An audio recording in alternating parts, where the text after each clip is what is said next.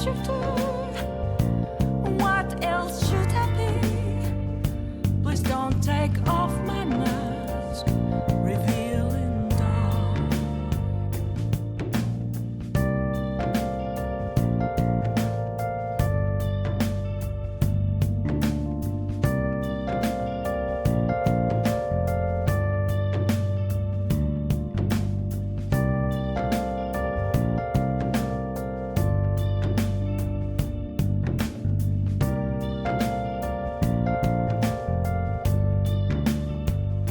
Moments of calm, nothing left to be found.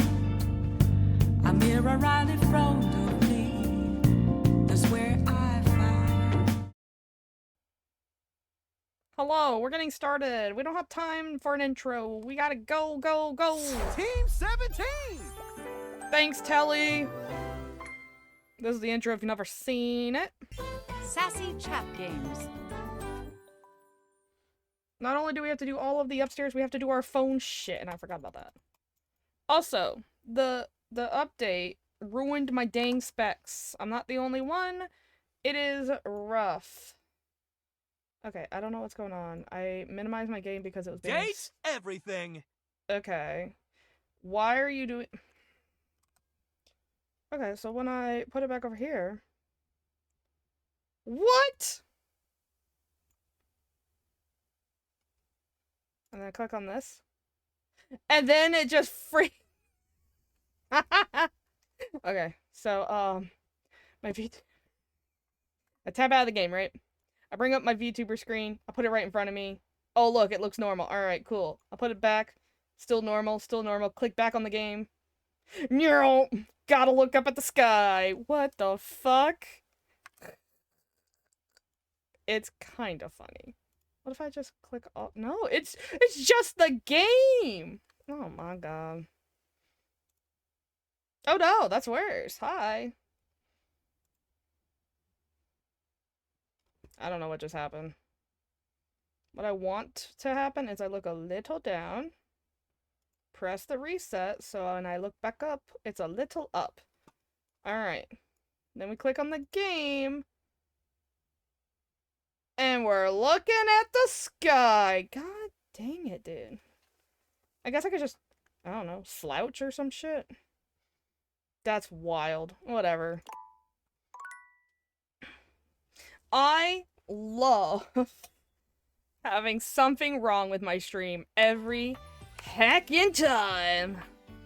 Gonna rename myself the malfunction. I don't know. Also, I can hear my headphone cord so badly right now, and I don't know why. Oh, it's just grinding on everything. Oh, it sounds fucking awful. I'm sorry, not the water being fucking weird. Where is it? Stop! I swear it's just Sinclair being an asshole. Alright, I don't know what's going on with Florence or Celia, but they won't fucking talk to me more than hello, hi, how are you? So we're gonna fucking ignore them. Alright, in this room we got Teddy, we got the sex toys, we got the chest. We got the triangle. Alright. Triangle. What, Tina? No fantasies today? Look at you, living in the real world this time. Nope. What are you up to, Tina? Nothing. Absolutely nothing. That's the problem. Well, since you're here now, you entertain me. I'm not a trained seal. I'm the first clown asking to be entertained for we can speedrun Tina. Do an awkward shuffling dance. Uncertain what else to do, you dance for Tina. It's clumsy and terrible, and it's impossible to tell if Tina even likes it. Do you do everything someone else tells you to do? God, you're the worst. Alright, Tina. It's kind of adorable. Thanks. All right.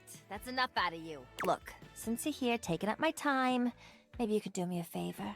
I'm trying to get back on the market. You looking for a date? Yeah, it's a goddamn crime for a gem like me to be lonely every night. Yeah, I don't know about that. I need a partner, someone who understands just the kind of triangle I am. I need someone who appreciates all my angles. Acute, obtuse, right? Head, shoulders, knees, and toes. I'm more into curves and angles. Yeah, all of that. The actual fucking geometry terms. If you can't bring me nothing like that, I ain't got no use for you. So get out of here! Oh, alright. Oh, okay.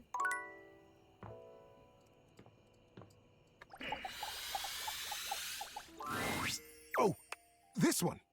This is the biggie, buddy. It's a good one. Can't wait. The Great Constructing of Beaver Proudtail. It was very early in the morning. Oh my One god. cold and foggy day. It even a very long time ago. It even has the gold freaking binding that they put on kids' books. Young Beaver Proudtail was walking love quietly that. and efficiently through the dugout tunnels of his den, his trusty stick tucked confidently under one arm. It was at this time every morning that the young beaver made his rounds, through the whole den where his colony lived, and then up and out the riverbank, where the world he knew, the world he vigilantly protected, met the strangeness of outside. His large tail balanced him expertly as he climbed the long entrance tunnel to the surface, occasionally using his dignified stick in an undignified manner to scramble up the pathway. As he heaved himself out onto the bank of the river, Beaver's attentiveness grew even more acute. It was dangerous to be outside alone. The Great War with the colony across the river had been going on for as long as he could remember, and a fair bit of time beyond that. It seemed like there had always been the war. He couldn't remember any outright battles or even any scrappy skirmishes, but they were definitely at war. He was sure of it. For a moment, he almost asked himself what the war was even about. But he forgot to finish the question. He was very young, after all, and what did it matter? The colony was on the other side of the river, and beavers didn't even cross rivers. He smartly tucked his stick back under his arm and began his patrol. So many steps this way, a scrutinizing scan, and so many steps back. But today, something was different. On the other bank of the river, through the fog, he heard the distinctive sounds of battle. "On guard, ye scum-footed knave," the voice cried. "Defy me at your peril." The sounds of the wood clanging against wood echoed through the fog. Hey-ya! Pow! Bing, bang, boom! Nice voiceovers. Thank you. Who goes there? Shouted Beaver, his heart in his little throat. As an answer, he heard a young and high-pitched yelp. Ah! My name is Builder. Hi? Hi. It was all Beaver could manage. He was talking to another creature, a stranger, and a stranger from across the river at that. How many times had the Colony Council, the denizen, warned him about the dangers of this? It was strictly against the rules, and Beaver had always followed the rules. Hi! The voice came careening back across the water. What's your name? Beaver heaved a deep breath. Whoever this builder was, Beaver was not going to be shown less brave than he. I'm Beaver. Beaver Proudtail. Well, hello, Beaver Patton. Builder Jumpfoot's my name. I'm playing at war. Want to join me? I most certainly do not, cried Beaver. Playing at war? War is serious business, not for playing. My colony is in a war right now, and I'm going to be a general when I grow up. I'm going to win that war. You'll see. Oh, gosh, sighed Builder. I sure hope you do. My colony is in a war too, and I'm so tired of it. That's why I made it a game. Games are so much less boring than warring all the time. The pieces began rapidly whirling around in Beaver's mind. Builder's colony. He's at war too. Right across the river. He realized he was talking to a beaver from the colony across the river, his sworn enemy since birth. Just then, the wind blew a gentle clearing in the fog, and the two young beavers saw each other for the first time. They could have been twins. Bright black eyes, thick tails, strong sticks, embellished with their colony colors. Builder's face broke into a broad grin. "You look just like me!" Scoffed Beaver. "I'd say you look just like me." Builder laughed. The two regarded each other in amazement for another moment. It was the first time either of them had seen a denizen from the other colony. Builder leaned down and hefted up a perfect pebble from the riverside. Not too big, not too small. He tossed it up. With perfect timing, he swung his stick easily, and Beaver heard it crack as it met the pebble in midair and sent it winging across the water. Instinctively, Beaver reached out and caught it in his paw. Now he was accepting contraband? What would his parents say? You know, this kid's book has a lot of big words in it. I wonder. But, upon inspection, the pebble was quite beautiful. It had a single bold red stripe around it, and it was wet from the riverside mud. His young mind decided that he would keep it. He would keep it a secret, of course, and that was all right. The denizen didn't have to know everything. The clearing and the fog began to fill with thickened air.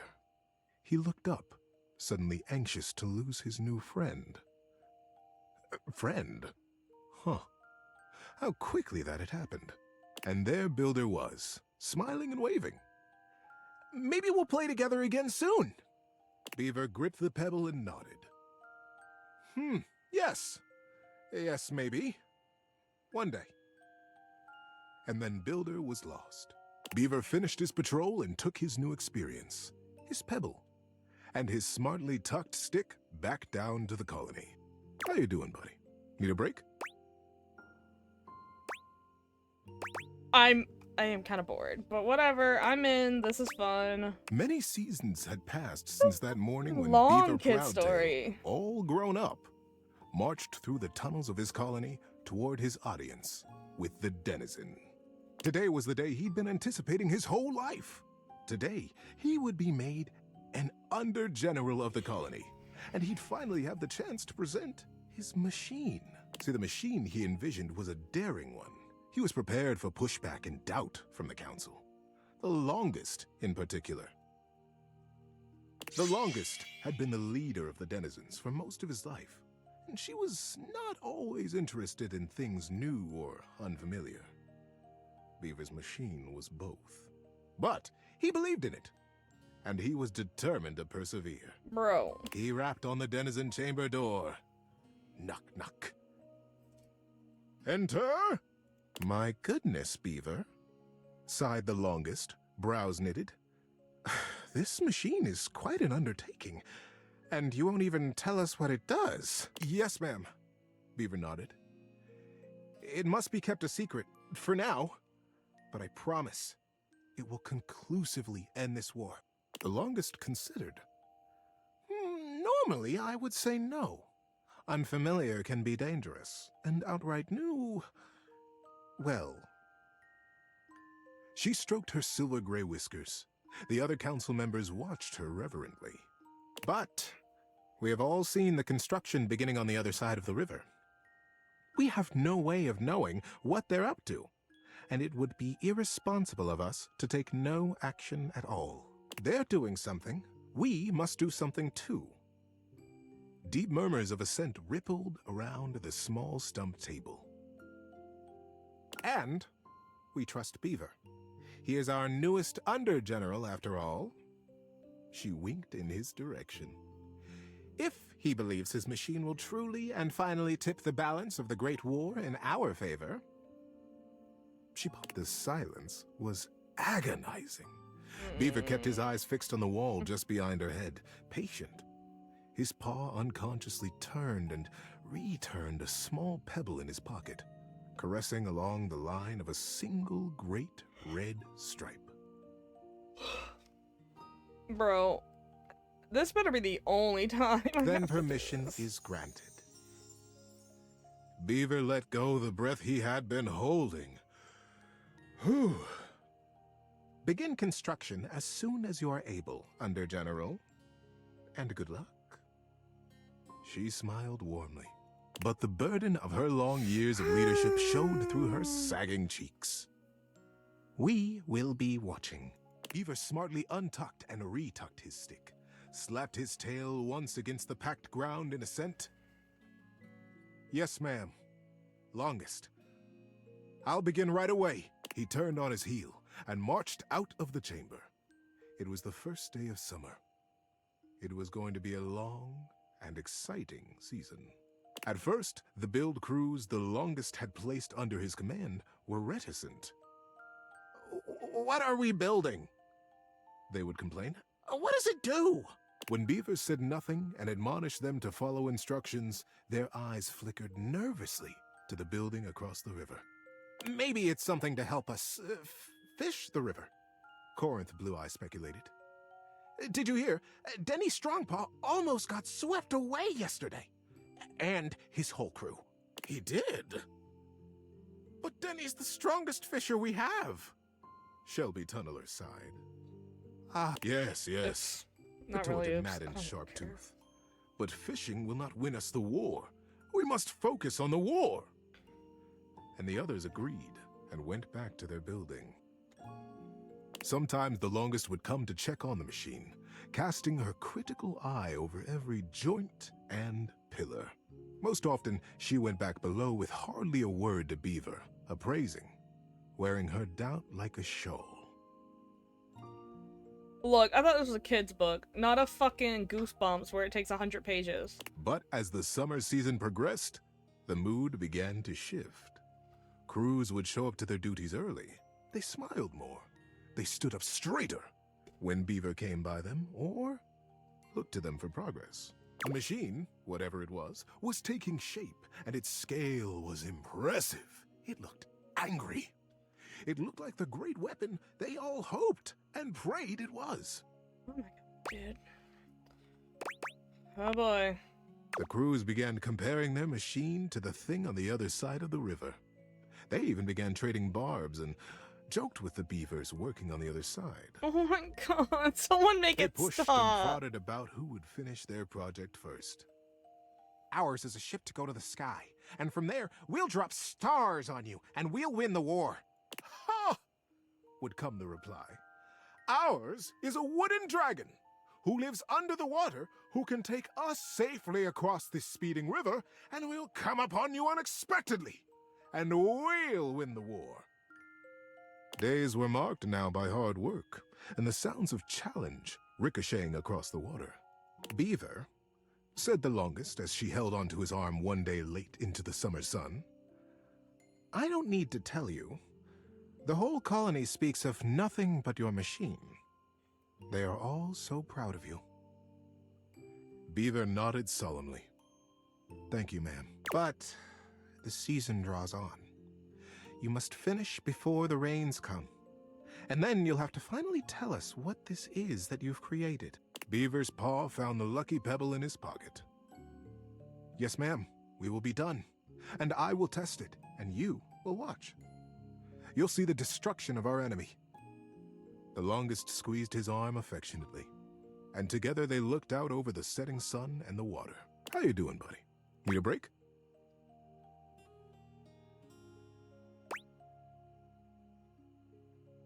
Yo, I don't know. Should I just...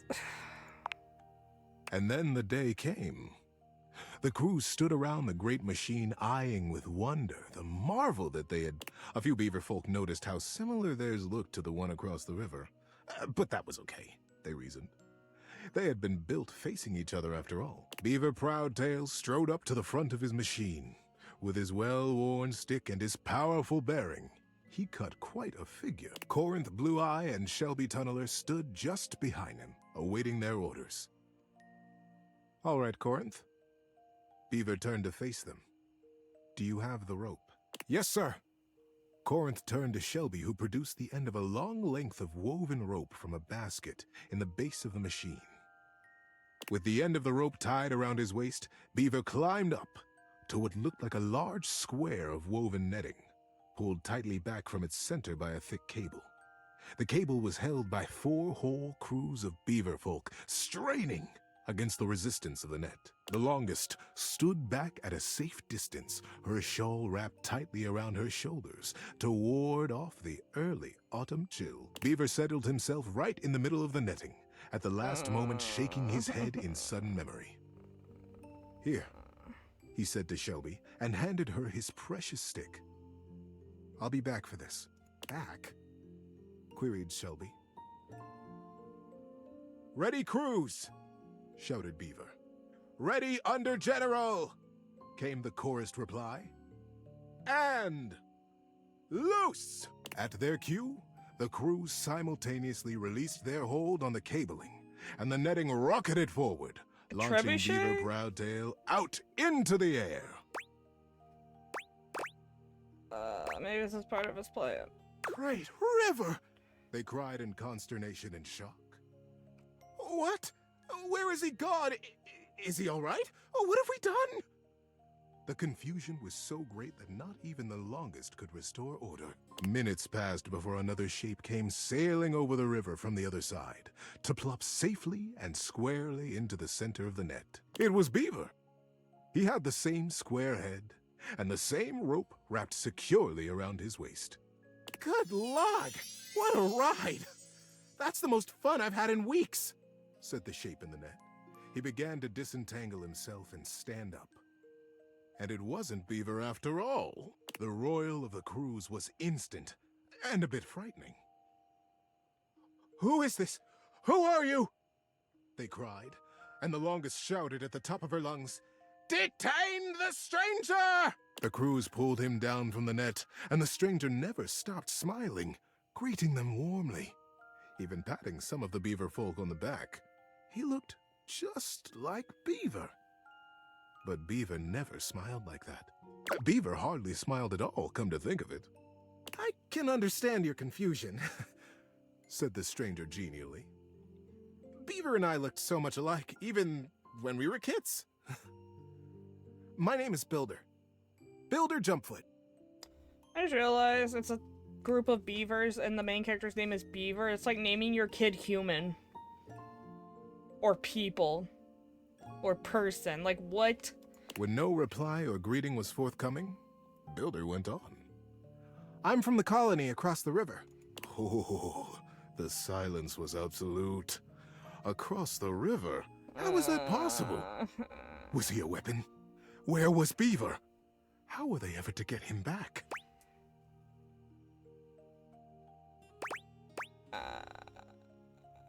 Come on, Builder. I know he's got the right idea here. Builder just smiled, absolutely at his ease, seemingly pleased as punch to be among all these new friends. And into this silence sailed the figure of Beaver, a new rope tied around his waist. There were now 3 lines of thick rope across the river.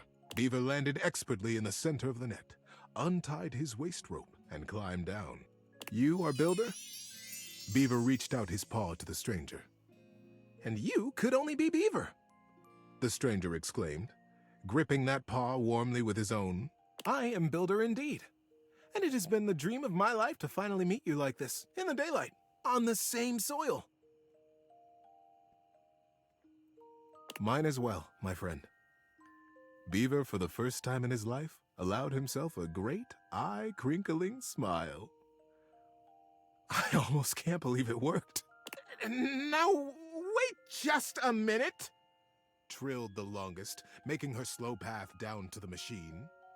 "What on Riverbank is happening here? We are at war, Beaver. And Builder, too. You both should know better. Beaver, you promised us that your machine would win the war, and here you have brought the enemy you promised to destroy right to the mouth of our colony tunnel." Beaver turned to the longest with an open face. "Yes, ma'am, I did. I believe you'll agree, though, that I have won the war. We have all won the war, because the war is over. the longest stared. The machines that we have built will allow us to become not two colonies at war, but a single colony, united. The machines are designed to dam this river, ma'am, offered Builder. I believe you have the same dangers with fishing and swimming that we do. That you have never crossed it? The crews cackled at the absurdity of ever crossing this raging river. We have no need to fight the river now, you see? Builder continued. We sail above it, just as the single pebble did long ago, whispered Beaver. Builder smiled. Yeah, no shit, dude. I'm not a You've already child. carried 3 great ropes from side to side between us, and it will be short work to have a whole net built across the river. Once the river is dammed, it will be a still pond, stocked with all the fish we could ever need. Calm enough for us and our kits to play in. We will be a great community. The first colonies to ever cross water. The first ingenious constructors in the history of us. Yay. The crews were open-mouthed. Their paws hung still at their sides as they realized the magnitude of what they had accomplished. The longest took a deep, rattling breath. I can see why you did not tell us at first, Beaver, the true purpose of your machine. She glanced at him sidelong. I surely would have said no. Nothing this daring has ever even been attempted before, let alone under the mask of subterfuge. Beaver looked up at her, suddenly a very young kit again in his heart. Yes, that is true, ma'am. I have won the war. I have won by making it go away. We have all won it. By making friends out of old enemies. Ma'am. Mother. Do you like it? The longest looked fondly on her son. Her serious and guarded and daring and wonderful son. Yes, child. I have never been more proud of anyone. Builder guffawed and began to dance around, slapping Beaver brazenly and companionably on his back. Beaver stood solemn, quiet, a gentle smile tickling the corners of his mouth, satisfied. It was, as they had promised, quick work to dam the river. Beaver and Builder were excellent guides, and the crew from both sides of the river proved naturally adept and joyous in their work. Before the autumn settled in, a great still pool existed between the two colonies. Kits splashing and playing, and parents fishing safely. Denny Strongpaw, the best fisher in the fast water, turned out to be the best fisher in still water, too. Much to his delight. And very early each morning, Beaver Proudtail still crept quietly from the colony and performed his morning rounds. He had never missed a day. But now, his favorite part of his patrol was seeing Builder Jumpfoot across the water and batting a very specific, very lucky, red striped pebble back and forth. Oh.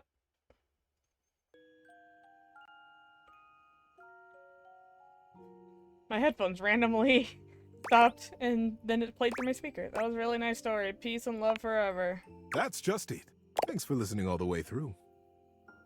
Good night, buddy. Oh my god. That was so bad. I know I get the point, but that story is just too fucking long.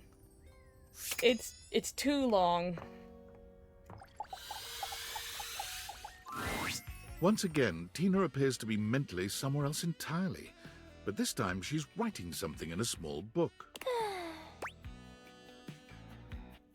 Hey Tina, what you doing? Oh god, you scared the angles right off of me. I'm journaling. What's it look like? I see. The hell's that supposed to mean? I never imagined you writing all your thoughts in a diary. It's so sense of you.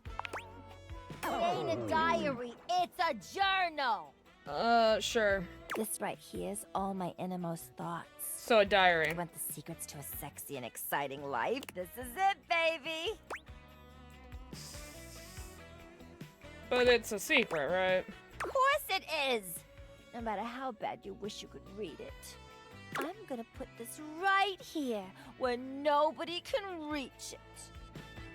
I love how her mouth is like 2 triangles, her nose is triangles, her ears are triangles. Like it's very good thinking of triangle designs. Triangle. The empty spaces are triangles. Like, good times.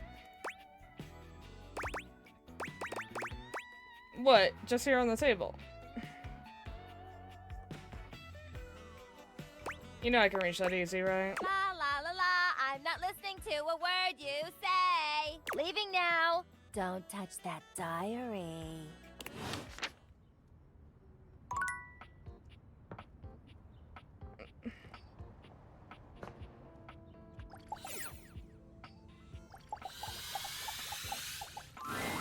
Well, of all the unexpected things,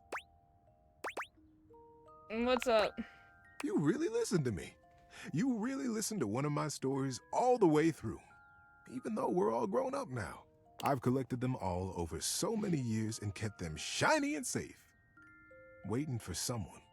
Well, waiting for you, really, to come back and listen. And I can't tell you how touched I am. But the unexpected part is how I feel. I've always loved you, you know, even when we were little. We were so young. And I always wanted to protect you. But then with all the time we had apart, how much you've changed and turned into such a remarkable and generous person. Yeah, sure. I find that I love you.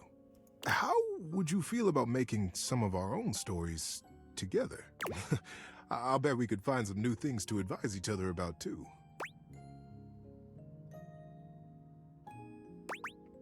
I really enjoyed it.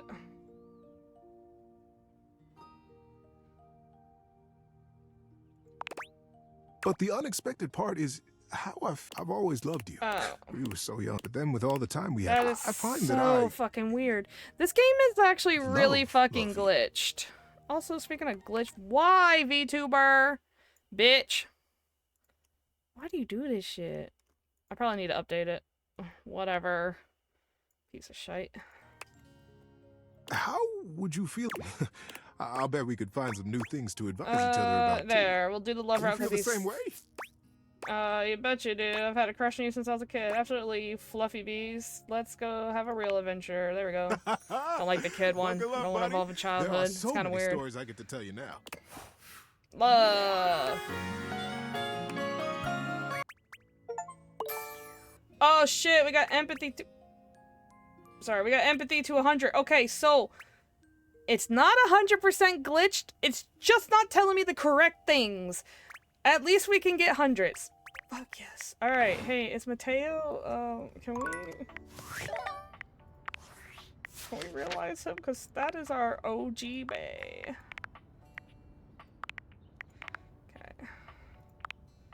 Okay. Status. Mateo! Oh, we need crows. Okay.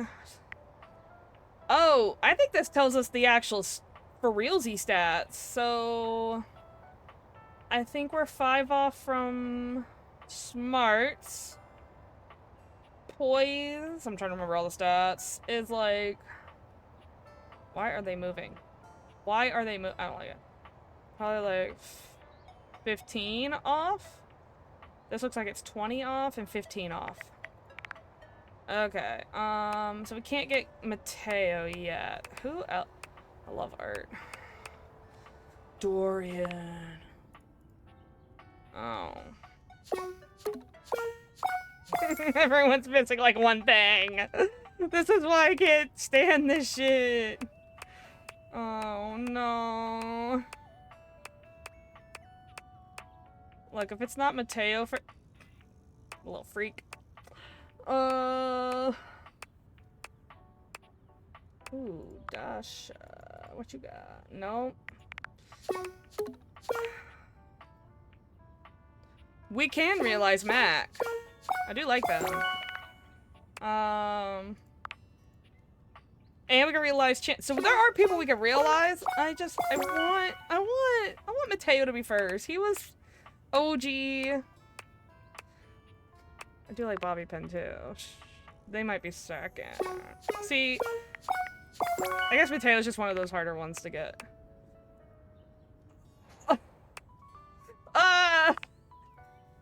Oh no, we don't have sass. We don't have enough ass. Zoe.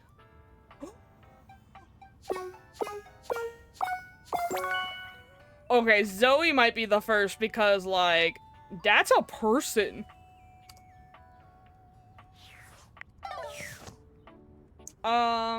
Okay, this is funny because it's only been 36 minutes. But I gotta go pee.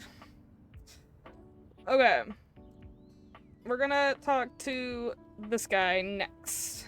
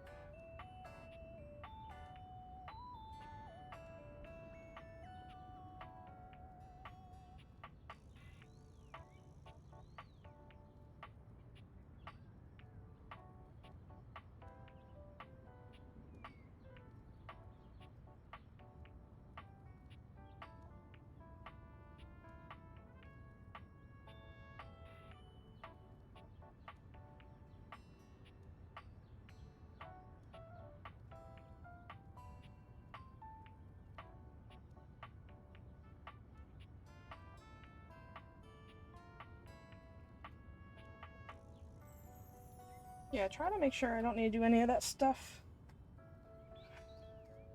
Or, like, you know, for a little bit at least. But hey, I guess I'm good for the rest of the stream. Now I gotta get comfortable again. Oh, hold on. I need my blanket. Put it on the floor for a little bit. Hope the rabbits doesn't do something weird to it.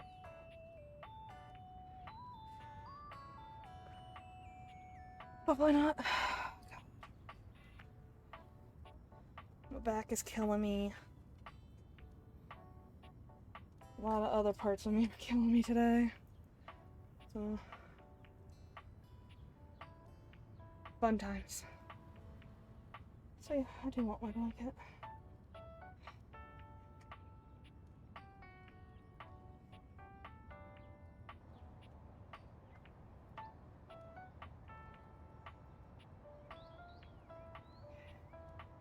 Alright. Let's get to it. He doesn't technically count, so actually I'm probably gonna do him last. Trying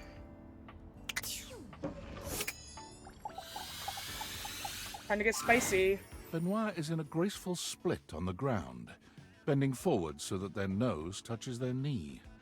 They smile when they see you, but they take their sweet time getting up. Perhaps they intend to show off for you. Well. Surprised you can walk without a limp after all that. Oh, yeah. I'm glad you came to see me. I thought of a wonderful way for us to get to know each other better. Aside from the obvious and surefire method, sex.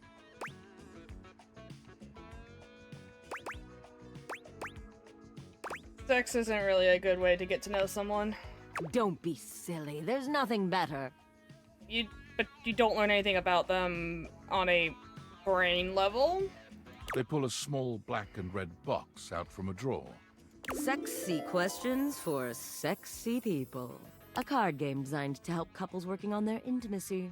Not that I need any help with my intimacy. But you seem a bit shyer than me, so we might as well make a game of it. Benoit draws a card. You might want to talk to a different little freak that's downstairs in the kitchen. Talking about shy. Fucker's repressed. What is the wildest place you've made love?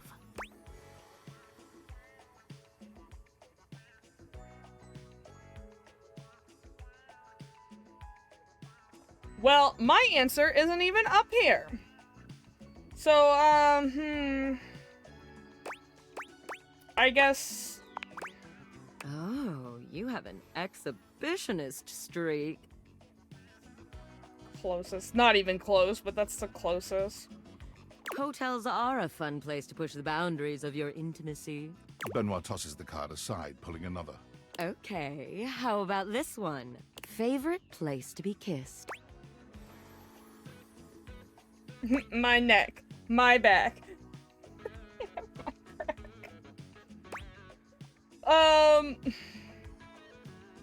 I actually don't like kisses. I know that's weird. Well, I guess that's not true. Are we just talking about... never mind. I'm not getting to that. We'll just click that one. Oh, yes. Yes, I like the way you think. In non-sexual terms, I like a good forehead kiss. I don't know why. For the record, my favorite place to be kissed is just above my hip. Good for you? You know, if you are curious. I'm not. Benoit rummages through the cards, frowning at the ones they pull up. Surely there are some more interesting questions than this. Oh, God, no, not this one. Eventually, they finally pull one that puts a twinkle in their eye. Describe your perfect date night. That put a twinkle in your eye? That sounds surprisingly chaste. It doesn't have to be. Besides, it'll give me some great insight into who you are romantically and sexually. And to sweeten the pot, I'll tell you mine too.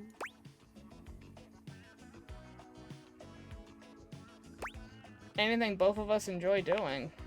Like... Ah, God, I suppose I'll just have to take the lead here. Benoit puts the card away, running a hand through their tentacle-like hair. Now, for my perfect date, you invite me to your place. We have an intimate dinner that delights and satisfies without leaving us too full. After all, we have after-dinner activities to look forward to. You give me that look, taking me by the hand and leading me through your glorious, immaculately clean mansion. Well, first of all, don't have that. So. Both of us know where we're going, but neither of us says a word. You open the door to your basement, where the vibes shift immediately. This is no ordinary basement. This is a dungeon. You bid me sit on a black leather couch as you sit across from me, snapping your fingers. A man dressed in vinyl from head to toe slithers out from behind some black silk curtains, offering me a shining silver tray covered in sex toys of all sorts. I run my fingers along the spread, acting as though I just can't decide. But we both know there's only one choice.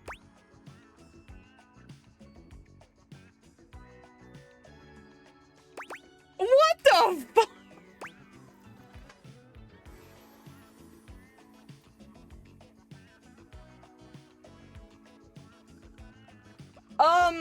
Okay. That's not a sex toy. That's just... I don't care if it's a kink shame, a yuck in your yum, but get the fuck out of here.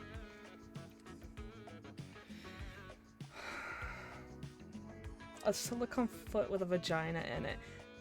Bruh. Fucking feet, people.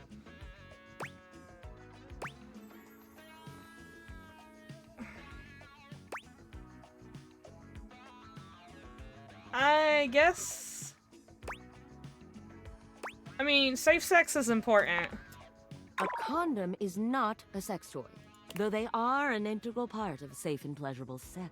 No, there's only one thing for me on this tray. The Indominator. Yeah. I thought it was too stupid of an answer. Prove me wrong. You ask me if I'm sure, and I tell you I'm here for a good time, Fuck is this? not a long time. The sex that follows is so intense, Oh my God, Mevo so is scaring the messy, shit out of me. so taboo that its shockwaves are felt all over the world. Politicians tremble in their offices. Couples feel an unexplainable draw to do that thing they've been curious about, but too scared to try. The ripple effect of our joining causes a worldwide tidal wave of nut that ends in world peace.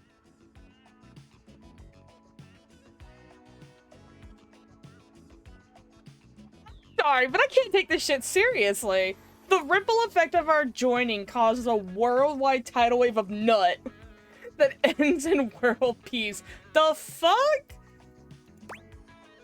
And I'm gonna be honest, people who are like, Benoit is like underrated, is goated, like, I'm just like, this is great and all, but this is fucking stupid also. A tidal wave of what? Nut! You heard me the first time. Benoit puts the box of cards away, their gaze far warmer than when you'd started. Yeah, I'm good. Well, now with that behind us, how are you feeling? Shall we go for round 2? What if we just talked all night Benoit instead? frowns, but then shrugs. Well, it is intimacy. Okay. Very well then. Sleepover it is. At least they recognize that, because it's just starting to sound like getting off is their whole fucking shtick. And I get they're a sex toy, but like, if we're talking about intimacy, also like, no, sex is a terrible way to get to know somebody. Because I'm gonna tell you right now, at the end of the day of boning, you don't know anything about them. What's their favorite color? What are they allergic to? How old are they? God, I hope you asked before fucking. You know? I didn't, what are their interests? What's their life dream? Like, damn, you don't know shit about these people. That's fucking not a good way to get to know somebody.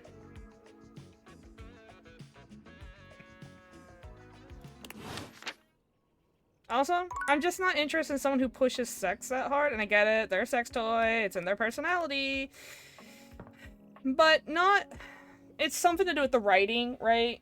You have characters who are so much a trope of their item that it's kind of like, okay, cool, and I don't like those characters at all. And then you have characters who are... their personality is influenced by their object, but it's not the only thing, right? So, for example, Tina being a bitch has nothing to do with her being a triangle. Her liking love triangles is a very it's a interesting play on the triangle, right? Dorian being a little, you know, a little stiff makes sense. He's a fucking door, but he's not like, and sure he has door tattoos, but like, then you find him horizontal and he's all like, hey baby, right? He's not just like, nope, yup, in, out. You know. Mateo isn't just, hey, let me keep you warm. He's got a whole fucking subplot of something else. I don't know. I don't know. It's just those type of characters that are just like, I am the object. This is what the object would do. It's what my character would do. It's just kind of like, whatever. Fucking Jean-Luc being a fucking French rapper. Oh! Oh! Love it! Has nothing to do with being a toilet, except the fact they can use Little Crapper as a fucking name, which is hilarious. And I love they just fed into that shit. Little Crapper.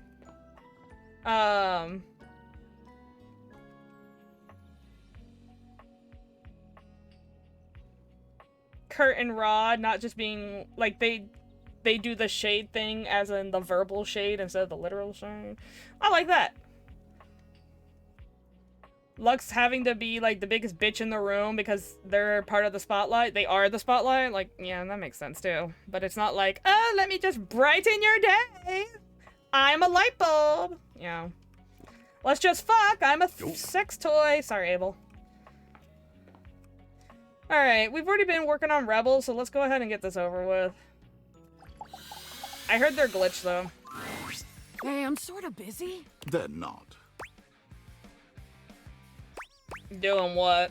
I'm busy trying not to talk to humans I don't really like. You, for example. Great. F you too, I guess. Yup, you got the idea. Somehow, you talked to me all those times and never even chose a goddamn lane.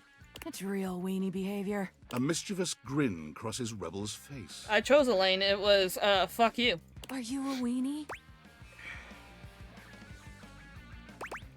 Tell me this isn't what I think it is.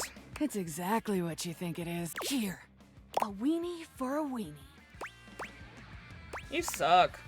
Oh, better than you ever could. Guess we can be friends anyway. Come back again and I'll perform my greatest trick. I'll be a fraction less rude. Weenie.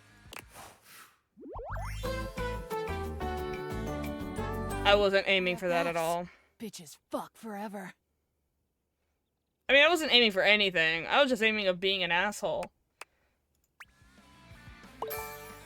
I don't know what I got because it's broken. I don't know until it's 100.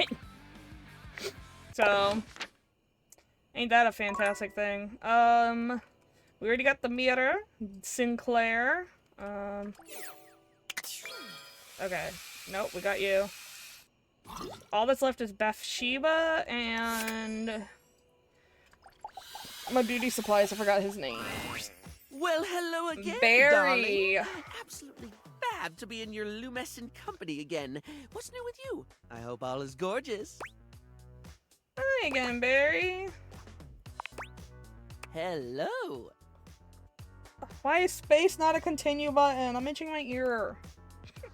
So, since we last chatted, I memorized the hex codes of all my favorite shades of pink. And then I forgot them. I was supposed to be organizing all my color palettes before I got distracted by thinking about pink things and trying to name all the stuff I know that's pink. So, anyway, if you were thinking of going with the Smile Republic Berry Red Eye shoutout today, I apologize in advance for not knowing where it is. It's okay. I prefer black. You really do have a lot going on in that brain, don't you? I suppose I do.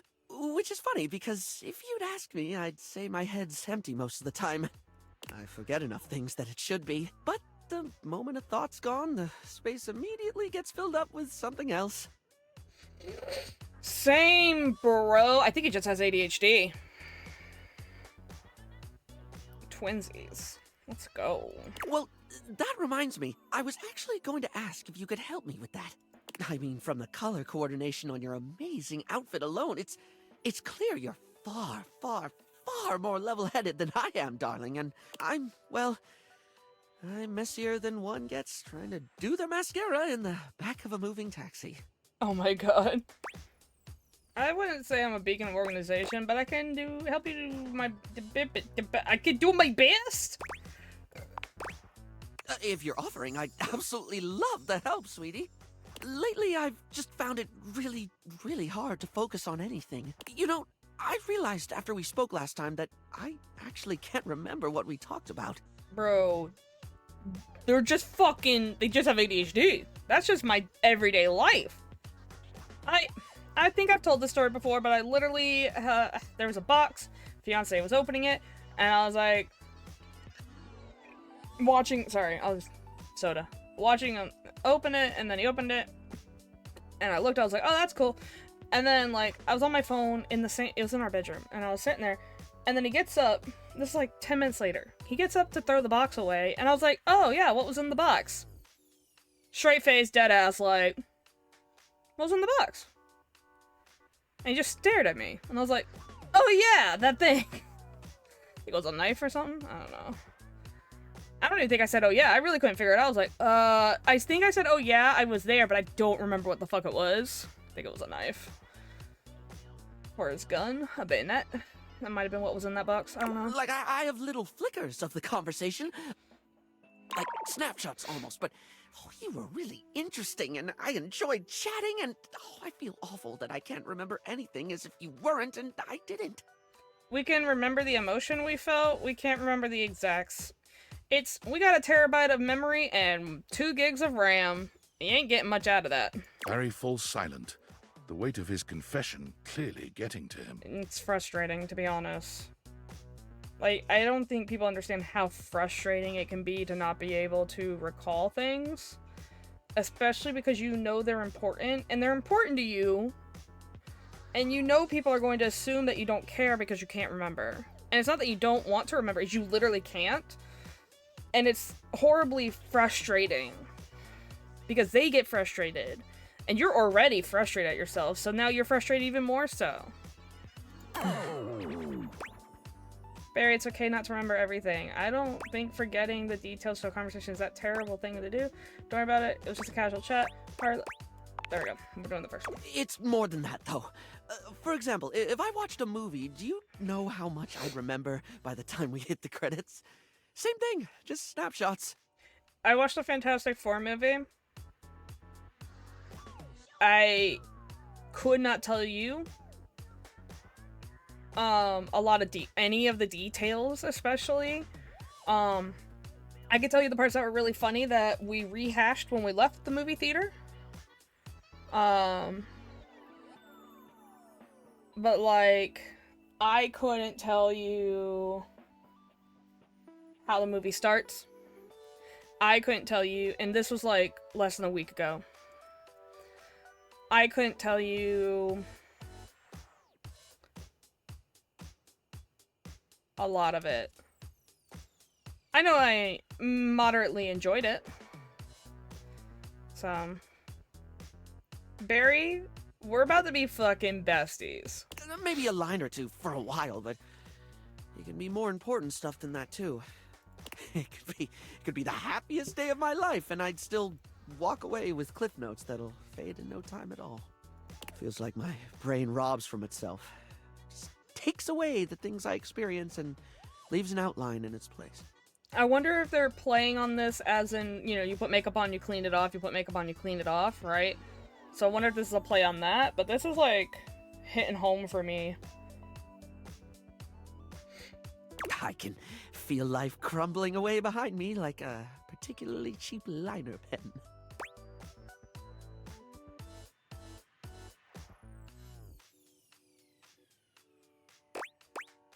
That is such an asshole thing to say.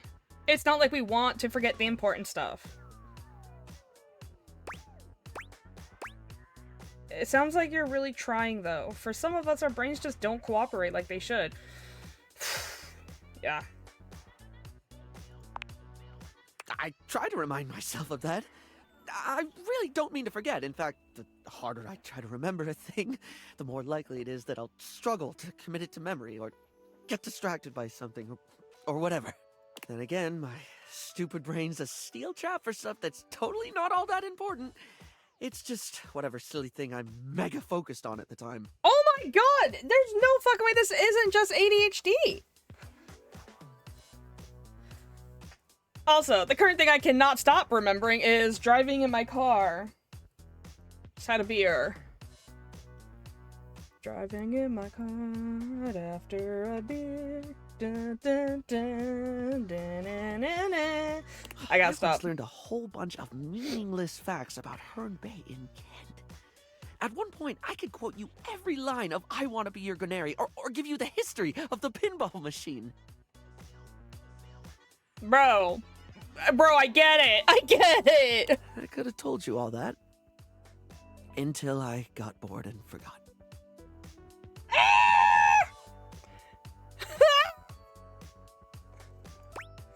Barry! So you hyperfixate on things. Makes sense that you would remember that stuff. It sounds normal to me. You remember things you're interested in. Just seems to prove that you only remember what's important to you. Most of that isn't important to anyone else. No. The only thing that ever really stays is the thing I talk people's ears off about all the time. Cosmetics, product, makeup, and skincare, all that glitz. Yeah, because you're constantly engaging in the information in your head. I'm never not fascinated by the things we style ourselves with, and I guess that's what makes Barry Styles Barry Styles. I'm marrying this. I'm marrying Barry. Oh my It's god. what I can remember, so that's me. Pretty ironic, darling. The closest thing to my heart is only skin deep. Maybe for some, but you make people feel good. That definitely is something that matters. Barry gives you a warm smile. That's a lovely way of looking at it. You have a beautiful perspective. I have a lot of introspective. Barry? Jesus Christ. So, what was it you're actively needing my help with? Oh, yes! I forgot that's what actually started this. I can't remember a single thing, and it looks to me like you're able to keep track of roughly 100 things at once. It's called training. The game helps, but like, yo, you can ask my fucking students. It is rough, especially towards the end of the year. I don't know where nothing is. I'll leave my phone somewhere. Students have to find it because I don't know where it's at and I'm freaking out. So I don't see it. So, like, how? How can I at least pay attention to the things I want to pay attention to? How can I at least pay attention to the things I want to pay attention to? Well, it seems to me that if you can't keep everything in your head, keeping it somewhere else might be the best thing. Writing things down How do you mean, hun? can be helpful. I used to do lists of tasks I need to do. And I wouldn't forget my task, it's just to see how far I got, and it helps regulate a little. I don't know how to answer that stuff. Stuff goes in, stuff goes out. Might sound obvious, but write things down. Not just important dates, all sorts of things. All sorts of things. Things others said that make you laugh, the details of events that you keep wishing you didn't forget. Oh, yes, of course, darling. It's so obvious. Yet I never actually do it. Because you forget to actually journal. Sometimes I think to do it, but then I just don't.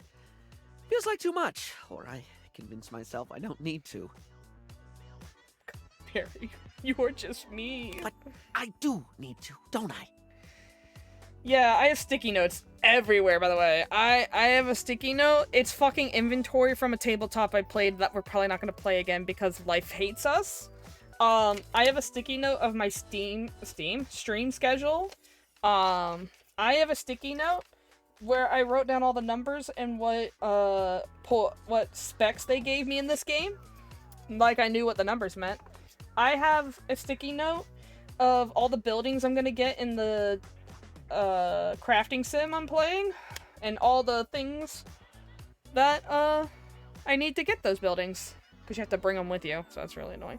I have notepad notes. One is a list of things I need to do. I have done 4 things. I made this list a month ago. One is stuff I'm selling. One is things I want to buy. 2 of them are what characters in Final Fantasy have which classes. Or going to have which classes. I have so many papers with things on them. And I love writing on them. Oh my god, I literally... Oh, I have another sticky note? What's this one? Oh, that's Schedule 1. That's Schedule 1... The best weed and the best meth recipe. Oh god. To be blunt, yeah. Heck, even if I forget to bring a notepad, I'm literally never more than 2 inches away from a liner pen in my own arms. Yeah. Using the tools of the trade aren't a bad idea, actually. Oh, like, I could use the orange eyeshadow as a highlighter for super important notes, because it's a lovely shade and it's always left unused on the palette. And I have this red ink liner that's always been too splodgy for lips, but oh, it looked gorgeous in a notebook. Boy, you're gonna get to some beautiful journaling. I always wanted to do really pretty journaling, But it actually takes a lot of time, and by the time I get to the writing part, I have forgotten the stuff I'm trying to write. I didn't even think about how fabulous the book itself could look. That's the idea. If you make it fun, you make it far easier to remember. I'm getting giddy just thinking about glittering up a notebook, like giving my own memories a makeover. This is brilliant. This is just brilliant. Thank you so much. The only way I was able to remember anything was by writing it, but I'd have to write all of it. I know this because in North Carolina, you take U.S. History 1 and U.S. History A and U.S. History B, alright? It's 2 semesters, 1 for each, and you get an EOG at the end of the second one. I wrote all my notes, big 3-ring, 3-inch binder, all my notes. I never really studied or did the study guide homework because I was anti-homework because I'm a little bitch, especially in 11th grade. And hey, guess what? I got the highest score in the class. So, it's because I wrote it down. And literally, it's word for word writing, even though I can't read most of it because my handwriting's shite. But it's literally what's happening is I'm writing it, I'm reading it, I'm saying it so I can remember it while I write it. So it's like a 3-prong thing. I read it, I say it, I write it. And that helped me memorize so many U.S. history facts. Where I got a 97 on the EOG. We're not talking about, you know, I didn't get a perfect score, but it was like a 95 or 97. So, you know, we all have our ways of getting our brain to do things, and that's mine. I was trained traditional paper. See, if you told me to type it, though, no. Because when I'm typing, I'm too focused on what letters I'm hitting instead of the words I'm making. Because I'm not a good typer. But I can write without looking at the paper. I love hearing you say brilliant. Brilliant. Cute. Now, I absolutely must get to work. Barry! I love you! I love Barry. Alright, is there a book in here that I need to read?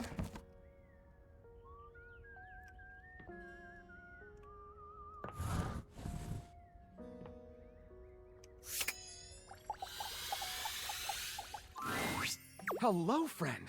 You just would not believe how productive I've been. I've got 3 more books out, and now that I've done all that, I must rest. Absolutely squashed. I'm so tired. Better get some rest then. I'm glad. Okay. Oh, so am I. I'll chat with you soon. Okay, I didn't know if I had to read the book, and I knew it would bring up lyric, but I was like, maybe I have to actually read it. Okay. Silence greets you. Tina must be out. Okay. Cool. Hello? Tina. The journal, which is not a diary, is still on the table where Even she though left the it book right last there time. is square, they should have made a triangle. This might be your chance to find out a little more about her. Then again, it is a little invasive, isn't it? It's almost like she was goading you into reading it. Could it be a trap?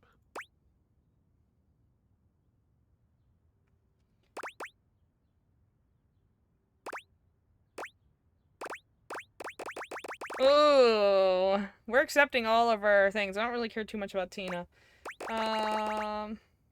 Read it. These are the ramblings of a mad triangle. Sorry, a complex, sensitive, sensual triangle. Yeah? You see page after page of meditation on the benefits of threesomes, recaps on the latest episodes of Love on Triangle Island, and Tina's innermost thoughts on what makes a triangle complete. You begin to read. Read about Love on Triangle Island. Love on Triangle Island is the absolute peak of television. Why the hell nobody in this goddamn house understands, I'll never know. Just last week, I saw Selena was telling Pythagoras he was the only one for her. Not 5 minutes later, Heron's got her on her hypotenuse in the boom boom room, and she's in the confessionals talking about how she's an equilateral lover. Oh my god. Cinema genius! Honestly, why can't anyone understand that's just the kind of triangle I am? I need excitement. I need stimulation. I need 2 partners. Do you keep reading? Stop reading. The diary continues on like this for some time. As you page through the rest of it, your name catches your eye. Read it, obviously. You begin to read. There's someone new in my life. They keep coming around to talk to me. I hate them. And not in the sexy way where I just want them to choke slam me through a wall. Oh my god, stop! I ain't never met somebody so goddamn square in my life. They don't get me. Not even a little bit. Talking to them is actual torture. I'd rather bend myself into a pretzel than talk to that person. And look, that's saying something. 'Cause hello, triangle, solid metal shape here. Anyway, I hope all the worst things in life happen to them and they never speak to me again. The entry ends there. Having read as much as you can stand, you decide that's probably enough. You return the journal to its place on the table, walking away before you get into any real trouble. Wow. Wow, how rude.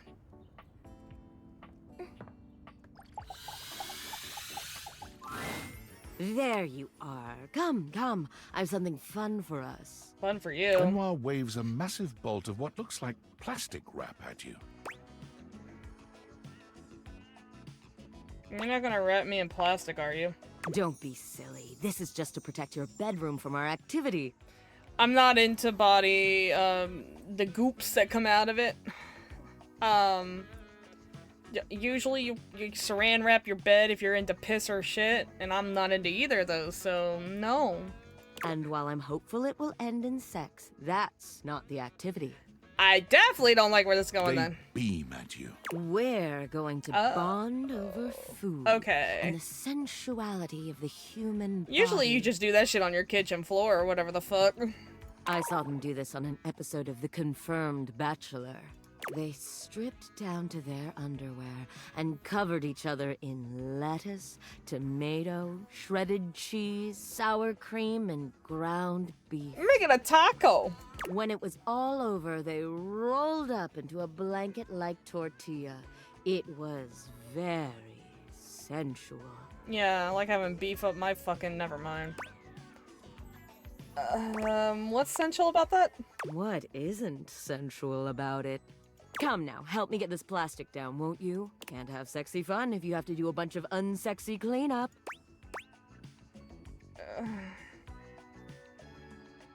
I guess. You help Benoit spread plastic all over your bed and the surrounding areas, ensuring that you won't make a taco-scented mess of your bedroom. When it's all done, Benoit gives you a coy glance. I'm gonna be honest. Okay, so someone put on their Reddit that this character was really good, and people were like, yeah, because they respect consent and stuff. And I'm like, I'm sorry, but if your partner says, I guess, that's not consent. So I don't know what the fuck they were talking about. Time to get naked. Can I keep my underwear on? Of course. Both of you strip down to your underwear, but it's hardly a sexy atmosphere. Benoit is too busy preparing both of your toppings. Beautiful. Now which of us should be the first to go? You please? Happy to start. Benoit lies down on your plastic-wrapped bed, giving you a look that can only be described as hungry. I'd rather just in have more dinner. ways than one. Go on, don't be shy. Start with the beef. You plunge your hand into the bowl of ground beef, and regret hits you immediately. It's cold, gritty, and somehow both squishy and crumbly.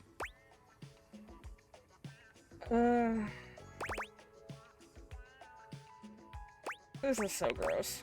Shh, don't ruin the moment. If your partner says this is gross and you're like, nah, keep going, that's, ooh, red flag. Now, the beef. You open your hand, and the meat almost seems to hit Benoit's body in slow motion. They gasp, writhing as the beef bounces off their skin and rolls across the plastic. It goes well enough that you decide just to go for broke, dumping the entire bowl over Benoit's body. This earns you a lilting moan of approval. Yes, very good.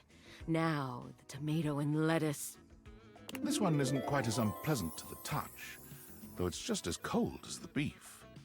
Still, Benoit gasps and rolls beneath the rain of toppings, acting as though you'd dripped hot wax onto them instead. The cheese! You shower Benoit in shredded cheese, carpeting them in cheddar. This too pleases them to a degree you'd not thought possible. Send help, please. Even below the mountain of taco ingredients, you can see their chest rising and falling with short, panted breath. The sour cream, please!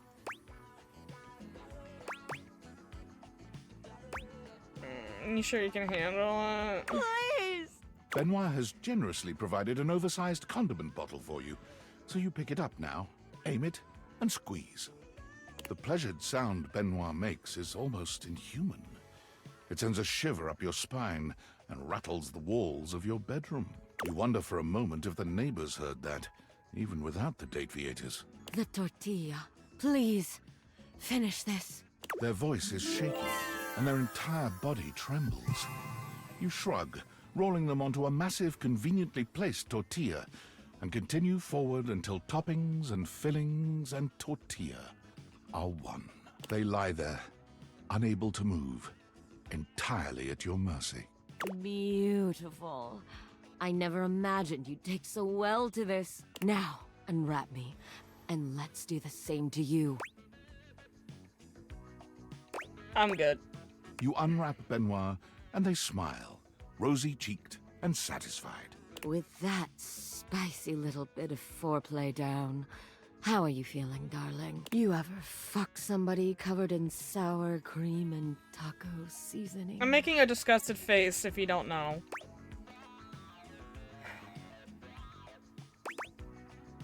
Really not interested. After all that? Just go then. Bro, people like this character for consent reasons? Like positive consent reasons? I'm getting yelled at for not wanting to do this. If this won't get you in the mood, there's simply no help for you. Bro, what? I'm fine with them hating me. I just don't... I mean, I would say are people illiterate, but it's literally read to them. Like, I literally was... This is not like... This is... Expectations were set by people who had already played the game through this... Oh god, that's a reflex. Through this character's story, saying, I really am... Like, one of them was like, yeah, they're underrated. I'm an advocate for safe consensual sex. Blah, blah, blah. And I'm like, bro, I just got fussed at for not consenting. Because I'm just not into this fetish. That's not safe, positive, consenting sex. Positivity, whatever, you know what the fuck I'm trying to say. That is pressuring and... That's just not the same. Like, and trust me, I actually have a very healthy... I don't want to get too into details, but like, we're very much... If we do something that the other one doesn't like, we're very much like, oh my god, are you okay? We can stop.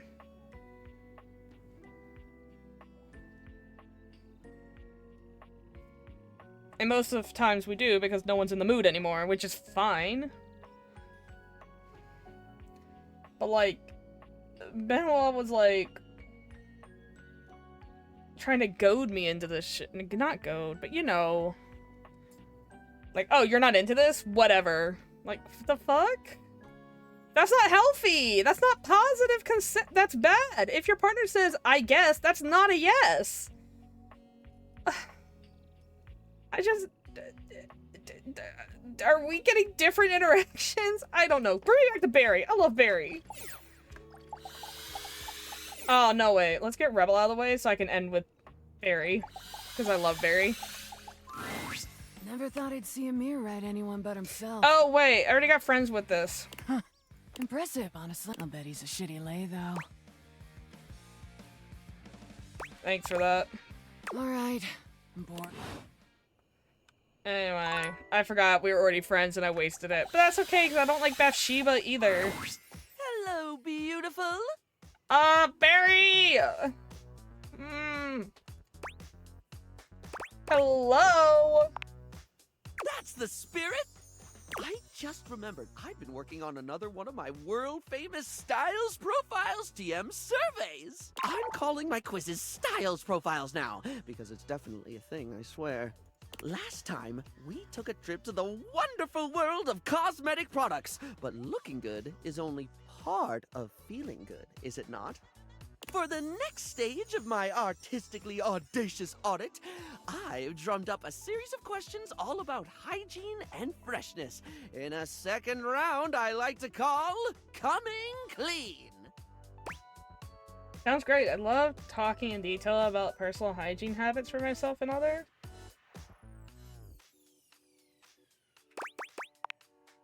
I don't. Oh my gosh, me too! I don't. I just, whatever makes Barry happy, yes. It's easily in my top 5 things to discuss with friends and strangers. Of course, I've ensured that none of these questions are too personal, darling. As someone who hangs out in a bathroom all day, I totally understand the importance of discretion.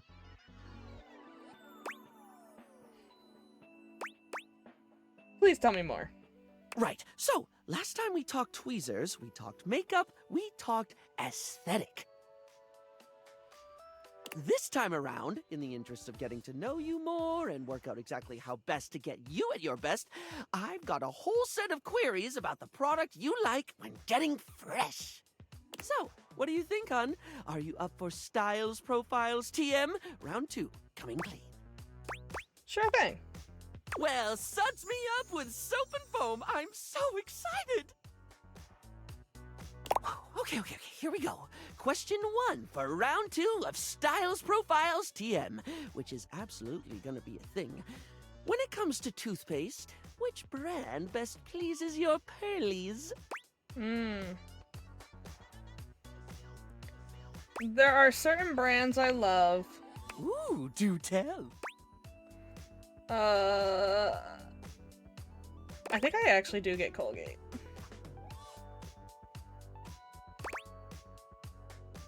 Bubblegum flavor! Ah, Colgate. Once they lent into the fact that it made your teeth turn black, they really got themselves out of that PR nightmare. Remember the ads that made them a household name? Colgate. The taste of burning means it's working. These days, it's hard to imagine a world without a toothpaste that turns your mouth into an inky void. Especially after they had those big billboards. Colgate, the toothpaste that turns your mouth into an inky void. Anyway, I don't mean to floss over dental care, but we can't get incisive over just one subject. It's time to think about soap. Real straightforward one, this. When it comes to hand soap, how should it be? Bars or liquid, blocky or squirty? Do they need to be a classic brick or bottles of squeezy wetness where it's at? When you've got it in your hands, should you be rubbing or pumping? Oh my goodness. Liquid. Exactly, of course. I always like to say that there is no wrong way to soap. Well, unless you're using mincemeat or soup or bird's nests or something. But assuming you're soaping correctly, you cannot soap incorrectly. Bars of soap and liquid soap are equally valid. I like the foamy contingent ones. on preference and pre-existing skin conditions. I think the war between bar users and liquid users has gone on far enough. I agree. Okay, next question. No questionnaire on hygiene and cleanliness can be complete without discussing sponges. Its absorbency and non-judgmentally forgiving nature makes it a household name in many household. Plus, it's just fun to say, isn't it, love? Sponge. Sponge. Oh my god. Spongy, sping. Barry, what the fuck? Barry, come back to me. Spongus! Huh? Oh, sorry, I got caught in a word loop. You know when it just gets weird and you can't stop thinking about it? Yes. I can relate. Glad to hear it. Right. Sponges come in many varieties, only adding to their allure and popularity. But if you were offered a lifetime supply of sponges right now, with the proviso that you can only have it in one basic format forever, which would you go for?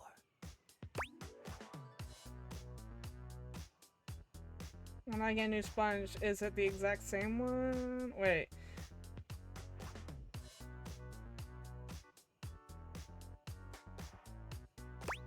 I'll just admit, I've never thought about sponges enough to...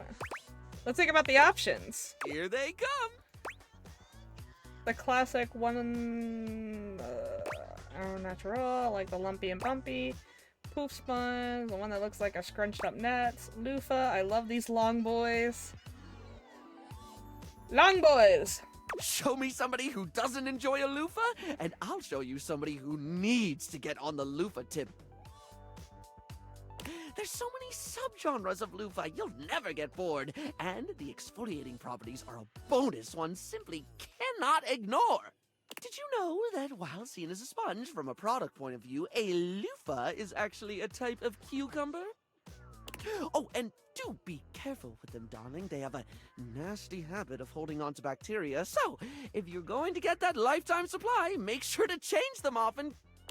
And that's it for your Styles Profile TM today. This information will be logged and categorized. Is what I'd say if I didn't have a brain that very much didn't behave like a sponge. Or maybe it does, at least when it comes to leaking everywhere. Anyway, darling, I'm delighted to say you passed because you weren't being graded. Thanks. Farewell. Oh, Barry. Stop.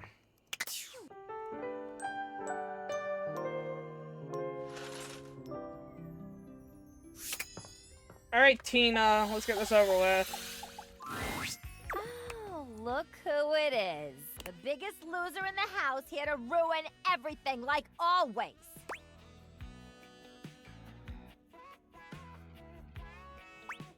Doing your morning affirmations, Tina. Oh, you think you're so goddamn clever, don't you? I never met anybody who sucks as bad as you, and nothing you gotta say is gonna change that. So scram, and stay scrammed, square. Beat it. Tina. I said beat it. Okay. I don't even know what I did. You are so boring. Is that it? That's all? You hate people because they're boring? God. Hey, I think that went up. Don't know. Didn't like the drama, mama? I love it when it gets fiery. Dancing on that knife's edge of hatred all the time. Too bad for you, you fell off. I'm actually good. I'm Gucci gang on that one. Alright, let's get this one over with too. Benoit starts when you enter your bedroom. They look as if they've been waiting for you. There you are. Do you realize what today is? No. Of course you forgot. It's the anniversary of the day we met. Or should I say, the anniversary of the day you pulled me out of several boxes, and you and all your friends laughed and laughed. Oh, my housewarming party? The very same. Why do you think I've been so desperate for you to see me as the sexual powerhouse I really am? I thought perhaps you'd remember our anniversary coming up, and that you'd take this opportunity to rectify the indignity of our first meeting. Clearly, I can't count on you to do this yourself.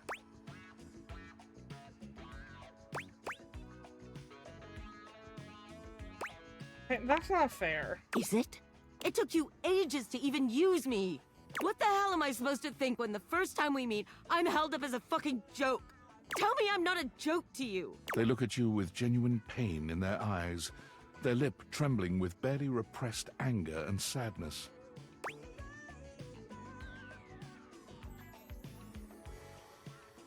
I'm sorry my friends and I hurt you. Thank you. They turn away from you. wiping at their eyes. I never wanted you to see me like this. I need to be alone for a while. Okay.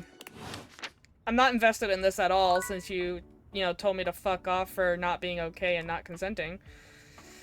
But whatever. Barry's usual sunny smile is nowhere to be found today. He looks surprisingly frustrated with something. Is something wrong? Hello, sweetie. I'm afraid you've caught me at one of my rare inopportune times. Ready and able as I am to be available at the drop of a hat. Why do they drop hats? Never questioned that one. You know how sometimes you just accept a sentiment at face value and then suddenly one day you realize you have no idea what it means and you just said it because people have always said it? I'm gonna have to look that one up. Focus, Barry. Right, quite right you are, hon. Actually, that's the sticky issue keeping me all too occupied. You know how we were talking about my useless brain having more holes in it than a natural sponge? I do, though, in my experience, putting yourself down with derogatory statements like that is the opposite of helpful.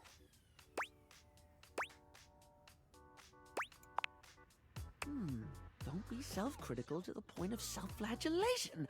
It's a unique approach, but I can give it a go. Now, I've been taking the advice to start writing things down so I don't forget them. Look, the first thing I wrote about was you advising me to start writing things down. I even remembered to use yellow eyeshadow to highlight the important things. Boys. At least, I think it was yellow? Wait, no. It was orange. Oh, for the first thing I attempt to try and organize my thoughts, and I make a bigger mess than my first 15 attempts at contouring. You're right. Yes, you said orange before, but it's yellow now, and that's okay. That's okay? When you have a thought like that, it might help if you try to stop yourself and ask, does this serve me? I'm not sure I follow. Does it serve you to beat yourself up over using a different color than you had planned? I did remember to do that at least, yeah. And you didn't do anything wrong. You did it differently, but you still did the thing. Yeah, I did the thing. Well, that brings me to the actual problem with the whole writing to remember thing. And what's that? What do you do when you forget to write stuff down so you don't forget it later? Oh yeah, I can see how can be an issue. Right? I've managed to jot down some important things, but I keep forgetting to do it. Then I forget the thing I forgot to write down, but I don't forget that I've forgotten it. I just remembered that there's something I forgot to write down and then forgot because I keep forgetting to write things down before I forget them. Okay, let's focus on the positive first. You've still been writing, even if you forgot sometimes. Has it helped? When I remember, it really has. Whether it's just a to-do list or things you've said to me that I don't want to forget, it feels like getting some sense of control, if that makes sense. That's good. It is? It seems silly. It's not silly. Any kind of progress is the spice of life. Okay. If you're struggling to do something, even if other people don't, you deserve to feel proud of yourself when you go for it anyways. What matters is you try. Everything else is what just comes next.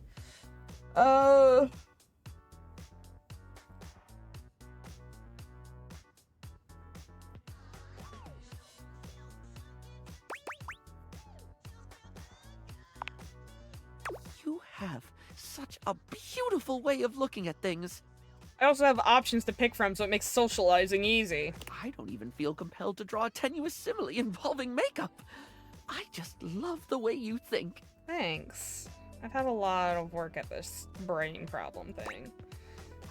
I care about you, and I'm proud of you for working on this. You're right. This is hard for me. Remembering is hard. Focusing is hard. Sometimes it's hard even when I do remember, when I am focused. Sometimes I know I should do something, and I just don't. I'll say I'll do it later, knowing full well I'm just going to forget.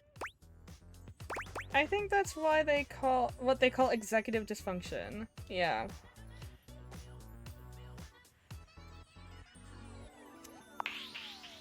Well, that just sounds plain ominous.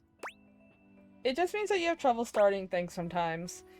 Bro, it's me staring at my stupid video games being like, I want to start a new game, and then just staring at the list and doing nothing all night. Not a goddamn thing. And then I'll also be like, well, I didn't finish that game. I should really finish that game. And I don't want to play that game. That's why I didn't finish it. And then I just don't do anything. So I back it up with other negative thoughts of, well, it's not fair you start a new one if you didn't finish this one. So, yeah. Yeah.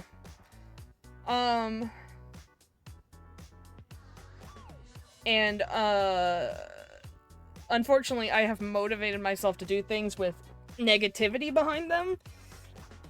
Guilt is a big one. So, like, and that has to do with the brain problem. So, like, if I forget to do something, and I've been doing this my whole life, but if I forget to do something, and then someone suddenly does the thing I forgot to do, that is totally my responsibility. Let's say, picking up the trash I made. I feel utter guilt because that person shouldn't have to. And if I just didn't forget, I would have done it. Right? So... But the thing is, then I get frustrated at myself, which puts me in a bad mood. But generally what happens is, it's like, okay, well, I didn't get to do that. Let me do something else, right? Let me do something else around the house and be productive so they don't see me as a lazy piece of shit. Even though I know I'm not. But unfortunately, I'm motivated by guilt. So, I'm also motivated by disappointment. And that is an outward thing. Like, the guilt's an inward thing. That's like, you know, I should have done that. That's me, right? It stems from being a kid and your mom says, hey, take the chicken out, and then you forget, and it's like, you got an hour to defrost the bitch. And you know you're gonna get in trouble. And I guess that's a fear thing, but it's more like, fuck, I was told to do something, and I failed to do it. What the fuck is wrong with me? It wasn't even that hard. Just do the thing. And this is, you know, back in 2008, where I don't know shit. I know I have ADHD, but I don't know even what that means. And my brain problems have been exasperated by environmental problems by this point in my life today, so... But, yeah. So, I got guilt as a motivator, which is a horrible motivator, because all you do is hate yourself. Self-loathing. Because you're a piece of shit who can't, you know, do simple tasks. So, yep. Guilt's a horrible motivator, but that's one of them. Disappointment, which is when I see, other people leave their shit around, and I'm like, pissed off because I throw the same logic that I throw at myself at everyone else. And it's like, I guess if you want some shit done right, you do it yourself. I can't believe these people can't just pick up their trash. And yes, I understand people suffer from the same shit I do. It doesn't stop the initial, like, start of that train of thought and the initial emotions that go with it. And unfortunately, like, it's really hard to stop that initial reaction. So, which leads to resentment. I'm very introspective. I just still have a lot of problems. I know what my problems are. I don't know how to solve my problems. And I think knowing exactly all these things makes it even harder. Because, yeah, I know I shouldn't be motivated by guilt, and I should not be mad at people who have the same problems as me when they do the same shit as me. Great. That didn't change anything. I still feel those things. So, Barry, my fucking beloved, who is just my twin. Oh, I've never related to a character so fucking hard. And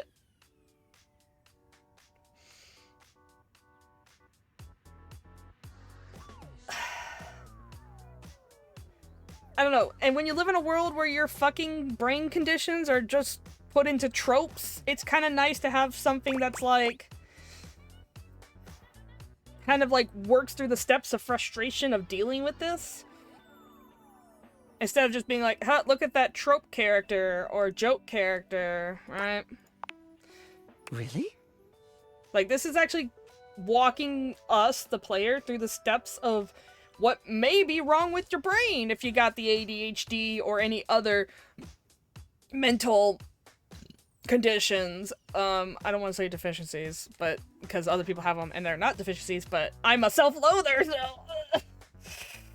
so so like this is like a nice way to walk someone through it if they're neurotypical, but also it's a nice walk through as someone who has to deal with this shit on a daily basis. Routine does help, right? I do the dishes once a day. I need to do the dishes today still. And there are just some things I detest and I just won't do them. That's what we're trying to do, the note-taking thing, though. It's not just about remembering stuff in the moment, but getting your brain into the habit of doing it. Habits are very hard to form when you can't remember to do the thing, but... So it's not that you can't, it's just a lot slower, which makes it a lot more frustrating when you don't get instant results, especially in a world where you're used to instant results and gratification because of the world we live in. Oh, like hair conditioning for the brain. Just conditioning works in this context. Yes, hair conditioning for the brain. I think I understand now. Okay. Well, whatever works. Sometimes you won't be able to start something even if you remember it's important, and that's okay. Even if you remember it's important, then that's okay. What's important is that you just keep at it. Thank you. You're the first one I've met who's just been patient with me. And I include myself there. Yeah. I'm not patient with myself either. Well, on that note, I best be off. One thing I did remember to write down is that there's a new pour-on blocker from Smile Republic that I have heard nothing but rave reviews about. We'll see if it passes the berry test. Oh, and I must make a note to find out what drop of a hat means. Yeah. Alright, Bathsheba. Bathsheba is deep into a novel of some sort when you see her. It must be salacious because she's gasping and fanning herself. Enough of the will they, won't they? Get you some fan, girl! Oh, just kiss her! Come on! What are you reading? Bathsheba starts, throwing the book your way with a shriek. You take a closer look at the book. A ceiling fan and a pedestal fan, each with varying amounts of cleavage, stand chest to chest in a pose that lets you know right away this is a steamy romance novel. This looks fun. It is fun, yeah. You can hold on to it if you want. Bathsheba places a hand on her chest, batting her eyelashes at you. So, we gonna get to making me some friends? Fine. Ugh, whatever. Okay, I'm not into walking, so let's just stick around here, huh? She looks around the room, her gaze settling on the toilet. Oh, how about Jean-Loup? As you turn your deviated gaze on the toilet, it springs to life. Hey, Jean-Loup. You interrupt, little crapper's piece. What could you want, you hunk like sick geese? You're... That's enough of that. Bathsheba steers you away before the rapping toilet can complete his verse. Maybe someone a little more beautiful and delicate. You know, someone who can keep up with me. Bathsheba looks around the room, her gaze finally settling on someone standing by the counter. Oh, Barry! Bathsheba waves at Barry, who gives her a surprised but enthusiastic little wave back. She greets him with an air kiss to each cheek, which he returns with the same sort of energy. Oh, what's this now? Is it my birthday and no one told me? The fabulous Bathsheba come to consort with my humble self? Oh, come on, Barry. I see you all the time. Yes, but do you speak to me, darling? Aren't we, like, beyond words?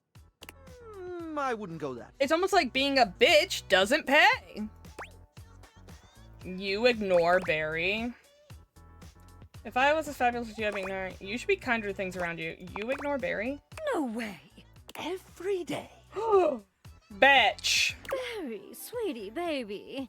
It's just that I'm, like, so fabulous, it's hard. Listen, Berry honey.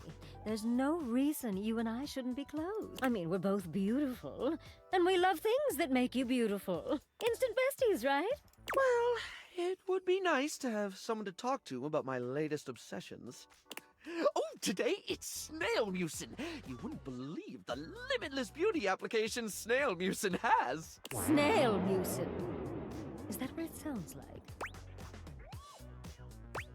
Just let him explain. Fine. I'm the guard dog to Barry. You fucking disrespect him, I'm gonna make enemies. Are you going to allow me to explain, or would you rather this conversation ended here? She looks at you, desperation in her gaze. Please continue, Barry. I'm so sorry, Barry. Go on. Thank you. As I was saying, snail mucin is a truly wondrous product. Nobody disrespects Barry. It's truly miraculous when it comes to dry skin. Here, why don't you try just this little bit?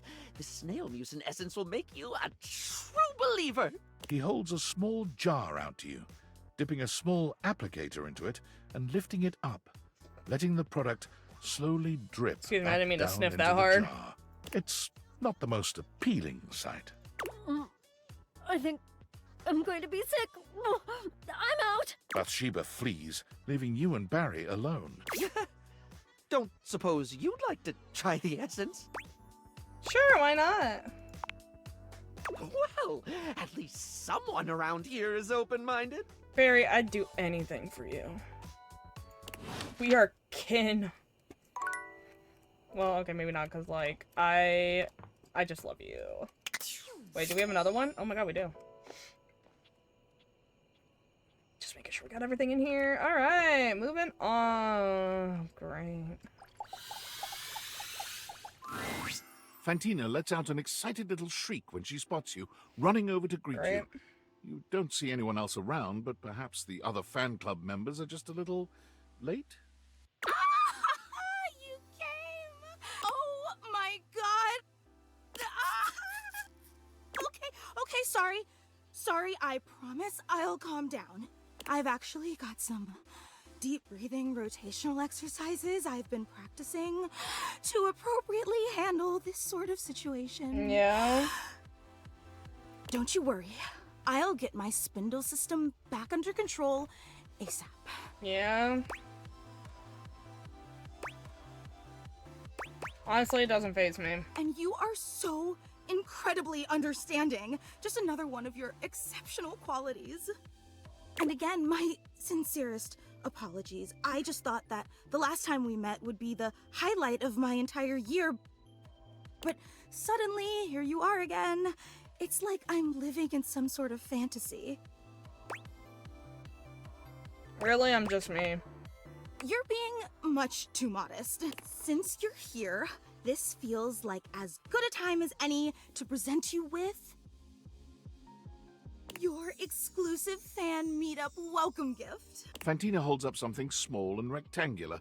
You can't quite see what it is, and she keeps it facing away from you.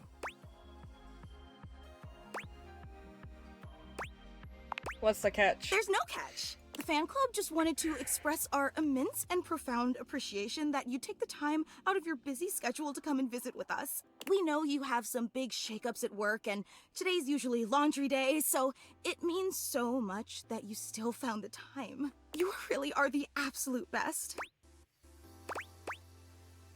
Thanks. Don't thank me yet.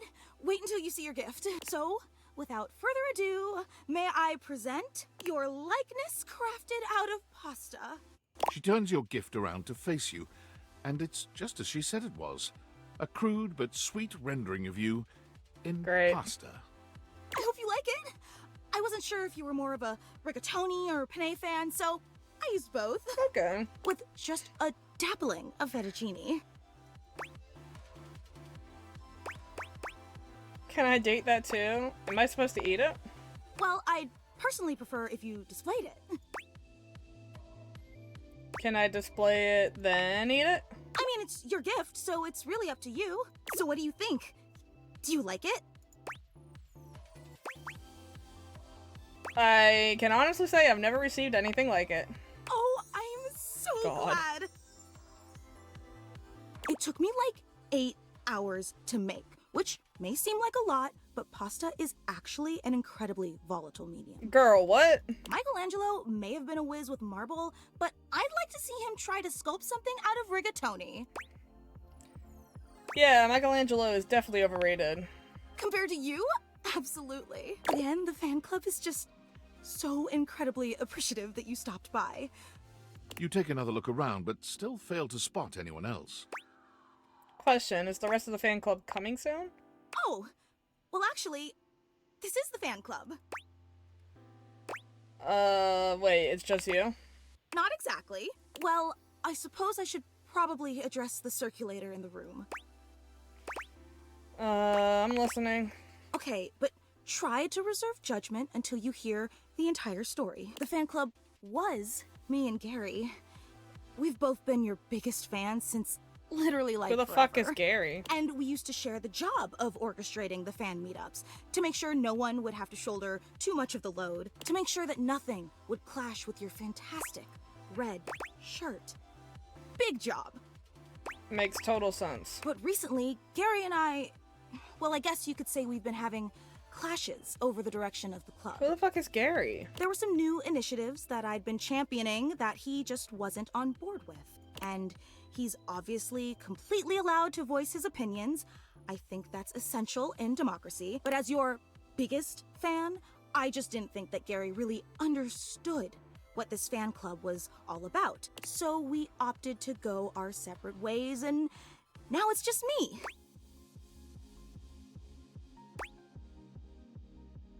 Just like my Mecha Kaiju Cinema Club.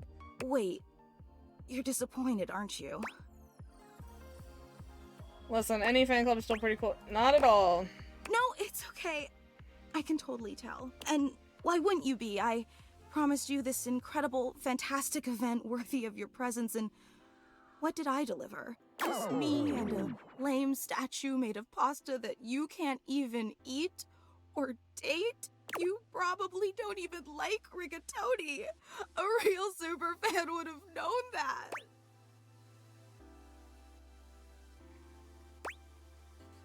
I mean, pasta varieties are all essentially the same. And now I've got you saying absolutely crazy things just to try to spare my feelings.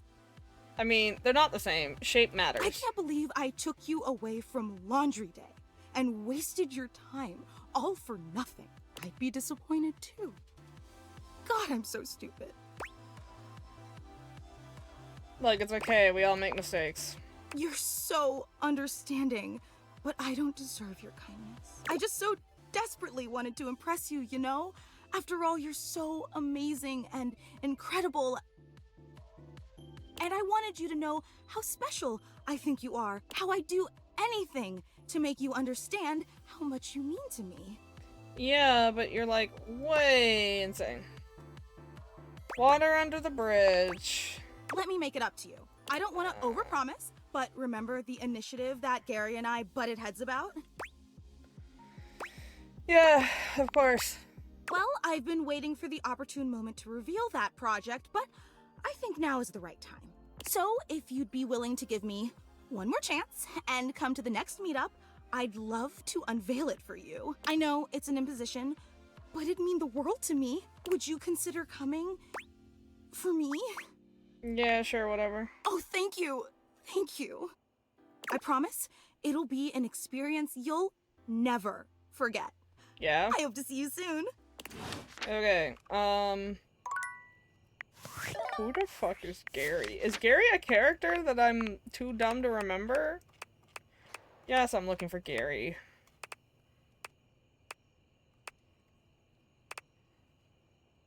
There's no Gary. Who the fuck is Gary?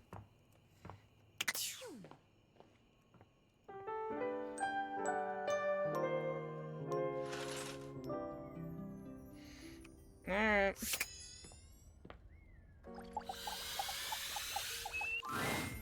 Well, well, fucking well. Look who it is. Here to laugh at me again? No. The nicey nice act won't work on me. I'm not being nice. I know who you are and what you're doing. I told you exactly what my damage was. You know that I needed some manner of validation from you after our traumatic fucking meeting. And you refused to give it to me at every turn. Why? Because it was funny to you?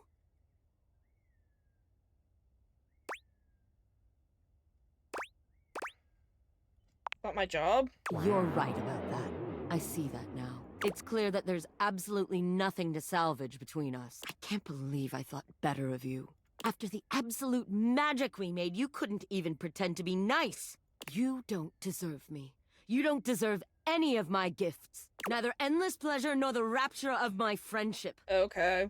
I don't care what you think about me anymore. Laugh all you want, or better yet, never think about me again. Keep your fucking hands out of my drawer, prude. Wow. Totally about consent and shit. Not shaming people or whatever. Go fuck yourself. Without me. Okay. You know, by definition, I'm a virgin. I do not see the appeal because they... Am I just crazy? Is it me? Because I thought this character would be like, oh yeah, safe and healthy, consensual sex. And then the moment I'm kind of like, I don't want to do this, they're like, well, fuck you. That's a red ass flag in my opinion. Am I wrong? Am I fucking wrong? That wasn't safe, consensual, happy sex. That was, I want to do what I want to do, and fuck you if you don't want to do what I want to do. I want to be a taco, and make you a taco, and if you don't want to be a taco, you're a piece of shit. Also, why do I feel like some of these conversations are, like, written by 5 different people? Because literally I apologized, and they're like, I need a moment, and then they're like, you come back, and they're like, fuck you, and I'm like, that just seems a little unhinged. Could have been like, I know you apologize, but it doesn't make it right, right? It's just, I don't know if it's glitched. That's the thing, this game actually has a lot of glitches, and I don't know how much of the, like, unmatching dialogue, in my opinion at least, is because of a glitch or because it's written that way. Which, I know it's, like, complicated, right? There's a lot going on in this game. But, like, let's not act like we can't just put in a system for programming to check, did you do this? Did you do this? Right? That's kind of like how these work. This isn't like physics, mechanics, that shit's wild, you know? But like, some of these characters who hate on you, Tina hates you because you're not a fucking psycho. Arma, you can't get to hate you unless you take her battery out, but you can't call her out for being a fucking psychopath. Like, that doesn't make any damn sense. I like this game, don't get me wrong. I've bitched a lot recently, though, because I'm starting to go through characters I have no interest in. But, like, I'm starting to see the cracks, you know? They're starting to be very evident. When you are forced to go through every single person, right? You start to see the cracks, because what's happening is I'm being forced into a situation with a character I would never put myself in with, because I have to get everybody. And so, like, you just find out people are assholes, right? The sex toys? I thought they'd be more about, like, respecting each other's boundaries and shit. Not just, hey, if you're not into sex, fuck you, I don't like you. Also, at no, like, okay, maybe this happened weeks ago when I first talked to them, but, like, they mentioned the joke thing once. And never mentioned again, and then they suddenly bring it up as some explosive thing, like, oh, how fucking dare you, and I'm like, where's this coming from? I'd like to have a conversation? Like, there's obvious answers that get you the hate route, but then all the other answers get you the hate route anyways, and it's like, okay. You're mad because I didn't consent? That sounds like a fucking you problem. You're mad I didn't consent to becoming a taco. Like, what? Nani the fuck?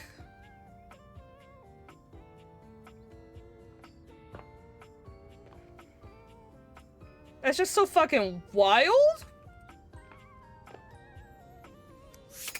But we ain't got time for that. Oh god, we almost fucking got Sinclair. So, can I wipe off the old concealer, so to speak? I've got something that's been on my mind a lot since last time we talked. Please feel free to share. I'd love to hear your insight. If I'm, like, really, truly honest, I don't think I like me very much.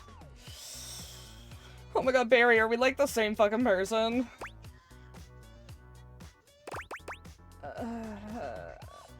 Go on. I feel like I've always been, I don't know, too much. I can practically hear eyes glaze over when I talk sometimes. I know when I'm talking too much. I know I can get too into someone's face like the world's most enthusiastic pour unblocker. It really is disheartening when someone doesn't care about what you care about. It doesn't stop me. I can feel myself dumping information when nobody asked me to. Banging on and on about something that interests me, even if I sense I'm pouring the life out of whatever poor soul had to hear it. And I caught myself doing this too to other people, right? Just being like, I don't care. And I've tried to at least feign interest for their sake, because if they care about it and I care about them, it's worth it. Sometimes I forget though, and sometimes I'm in a bad mood. Sometimes I don't know what to say. If it helps, I've not found you boring. Well, that's honestly really nice to hear. But like, with me, I'm always on to some degree, you know? I feel like I've always got to be engaging, always got to be interesting. I've always got to have something to say, because if I don't, I'm just me, and I'm boring. It's funny, really. I talk and talk and talk until people are sick of me, because I'm afraid they'll be sick of me if I don't. I hear you. I put on a face as well, and people can tell when I'm trying too hard. For me, that's outgoing to a fault, who's overly confident, who's just so fabulous, darling. It's kind of like I'm wearing a mask of my own face. Now we're getting into masking. All right. Full circle. I'm not pretending to be someone else exactly. It's more that I work so hard on projecting what I've always thought was the best version of me, because I'm afraid of people seeing all of me. But I have to admit, holding up the mask is so exhausting. Yes. Yes, it is. Trying to hide the bits of you that people find inconvenient hurt. Thank you for hearing me out. It means a lot to feel seen.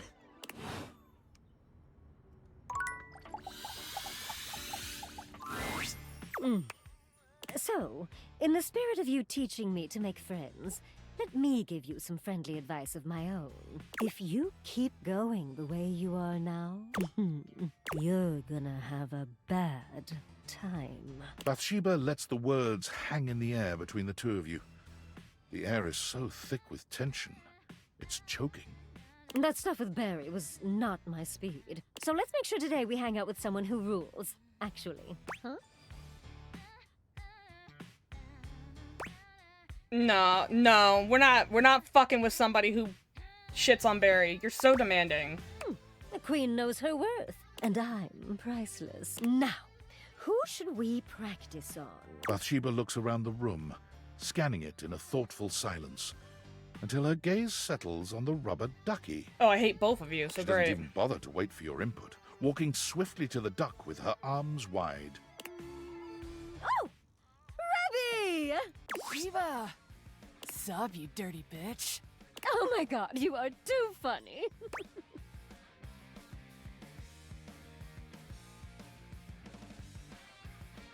You guys friends already? Oh yeah, totally. Yeah, don't go spreading it around. We're going around practicing my people skills. Tough ducking shit without any actual people to practice on. I know, right? Plus, I'm good at talking and making friends. Yeah, sure. That's why I'm the only one you talk to. No. You're the only one I talk to because you're the only one hilarious enough to keep my attention. Not true. But also, everyone else hates your guts. They do not! Oh, God! You absolute bitch! I question how helpful this is gonna be. I question how you're functioning with such a tiny brain. But we can't get all our questions answered, can we? Well, at least I have a brain. You're literally full of air. Go easy, Rebby. They just want to help. Rebby and I are champion shit-talkers. I asked them once for gossip, and they just went down the line, destroying everyone in this house. Including you, by the way. Rebel points a wing at you. Oh, I went in on you for a good 45 minutes. Ooh, I live in your head rent-free? Wow. I didn't realize that was you back then. Oh my God. We just met. So? You can be annoying before I meet you, Duckstain. It's rich, by the way, that you tell Sheba she's no good at social shit, when your best friend and only Lay is your right ducking hand. You're so lonely you started chasing tail in your own house. Who the duck are you to teach anyone anything?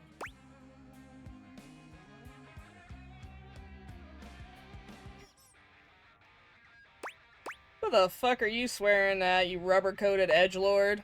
Get stuffed, you miserable fucking meatbag! Only one that gets to dunk on Sheba is me, you dickbag.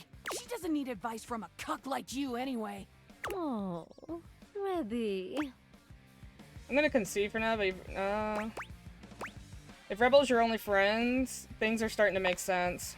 What the rubber yellow duck is that supposed to mean? Nothing. Now, tell me who's embarrassed themselves this week. You can hear Bathsheba and Rebel's laughter echoing through the bathroom as you walk away. A win in only the most technical sense. But tomorrow's another day.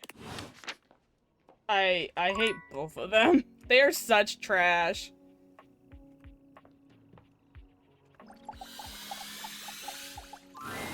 You came! I can't believe it! I kind of have to, so you know. I'm so sorry. Look at me immediately getting all emotional, blubbering, and falling apart like some sort of lovesick idiot. Pull yourself together, Fantina. You're embarrassing yourself in front of your hero. Oh, good. Let me just grab my pepper spray. Oh my god. Here's a tissue. Use it. Always so emotionally supportive. I'm sorry. I really don't mean to be so emotional. I know it's too much. Hi, Mevo. It's just that after our last interaction, I really thought I'd blown things with you for good, that we'd never have a chance to see each other again. And that's not how I wanted things to end between us. Uh-huh. Well, just take a deep breath and reset. Sure, I'd get to see you dozens of times a day on social media, and when you go out to get coffee at that little bistro down the block, and when you're asleep between the hours of midnight and 9 a.m. But none of that's really the same, you know? Sure, I'd be seeing you, but how can we really be seeing each other if I'm wearing a disguise or hiding in some bushes?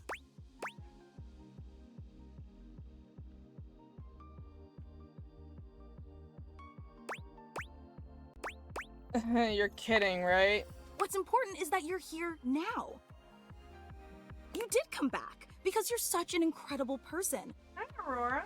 I can't believe I ever doubted you.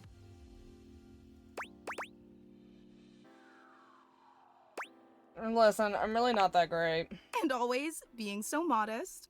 I just wanted to say from the bottom of my heart, thank you for being willing to give me one more chance, even if I don't really deserve it. I recognize that I've been overly emotional, probably too sensitive, and let's face it, more than a little clingy. Oh, I gotta kill something. Hold on. There's a bug! And it must die! Okay. Nope. Panicking! I got it! On carpet, though. Fuck! It was a big-ass bug. Like, I know it's summer. Oh my god, the bugs are so ridiculous in summer. Okay, rabbits, don't go near it. I don't know what it has. Gotta go get something to clean it up with.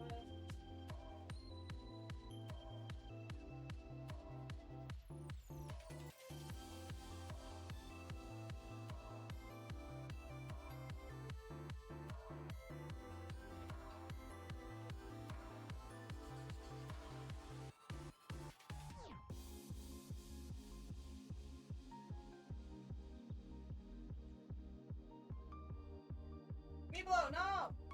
Don't go near it! What if I had something gross?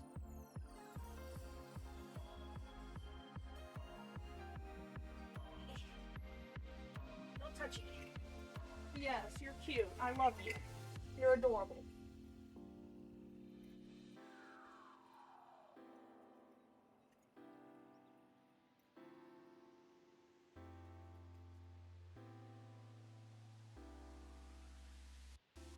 Alright, any more bugs I need to kill, guys? Anything I need to know about?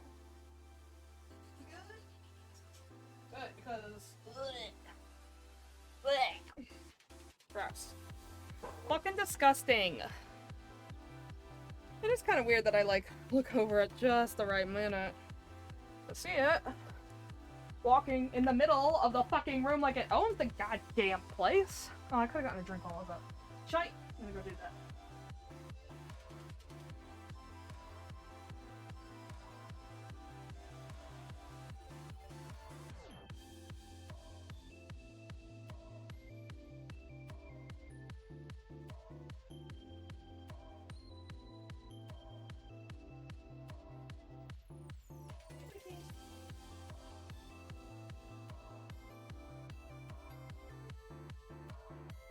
He wants to talk to me. We had a vet visit today. Had to go get our booster shots and our temperature checked. So, you know, lots of insertions. Poor babies. And just, you know, car rides are not a rabbit's thing. There, headphones. What's going on? Okay. Alright, we're good? We're good. Yeah. Like, big ass bug just walking across the floor in the middle. Rabbits are hanging out, so I turned around and saw them. I'm like, oh, okay, well, that's disgusting. Gotta go kill that before it runs off and I can't find it ever again and I have to burn the house down. And then you have to clean it up and sanitize in case it, like, leaves something behind. So, you know. Alright, crazy lady, what's going on? I wasn't paying attention.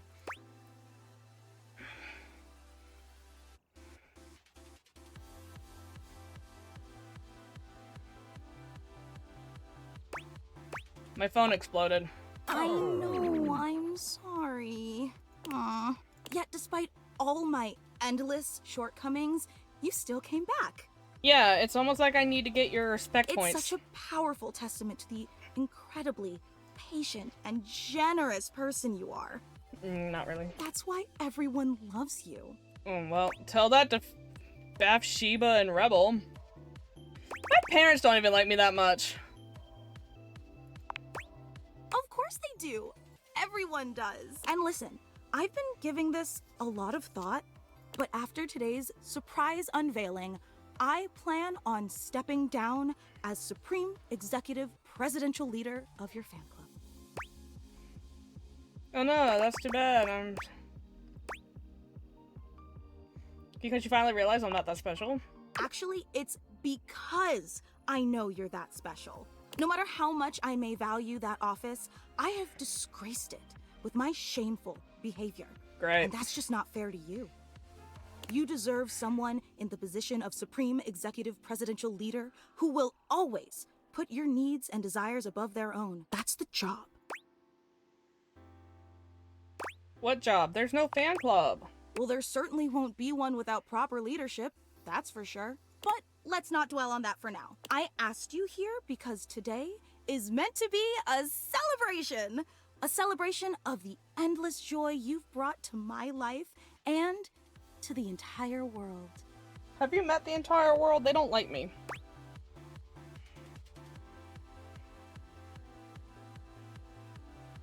I forgot my dermatology appointment. I appreciate that, but... So, without any further ado, the hallowed sanctuary of eternal reverence. Fantina steps to the side, revealing a small table you'd failed to notice prior. Candles illuminate an extensive collection of what appears to be your garbage, hair, and nail clippings. Do you like it? It's a shrine I built in dedication to you. You're speechless. I knew you'd love it. And here Gary thought it would be an extremely inappropriate gesture and weird you out that instead of coming off as an affectionate tribute, it crossed the line from Fucking that. fan into stalker territory. But I knew he was wrong, and I told him as much. Frankly, Gary was always wrong about a lot of things. He just doesn't know you like I do. Apparently not. Can I tell you about it? Can I stop you? The hallowed sanctuary of eternal reverence was constructed as a holy shrine to your glory and benevolence, to spread the light of your truth to all the peoples of the earth, to make everyone feel as loved as you've made me feel. That's why there's an open flame in the middle of it.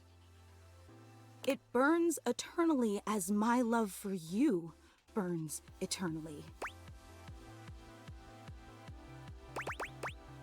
Isn't that a fire Only if hazard? a jilted crush wanted to harm you. But you'd have to be really stupid to wind up in that situation. And of course, the most important part of any shrine is the sacred relics. And I've gathered these sacred relics from all across the house. There's the floss you threw away last Friday and some very cute toenails. Oh, and here's a pile of your hair clippings from when you gave yourself that haircut last month. I really thought that you should have sprung for a real barber, but who am I to argue with someone as enlightened as you? Oh, I see. So you don't like this either. Is that it? I've been saying that. Unbelievable! You know, I really don't know what I'm supposed to do to please you.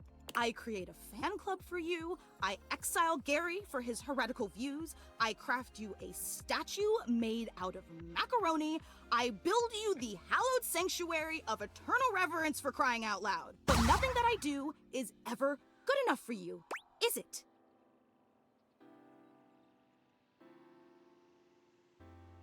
It's not you. Look, I'm not gonna drag this out. I've got more self-respect than that. So I'm just gonna ask you here and now. Do you feel as strongly about me as I feel about you? No. Well, that honestly makes a lot of sense. Although, all strong relationships go through rough patches. Ultimately, isn't that what makes them strong? And frankly, because of this little kerfuffle, I know we'll grow even closer than we ever would have otherwise. In that way, this is, oh, how wonderful. And in celebration, I'm going to reinstate, after all, someone has to start putting together next week's meetup. I think it's really hard to fail hers.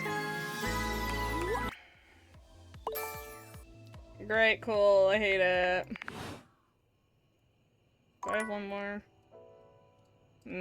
Yeah.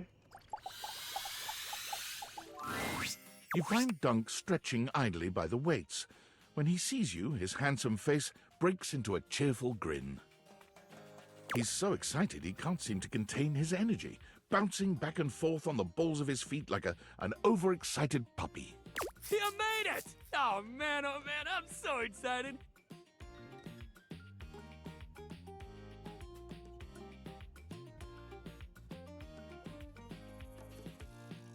It's been so long since I got to work out with somebody else.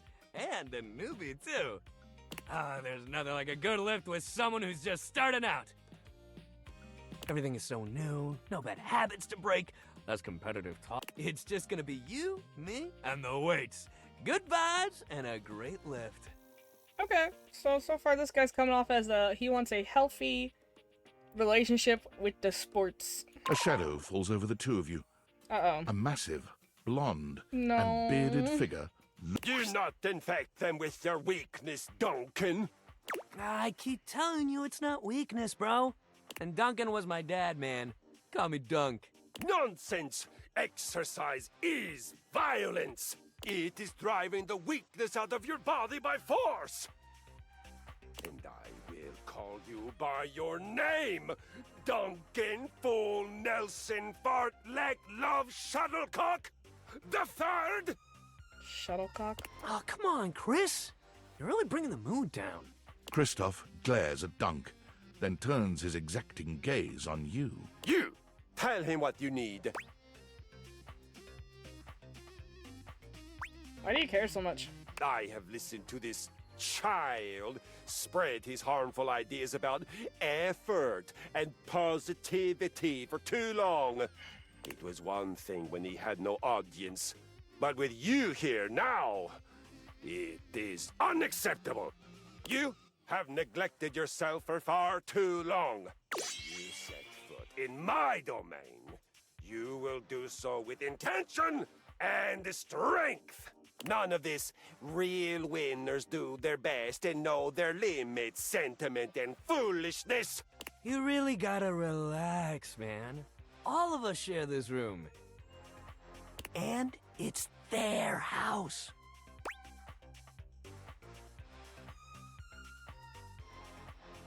Are you done yet? I'd really like to work out now. Yeah! I mean, thanks, buddy, but I think we got it from here. You do not got anything but sentiment and foolishness. But so be it. You have thrown your lot in with him.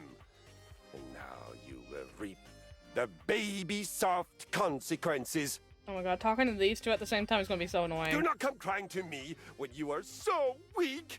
You cannot even lift a bag of chips. God damn, that cross-trainer is intense. If bringing the mood down was a sport, he'd be a gold medalist for sure. Right? Good vibes only. Hell yeah, man. Back to the program. Anyway, today's activity is weights. He gestures to the weights you've long since abandoned. They're still in decent condition, if a little dusty in places. Nothing like a good lift. You can work your whole body out. Excuse me. Anybody can get a good burn going with weights, even if you're only lifting a couple pounds to start. It's a great place to start your fitness journey. There ain't no rules, no competition. All you need is yourself and a good attitude. So, ready to get started? Dunk is so cheerful and confident, it's probably more work than it's worth to turn him down. You could, but do you really want to hurt his feelings? Alright, let's do this. Let's do this! You lift weights for a while under Dunk's supervision. He ensures your form is always correct, and that you're not lifting more than you can handle. He never pushes you too much. He only kindly encourages you when he sees you growing tired, or if he knows you have just a little bit more left in you. When he calls time, you sit down, sweatier and more exhausted than you've been in a while. Yo, that was amazing, especially for a first session. You doing okay, buddy? I'm tired, but I feel good. That's great. Make sure you take it easy the rest of the day, okay? Resting up after hitting it hard is just as important. If you're sore tomorrow, which you probably will be, make sure you take care of yourself. Try soaking in a bath with Epsom salts, or use a heating pad. You can even try a massage if you got a massager or anything like that. And it might sound like the exact opposite of what you need, but trust me, keeping that body moving when you're sore only helps. You lay around and feel sorry for yourself, it just gets worse. Yeah, I get stiff and shit. But I got something that'll help. Next time, we'll do some yoga. I mean, it'll make you sore too at first, but it'll help you with the rest of the stuff we do. Sounds great. Hell yeah! Love that attitude. Yeah, it's actually really nice. See you at the yoga mat. Alright.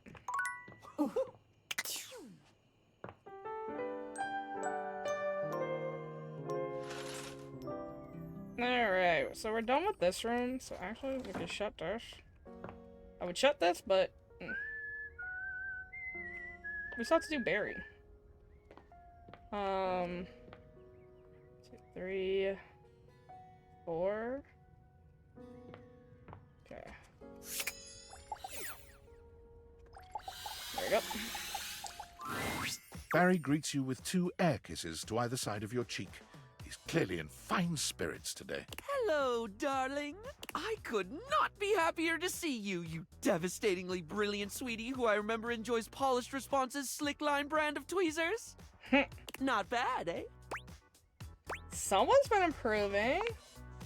I have been feeling more relaxed with you around. I feel with you, I don't need to mask my problems so much anymore. It's okay that I've got a brain like an explosion in a lip gloss factory. Oh my god. It's important to know that you're not broken.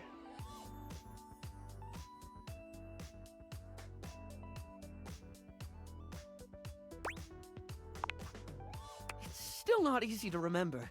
It is easier, though. It's the difference between wiping the lippy toward the mouth instead of away, you know? I have to admit, I really don't know enough about makeup to get your metaphor. Yeah, I think I get that. I'm so glad you do. Sometimes I think the whole makeup metaphors get a bit too overdone, darling. It's a bit like when you don't remove last night's makeup and try to fix it up the next day, and you let that ride another day, and eventually you've painted over yourself so much it's all gone flaky and weird. What were we talking about? Not doing makeup metaphors anymore? Right. Oh, question. What do you think of toucans? The bird, they're pretty cool.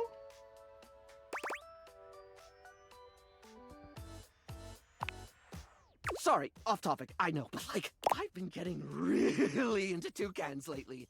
They're just really neat with their big old beaks, and oh my god, they're so pretty, right? Oh my god, I like that one. I'm trying to work out my favorite toucan. They're all just so aesthetic. You've got the Togo toucan, or toucan classique as I call it. A timeless black and white look with the iconic yellow beak offset by deep blue eyes. But there's also the chestnut mandible toucan with a diagonal color split down the bill, contrasting a rich yellow against a brooding maroon.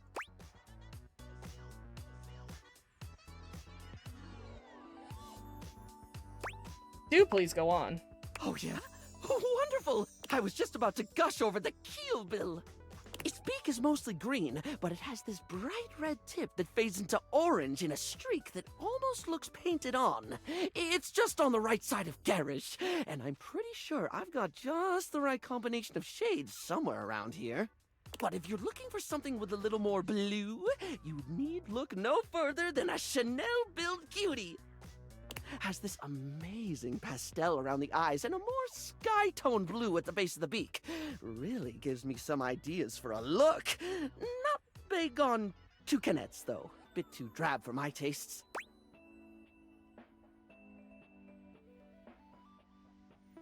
I'm quite interested in you.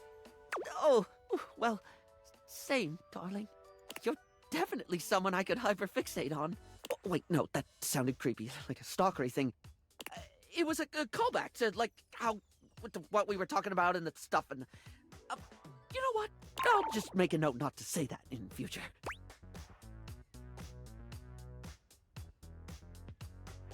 That's a good idea, Barry. I'm starting to think we're a good idea. A simply fabulous one, darling! Yes! I'm dating my own brain. You're my favorite fixation.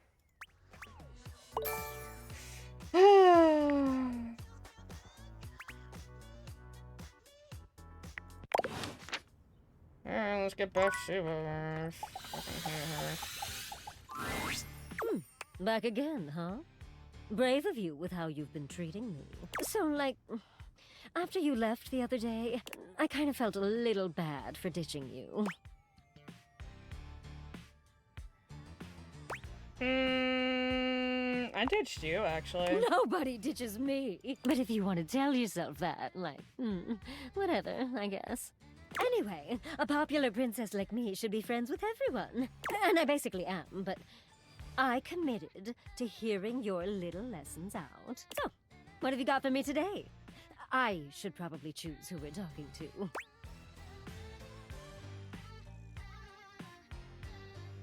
I'm gonna trust you. Good, you should. No. I only ever make good choices. I got a real great one for us today. She points at your bathroom mirror. Okay. Amir! Amir steps forward, greeting Bathsheba with a kiss to each cheek. Bathsheba, my darling, I am truly blessed by your beauty.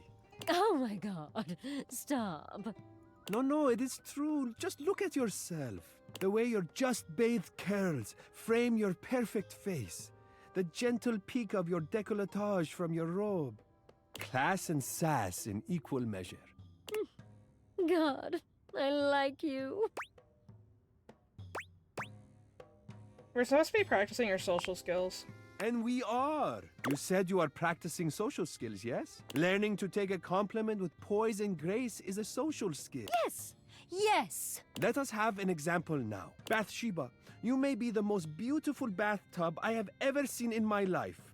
Are you guys done sucking each other's dick? I could live 1,000 years and reflect 1,000 souls, but never would I see your equal again.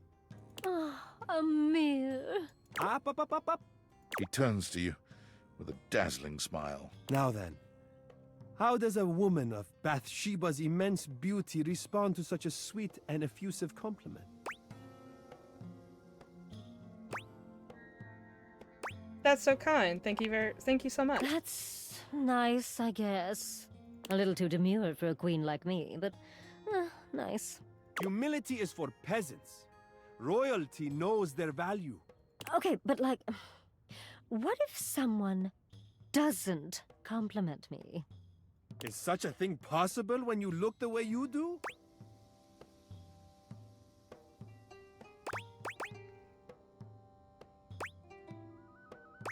You can't go through life expecting everyone to worship you. Sure I can. I'm a grown bathtub. If they can't recognize my devastating beauty... And your shit personality? I'll just go talk to someone else. Gorgeous, yes, just beautiful. God, we should have just started with you, Amir. You really know what's what. I am only a reflection of you. All that taste is yours. You see what I mean? He gets it. What a great time.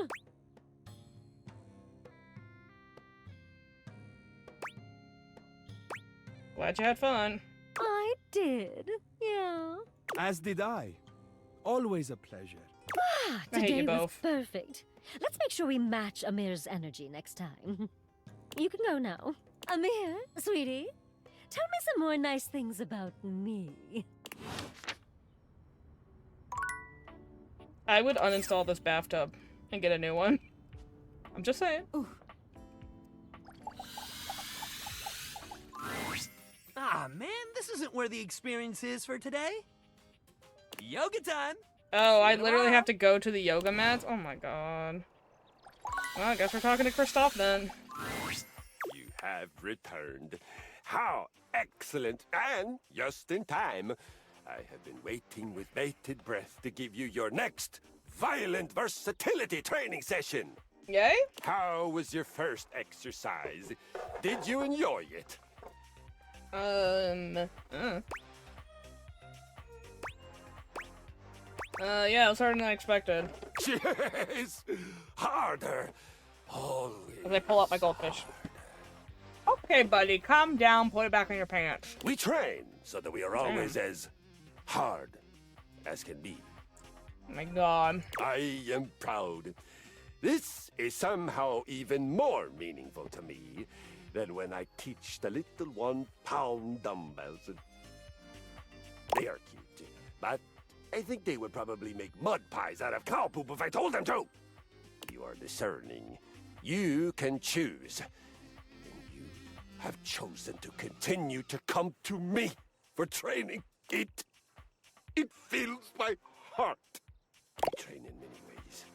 We train physically, we train mentally, and we train in self-belief. Have confidence in yourself and in your goals.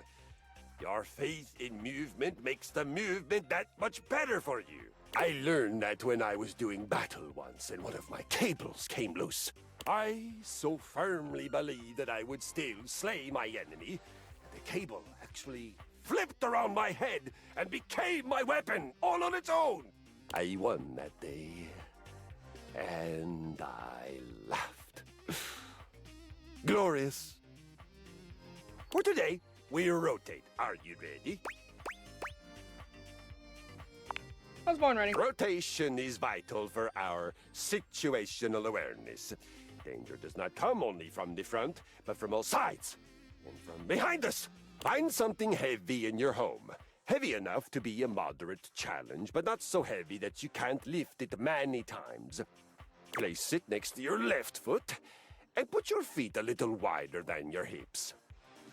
Now, 10 times, pick up that object. Keep facing left as you rise. Twist through the center, and then bending from the knees. Place the object down on the floor next to your right foot. Take a short break, walk around, envision your next victory, and then rest. Just as important as horrific violence. You got it. I am so proud of you. You are well on your way to having some beautiful, violent babies. Beginnings. What the fuck? Violent babies.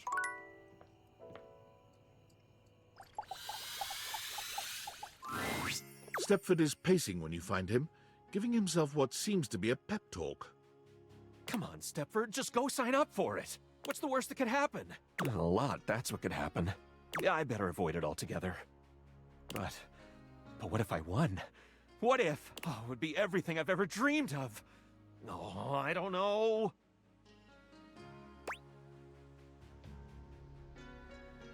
Let me guess, thinking about competing again? Is it that obvious? Alright, so what are you trying to decide on? A little contest. Remember how I told you there came a decision point in every trophy's life? I think mine has come. But I don't know what to do. Maybe I can help. Really? You'd help me? That's so nice. And here I thought everybody hated me.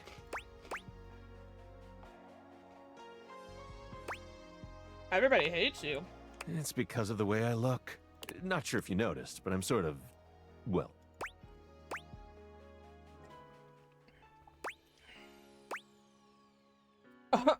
Gorgeous? Took the word right out of my mouth. My God.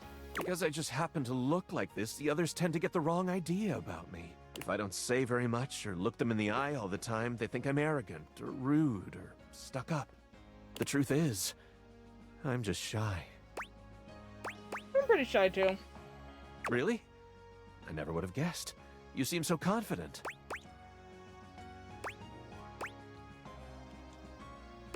Well, you're kind of catching me in the midst of dramatic life change. That's inspiring. Tell me about it. Anyhow, back to the point. What's this dilemma you're having? Alright, so here's what's going on. For years now, the house has hosted an annual Trivialetics competition. It includes a combination of difficult physical challenges and trivia challenges about objects found in houses. It's always a fierce competition, and everyone comes out to watch. The crowds, the cheering. It's my favorite thing. That sounds great. It is. Every year, I am presented to the winner as a trophy. It's truly an honor. I spend days preparing. After all, I absolutely must have the chiseled physique that aches to be handled. The dazzling golden tan that captivates the eye, and the sly, mischievous smile that just... I think we get the point. Sorry, it's just part of the job. Anyway, I always get brought up on stage, making my big victorious pose, and I listen to the cheering fans, and... You wish they were cheering for you, don't you? I do. I have to confess, I really do. But they're never cheering for me.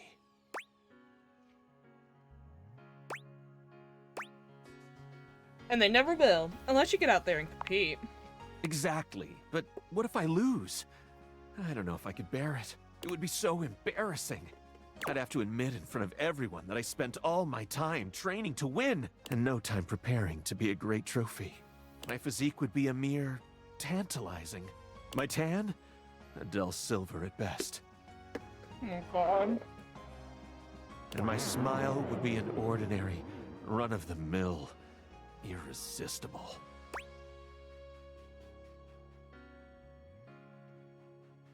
So you're trying to decide whether the risks are worth it.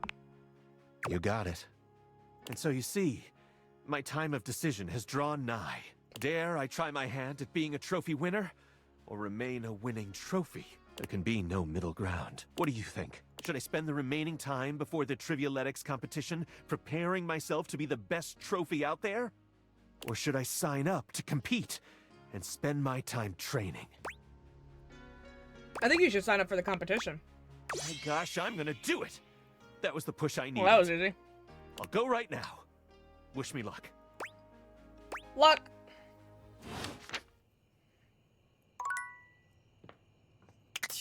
Alright.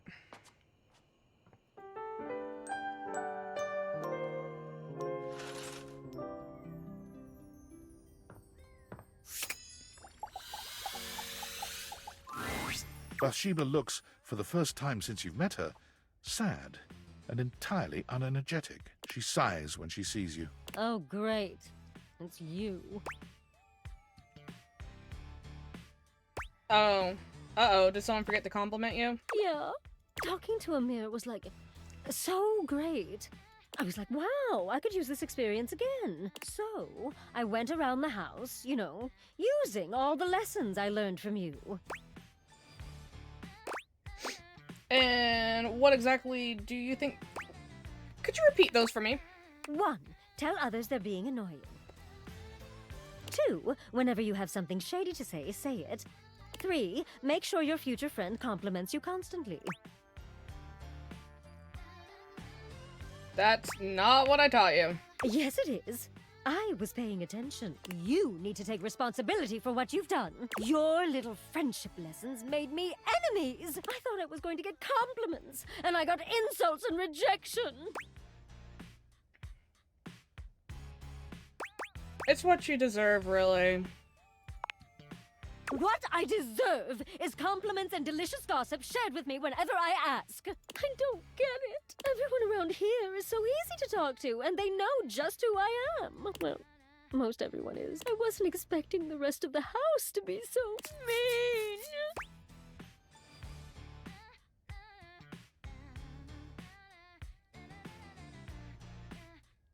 I wish I could tell you life isn't like that, but it is. Okay, but like, you could tell me that anyway. It would be nice to hear it. Look, unless you've got some good tea for me, or you're gonna tell me how pretty I am. I just want to be alone.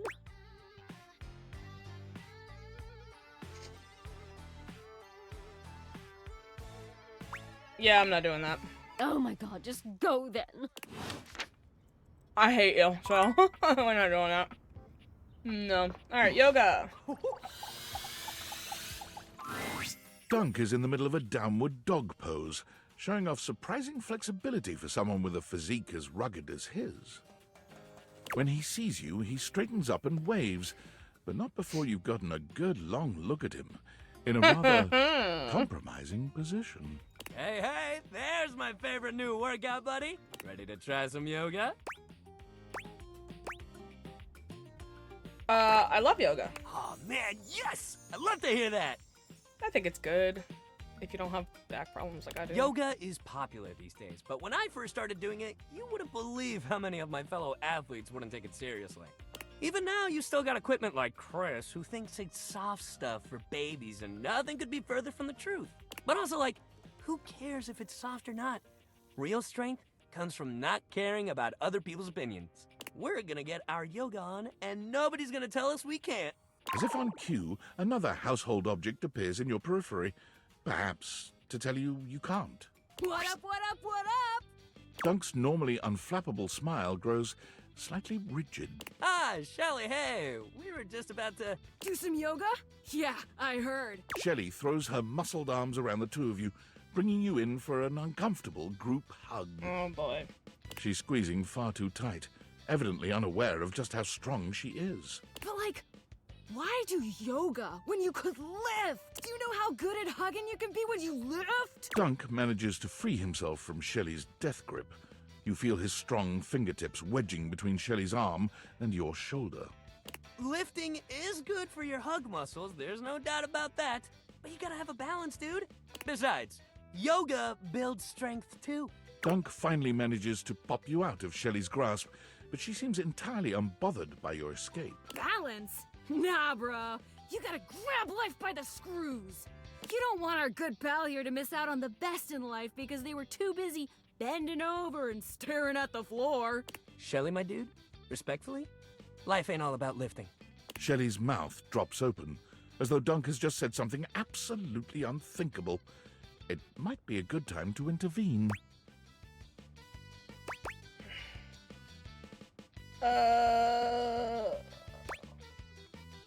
Why are you here?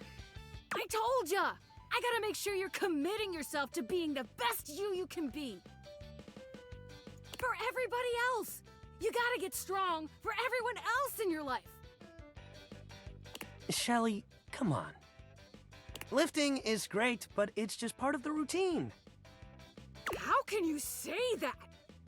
How else are you gonna lift your friends up and carry all their burdens and make them a part of you until you push them away or you collapse under the strain of it all? Why, that's no way to live at all. Look, we all got our priorities. It's great that you want to do that for your friends. But what kind of world would this be if we all did Shelly's job? I'm not sure. This seems to break something in Shelley. She wanders away, muttering to herself. Oh my god. What if everyone did Shelly's job?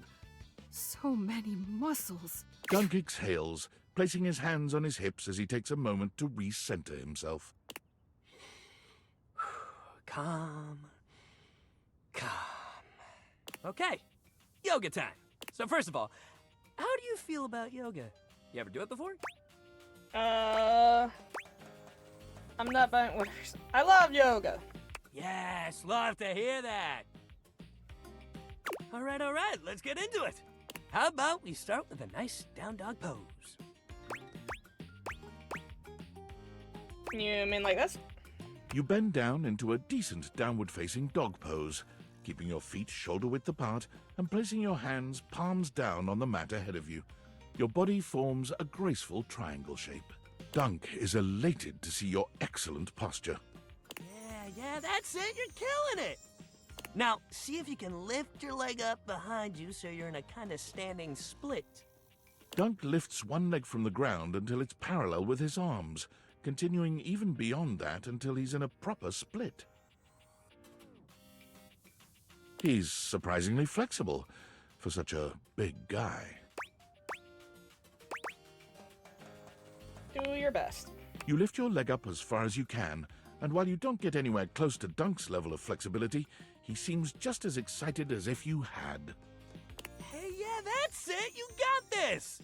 Oh my god, he's just so happy to be here. Giving it your all. Dunk leads you through several poses, encouraging you and guiding you wherever you may need. He's an excellent instructor, always considering your body's limitations as he takes you into your next position. By the time you're done, the two of you have worked up a good sweat. There's almost a sort of intimacy to the whole thing. You can't really remember the last time you did something like this with someone else. This is great. You're doing real good. Why don't we cool down with a nice cross-leg sit here? Dunk motions to you to take a seat across from him on the mat. As you take your place on the floor, you find that for once his boundless energy has simmered down just a bit.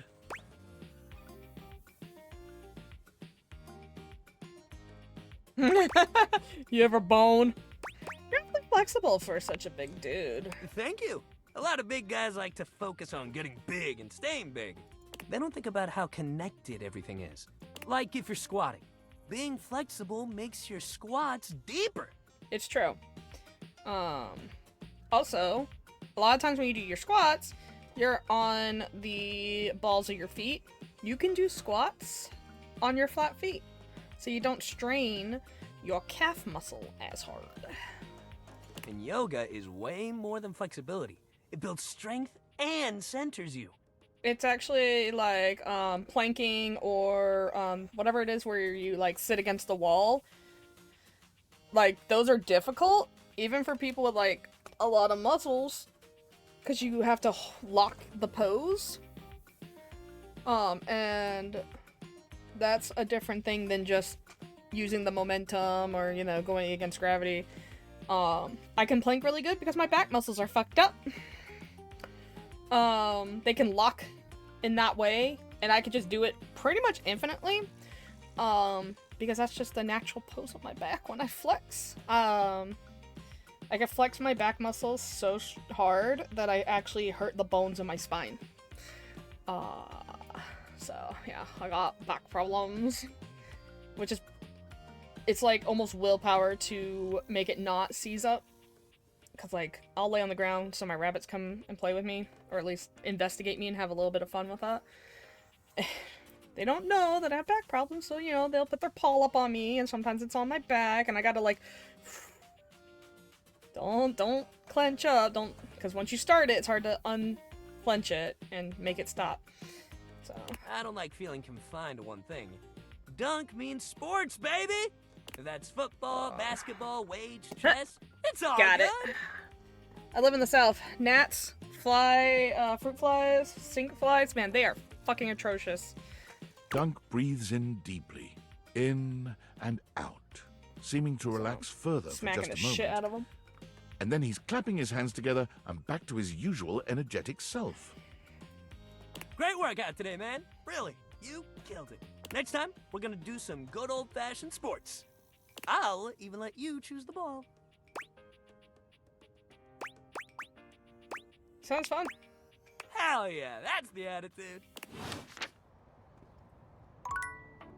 Alright, then Kristoff. Look at you. You are looking more and more like a Viking every day. I knew it, I could tell. You are doing beautifully. In fact, here. He holds his hand out to you, offering you a glittering golden ring. This ring was a gift to my father from the queen of the collapsible bookshelves. She and her tribe lived on the far side of our warehouse. We had very friendly relations with them. Oh, yeah? Well, after the war. The ring was the sealing of the great treaty of peace between our tribes. I want you to have it in recognition of your dedication and perseverance. Thanks, Kristoff. That's really kind. It is my honor.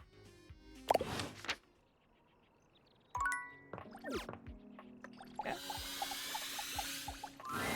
Great to see you again. I'm signed up for the competition. Good. The other competitors are really good. Like, really good.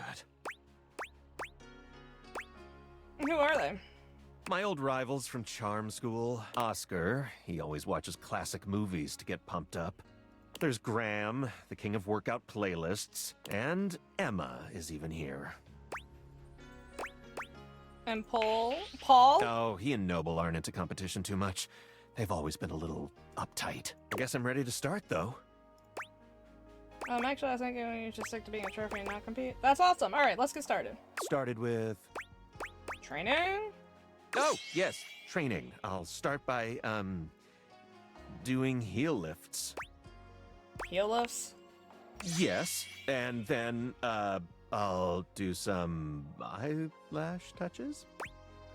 You've never trained before in your life, have you? If I say no, can we still be friends? Okay, so I've never trained, but I'm already very disciplined. I just need a game plan. Given the competition consists of 2 categories, why not train for each separately? You know what? Do your best to train your... no. Great idea! So, the categories would be trivia about other household occupants and athletics. Which should we start with? How about we work on knowledge part? Sounds like a great Ow. idea. Slap my dang thing. I have a list of objects who might appear in the competition as questions. The big Okay. ones that I was told to concentrate on are dryers, Drysdale. triangles, Oh, Tina. and existential dread. Dog? Let's see here. I'm so ready. Go for it. Okay, what can you tell me about dryers? Absolutely nothing. You want to brush up on that then? What about triangles? Nothing whatsoever. Yikes, off to a bad start. How about existential dread? Never even heard of him. Well, do you know anything about anything in the house? I know Shelly. She has great muscles. We work out together. Other than that, though, like I said, I'm super shy. And until very recently, I was convinced that everyone hated me. Your support is really helping me feel committed to this. I've got an idea. Why don't you go out there and chat to a few of the folks on the list, like a fact-finding mission? Then we can meet before the competition to discuss our findings. Who should you talk to?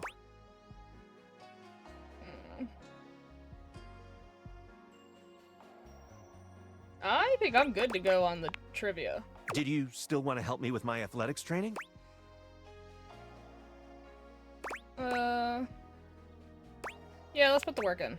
Stepford claps his hands together, perhaps psyching himself up for your training. He puts on a brave face. All right, what should we do? The competition involves gymnastics, track and field, and, what was it again? Oh, right.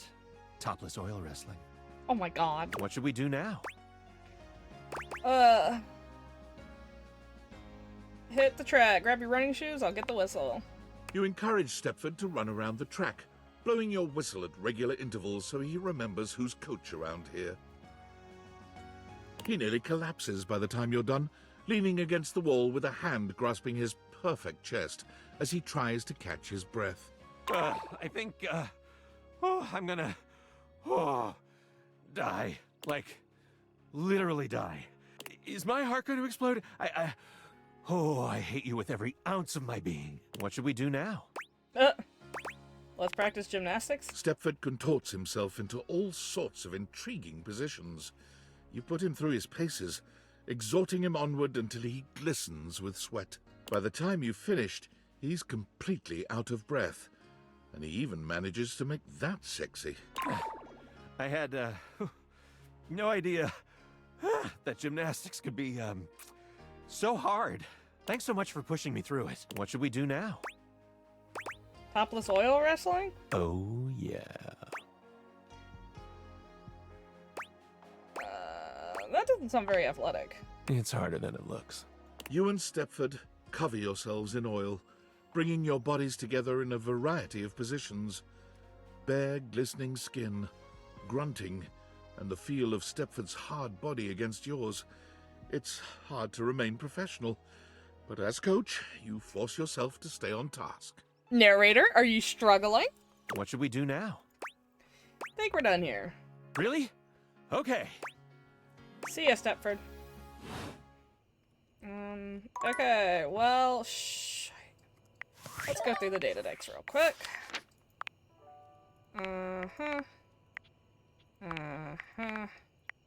I hate that we're friends.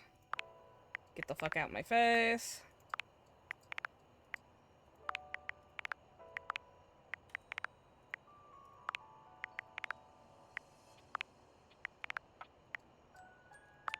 Alright.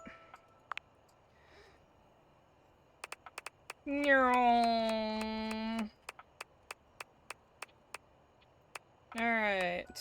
Oh yeah, Shadow Lord. I guess we can go talk to him.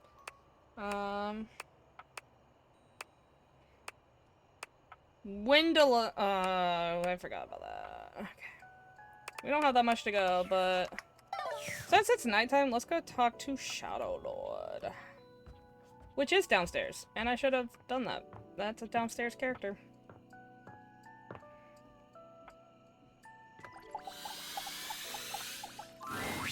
Shadowlord greets you in his own unique fashion, throwing his arms open wide as he calls out to you. The lights dim and the shadows reign supreme. The doors of the abyss open for yours truly. Ah, a dark day to you, my penumbra. Ooh, I have something I want to show you. What is it? Evidence of my power returning. During our previous exchange, you questioned if our discussion was monumental in any way. Now, observe closely. Come to me, servants of the night! Shadowlord stands stock still, arms spread wide with his head tilted up. He seems to be waiting for something. Ooh. Ah. Ooh. He starts, turning to look at something you can't make out. He points triumphantly. There! Do you feel them? You feel a tickle at your leg. There's something crawling on me.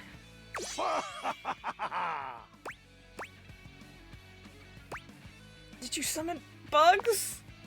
These many-legged, mischievous nocturnal critters hide in the dark until true darkness. Then they prey at their peak in the shadows. Do you believe me now?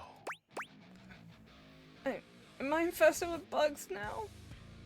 Glory be to the Shroud of Darkness, Shadow Lord. Witness my power. Witness my mercy! Begone, you pests! With a swipe of his clawed hand, Shadow Lord scatters his insect minions away into nothingness. There! They shall not intrude your presence again. Thank you for your mercy, Shadow Lords of Shadow. I am merciful for your thankness, granted human. Most merciful of thankness, most bountiful. I have to say, Penumbra, I'm quite surprised. Your unfamiliarity of the dark is unexpected. This resistance to the colligiosity must be reversed. Perhaps your soul is not attuned properly. Training is in order. Give me all the training you got. Let's level up. Yes. Conversation will keep darkness in our mind tempered and in our control. Just as you participate in the labors of light, surely you partake in the leisures of darkness as well. What activities do you enact in the shadows? Wouldn't you like to know, Weather Boy? Regale me with every detail, Penumbra. Private stuff. Overthinking. Keeping your mind active and curious is important. Surely productive thoughts? Yes? Judging by your surroundings, I don't believe you. Damn it. Take comfort in knowing that you are not alone. I have been there every night. I don't recall the last time I've rested peacefully. There's just so much I can't help reflect on. Like what? If I redirected that same question back to you, wouldn't you respond with a wistful sigh? Nothing important. I'm grateful to you for providing me more insight into your life. Behold, our corrupted bond grows. Yes, I am beholding you, Shadow Lord. Oh. He exhales, his hands tightening into fist before throwing his arms open once more. You're beginning to grow used to this routine with him. I feel it. Another piece of my dark armament. It courses through my once dazed body, rejuvenating to the next stage.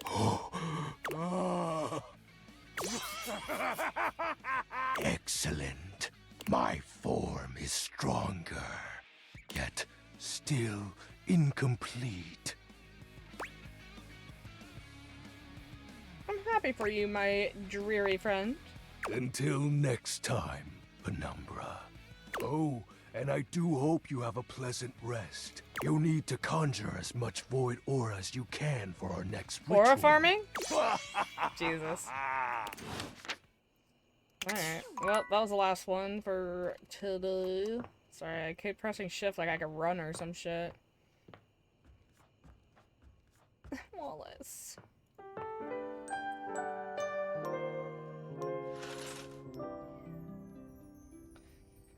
Alright, Bathsheba, can you, like, get the fuck over yourself or some shit?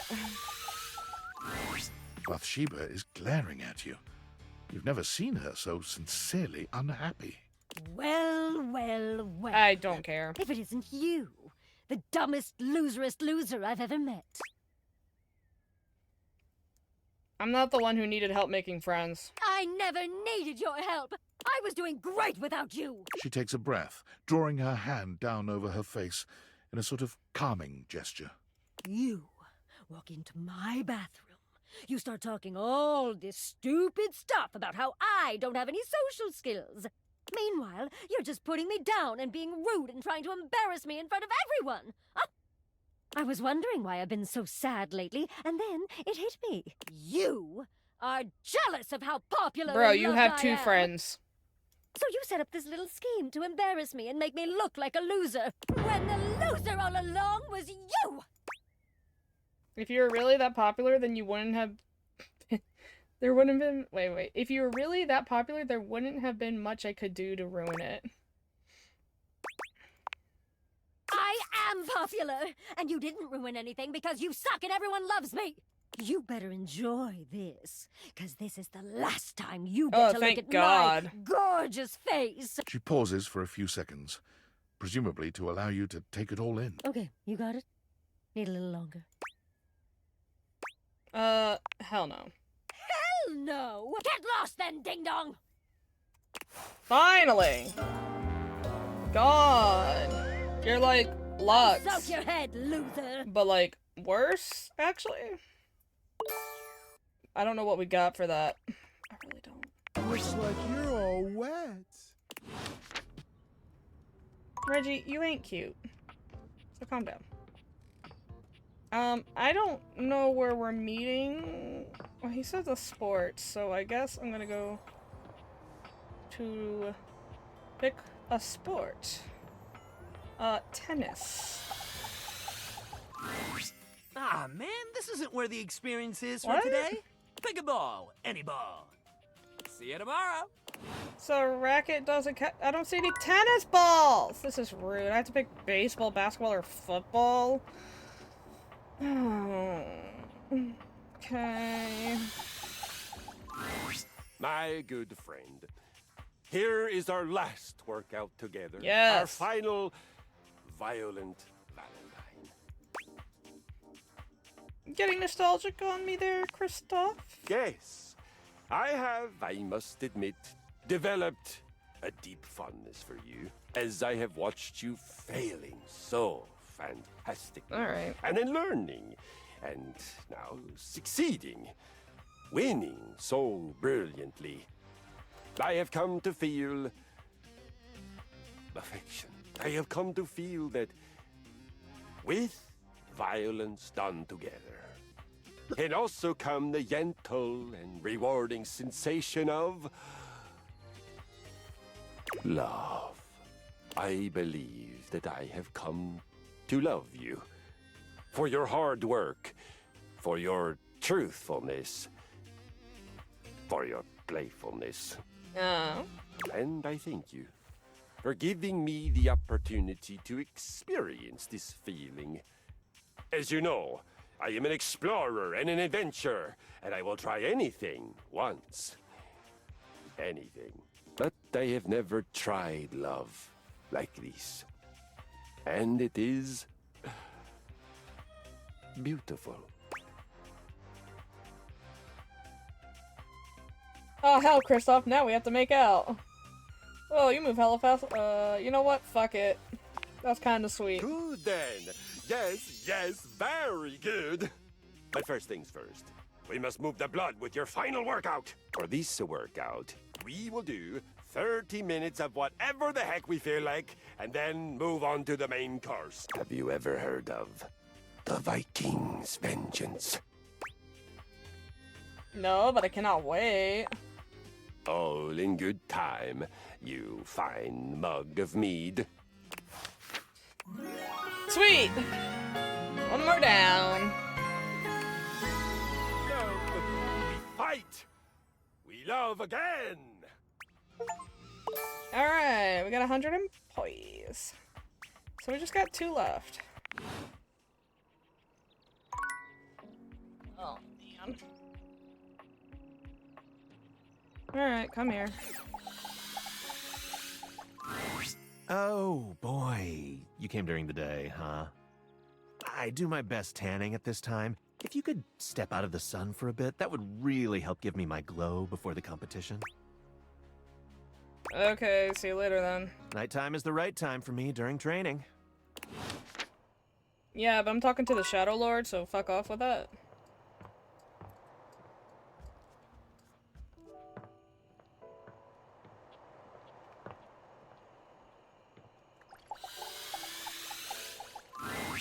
Ooh, welcome back, my dark ally. Come, let the next trial commence. Give me all the trials. The trial of the letters begins. Letters? Back before the great cataclysm, my comrades and I would partake in spirit-shackling activities. Some have lasted several nights. Others, we simply gave up counting. Are you prepared to begin.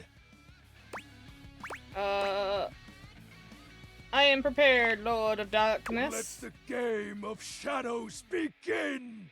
I present to you It's the a Ouija board? following. Because you said letters. He holds a sheet of notebook paper up to you. It's Hangman. It contains a macabre illustration of a dead person and a few mysterious lines. Blank, blank, blank, blank, blank, blank. 3, 4, 5, 6. Got it. Guess. Wait, is this Hangman? This is the Hanged Man. Now, choose your letter. I bet it's Shadow. S. There is an. Now, choose your letter. A. There is an A.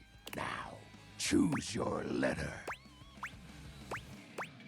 D. There is a D. Now, choose your letter. O. There is now. Choose your letter. W. There is a now. Choose your letter. Is it Shadow? Shadow the Hedgehog? Answer is Shadow. Oh my god, Shadow the Hedgehog is in this game! I fucking love this game! Best game ever! Love Shadow the Hedgehog. Actually, I really do.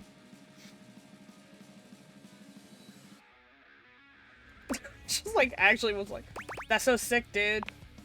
Completely safe. I mean, Shadow is like the best character ever, so like, you know, that makes sense. He's got a really compelling story and a tragic backstory that like, ugh, I love sad broken men, even if they come in the form of cartoon hedgehogs that are edgelords. Your turn. Shadow Lord's skull doesn't really have much in the way of expression, but he seems a bit smug. I'll have you know that among my dark cabal, I was the leading player. Yeah? Think to yourself, what is your mysterious text?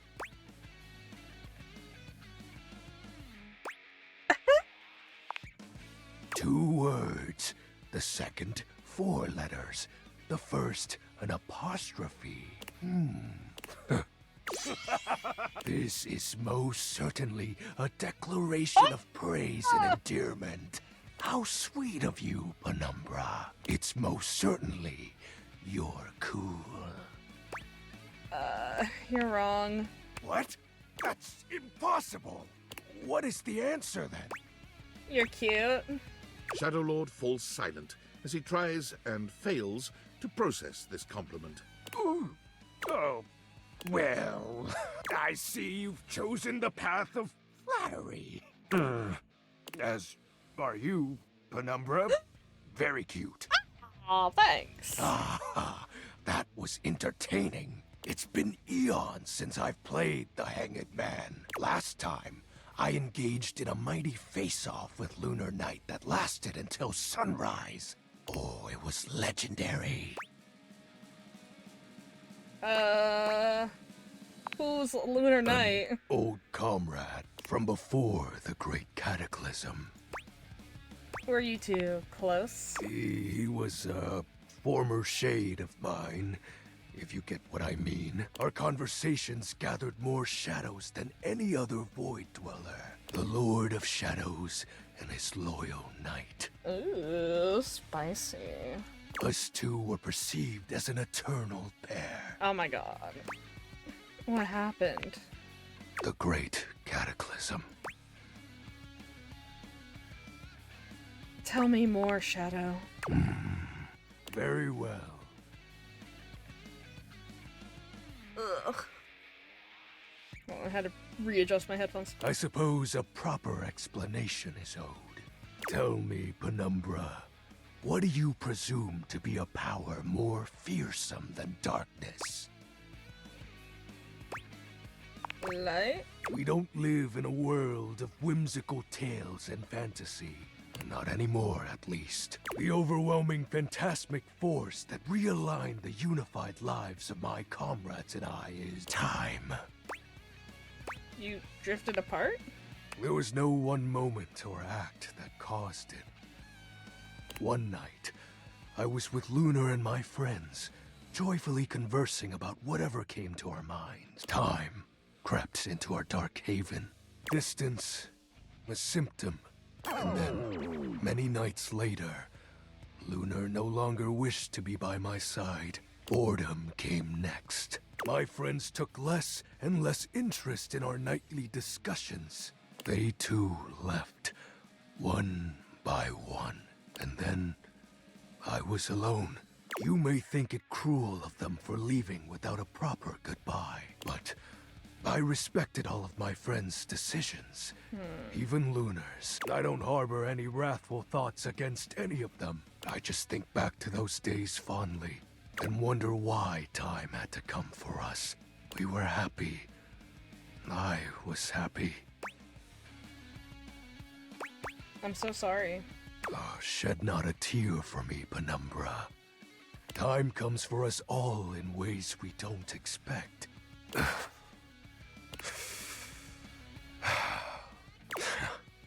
Normally, I'd celebrate triumphantly at obtaining another armament. That'll be all for today, Penumbra. Thank you for listening to my tale. Oh boy.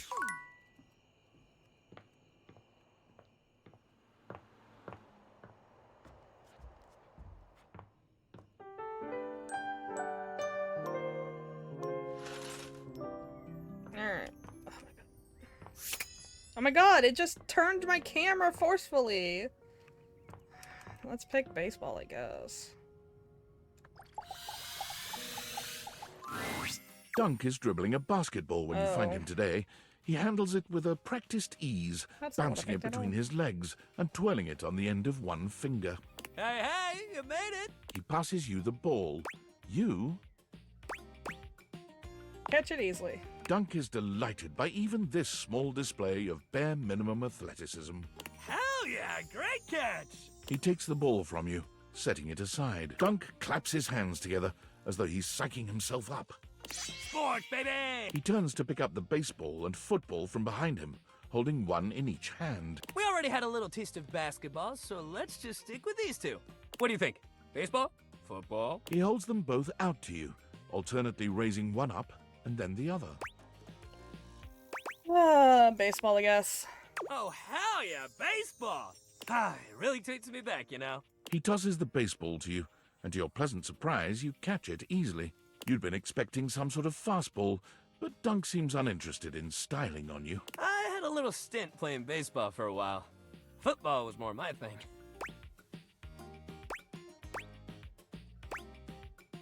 You played football? Oh, yeah. I was real good at it, too. You throw the ball back to him, and while your pass is clumsier than his, he still catches it with ease. I took up baseball after I turned down pro football. I used to play it for fun before, but I kinda needed a break. Everyone around me was so mad at me for turning down the chance of a lifetime. My dad especially. He just couldn't get that playing competitively at that level was his dream, not mine. I just couldn't even pick up a football for a while. I'd always get too sad. Aw, don't. Sorry your dad couldn't have been more supportive. Me too. But thanks for saying so. We're okay now, but I don't know if he ever really let that go. Just seems like everybody wants to be the best at everything all the time. Nobody just plays to have fun anymore, you know? Same in video games. Like, people who, like, play online games and then bitch about it. It's like, you know, you could just go play something else and have fun. I wish more people thought like you. Yeah? He gives you a soft smile, his usual high-energy cheer replaced by a surprising sweetness. It's quite charming. Well, I'm glad you feel like I do. I don't get why everyone else has to make it so hard. Sports and exercise should feel good! Winning is fun, but if you play a good, clean game, you should feel just as good walking off that field. I hope as we do what we're doing here, you can feel that too. Don't worry about me, I'm having a great time. Yes, that's just what I want to hear. I'm so glad. Dunk tosses the ball up in the air, catching it handily. Great hustle today, real good. We should keep up that positivity. Change it up a bit and try something new. Okay, yeah. Next time we'll hit the rackets. All right. The birdie around, get those arms swinging. Yeah, that'll be great. Meet me at the rackets, pal. Okay.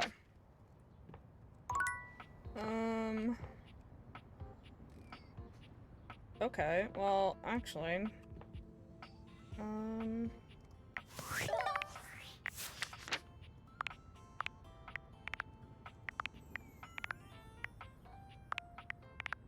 can't talk to Stepford. I'm guarantee you I can't talk to Shadow either. Okay.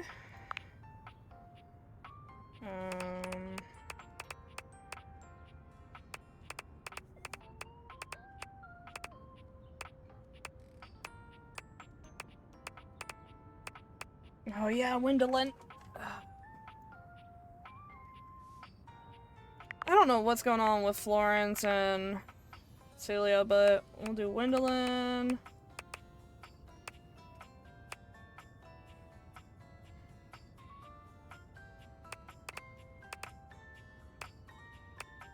I guess we gotta start going to the other guys. Okay, Wendelin. I actually forgot you existed. Will you just look at that house over there? How long has it been empty? 3 months? 4? Ugh, I wish someone would move in and fix up the place. Do you have any friends looking for a place to live? Not right now. Right. You don't have any friends. I should have expected that. I know you don't socialize with other humans. It really is a shame. It's such a cute house. Whoever gets it will have a lot of work to do. Their gutter is falling off and everything. That window is so caked up you can't see inside at all. I'm surprised the thing isn't broken. Why are you so interested in the other house? Well, it is the talk of the neighborhood. At least I think it should be. A place like that is going to make the whole block look terrible. Someone should move in soon. If you think of anyone, let me know. I sure will. That's the spirit. Who knows? You might actually go out and talk to your neighbor. I just hope someone moves in soon before the neighborhood goes to the birds. Anyway, I have reached my conversation limit for one go-round. See you around, looker. Okay. Besides Shadow Lord and Stepford, I think that's all the physical items. Okay.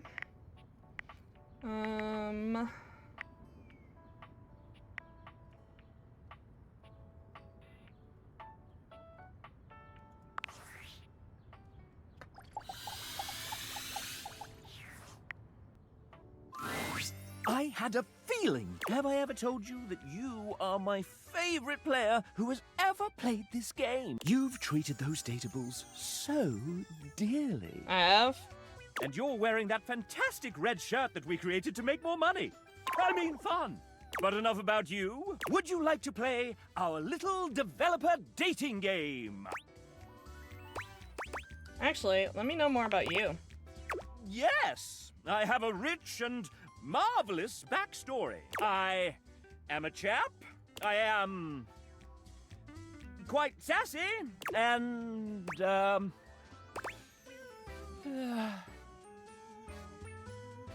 what's your name? Leonard Impresticult. Leonard Impresticult. So Leonard I have a rich and marvelous backstory. Where'd you buy that hat? Oh, I didn't quite buy it exactly. It was drawn on, as it so happens. Same with the rest of me. I have a rich and marvelous What's in the pipe? backstory. The stiffest and strongest damn bubble bath mixture you've ever seen. Keeps me absolutely blitzed at all times. You know what? Here, have some extra dev love points. Don't tell the bosses. You feel somewhere deep in your soul that you and the devs are getting along just a bit better than you were a few moments ago. Okay, how do I get the chat box again?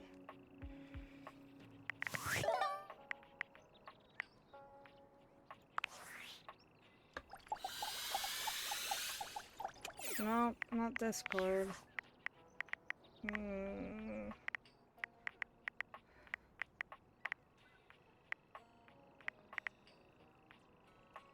Is it the settings? No. I really don't remember.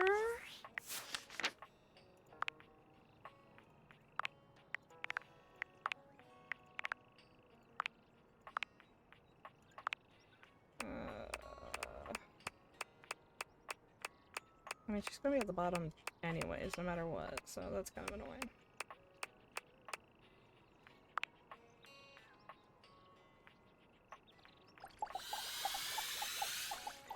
No?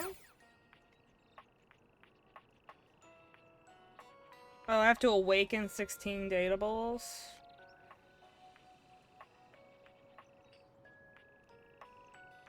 The phantom word box you never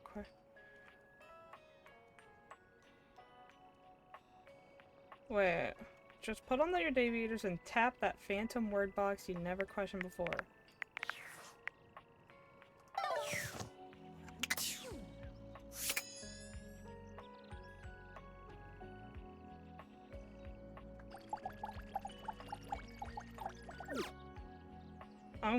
The phantom? I forgot how to get to her. Work or play?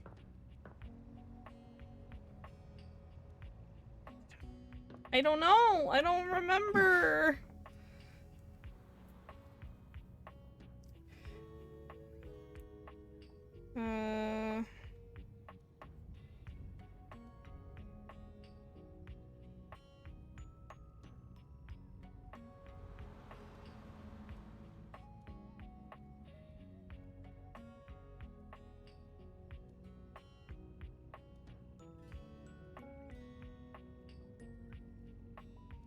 Okay.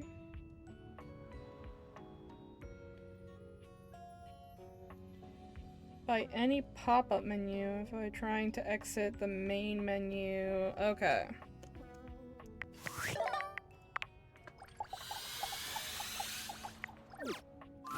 There we go. Hey, hey! Hi! Oh, so you've met 14 datables? I thought you wanted to find me at 16 datables? Oh! The harem continues to grow! I'm talking to everyone here so I could destroy their souls one by one! Oh my god! It sure does. Oh! Survey time! How would you rate your text box user interface design? Looks great on the eyes. Great! Your response has been recorded. Anyway, with all the new peeps you've been meeting, your listening and reading skills must be off the charts. So be honest with me. Are you the type of person to skip text and dialogue? Skip. No, I read every single word. Yes, I know you do. I get an alert every time you click next, and they're pretty spaced out. That's because I talk between them. I really appreciate a person like you. All right, your turn. Turn to do what? To ask me a question, duh. It's not fair that I just ask you questions all the time, right? So, ask away. What's your biggest pet peeve? What's your greatest fear? What's the most NSFW thing you've had to convert into text? That's a great question.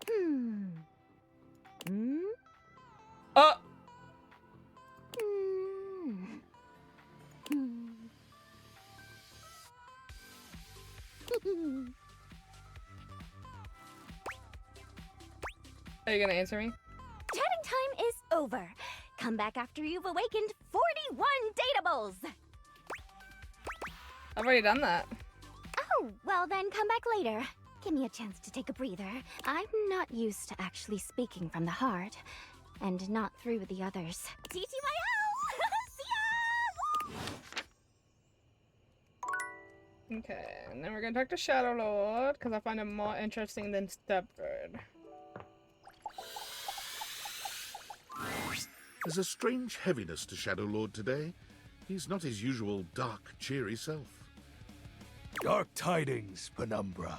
The news I carry may be troubling to you. What is it? I have, found the final armament piece. You don't sound happy.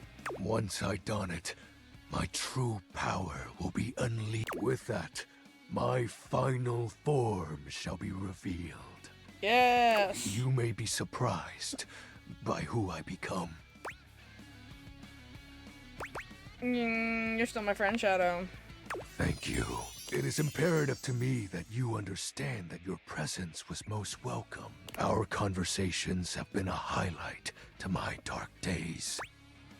highlight, huh? It seems my vernacular has become more flexible as our bond tightened. Shadow Lord bows his head, falling silent for a few moments before he begins his incantation. The die is cast. Let us begin. The whispers of the void, heed my call. Bend to my will and reforge my soul. Let darkness incarnate reign supreme once more! Shadow Lord vanishes from your view with a flash of black smoke. Whoa. The Shadow Lord you once knew is gone, replaced by what appears to be... It is complete. Some nerd? Rude. Shadow? As I suspected, you wouldn't recognize my form as it is now. It's me. It's me. XXX Shadow Lord 420 XXX. But my real name is Skips. Honestly, that sounds cool. I thought you wouldn't take me seriously if I appeared to you like this. Oh my god, they blush in fucking yellow? That's so interesting, actually. If you have any questions, ask. What do you want to know? Who is Skips? That's my real name. Skips Shadley. So this is the real you? Yep. Told you you'd hate it. I didn't say that.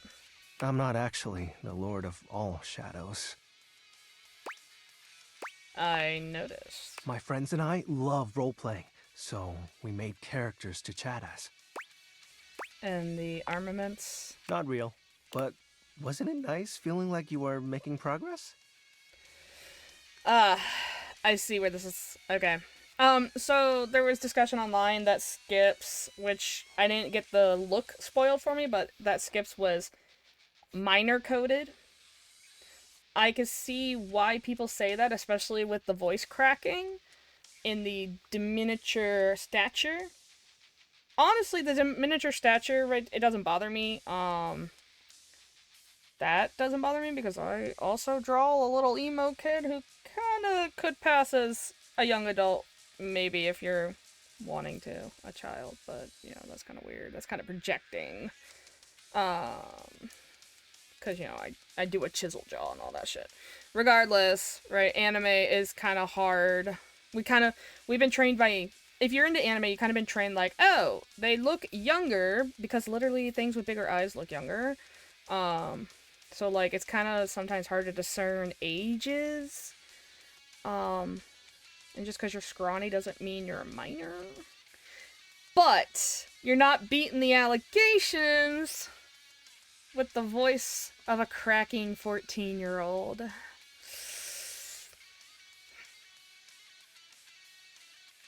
Like, I would see this as, like, an 18-year-old, maybe 20. You know, a young adult, definitely. Not as mature as some of the other characters, for sure. And definitely one of the younger-looking characters. All the other characters are very much look like an adult. This is one of the more youthful ones, I'll be polite. But then you gave them a voice that cracks, right? And we have voices that are not like big, deep, manly voices all over this game. But this one specifically paired with this design, I don't know. If I were not 32, right, if I was 20, I'd be like, yeah, Skips is my guy, right? Hopefully people who grow up also age up their interest or their, things they're attracted to. That's how it's supposed to work. A lot of people don't because they're disgusting. So, yeah. So, like, I could see this, like, if I was, you know, 18, I'd be like, yeah, because I also, you know, I like the emo kids, I like the goth kids, right? I like the alternative kids. So that's not the problem, but, like, if I were younger, I would definitely be like, yeah, I think Skips is fine, because it's closer to my age. right? But I'm in my fucking 30s. Skips, you're too young for me. You're just too young for me. I like you as a character. I like what they're going for. It's a Hector thing, right? But even Hector's reveal is still like, I know that's an adult. I can't even question it's an adult. Right? He's just like, you know, not conventionally attractive adult. But like, the way Skip sounds. Okay, you need to stop. Sorry, this thing is doing something weird. I don't like it. Okay, we're gonna... It's my phone. Oh my god, why do I have so much stuff open? What was the point of the ritual then? I was excited to talk to someone again. See, that line delivered perfectly, I would be like, yeah, that's an adult. I'm gonna cry, this is so cute. Oh. Sorry. So beings just hang out in the dark and chat online? All shadows are imitations of something, or someone. For me, it's this globe I found. When I joined with it, I thought it would help me take over the world. Okay, still sounds like an adult. There's just some of those lines we're cracking. Who is Lunar Knight? His name was Benji. Is Benji. He's the one who invited me to the group. The group? The chat room. He was really encouraging with everyone's roleplay. Especially mine. Did you ever meet in real life? Yes. It was nice. Okay, his voice doesn't crack nearly as often. Just like when he gets excited, so... There was an eclipse and we were able to join our forms. You mean fuck. I hope wherever he is, he's happy. That's very mature of you. Yeah, well, I've had a lot of time to think about it. I still get bummed out, though, but that's just my mind taking negative nosedives every now and then. I hear you. I figured you would. So who's Shadow Lord, then? It's a handle. You know, like, I know what a online handle name. is. My friends and I would chat with each other online using DIM. What's DIM? Oh, DOL Instant Messenger. What's DOL? Darkness Online. Are you too young to know what that is? So your shadowy gatherings are all online chat rooms? Yep. I wasn't kidding when I said Shadow Lord was a popular name. You know how many shades are out there? But you are darkness, right? We're all darkness. Some work in collectives, while some occupy a whole house to themselves. So the Great Cataclysm was a lie? Well, that was actually the most accurate thing I've said. You had a rift with your friends? It was slow and sudden at the same time. Maybe it was happening the whole time, but I didn't notice. Okay, I'm back to... He's not a kid. If it's... His voice cracked a lot in that line, so I was like, ooh, yeah, that's a problem. But it hasn't cracked since, so... But it doesn't matter. The fact is, my friends all stopped hanging out with me. We just grew apart. That's life. Guess I was hoping that didn't apply to me, being unalive and all. How do you accept that your friends aren't your friends anymore? Well, I'm old, so, you know, you just kind of get over it. Question for another time. I think I get it now. So... are you mad at me? That's not really cracking, that's just high-pitchy. No. Cool. Do you still want to hang out with me? Of course. Well, that makes me happy. So what do you want to do? We can do whatever. Chat, play hangman, chill. After all, we don't have to worry about time anymore. Why's that?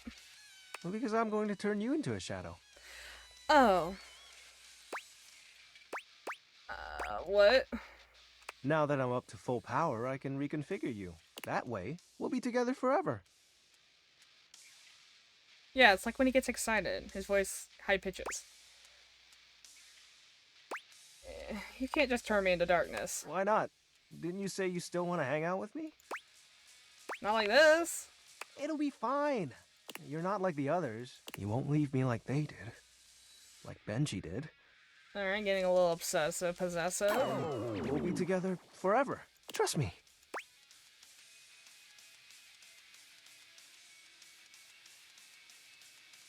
I wish I saved. I can't do something that makes no sense. Oh my god, I don't want to die.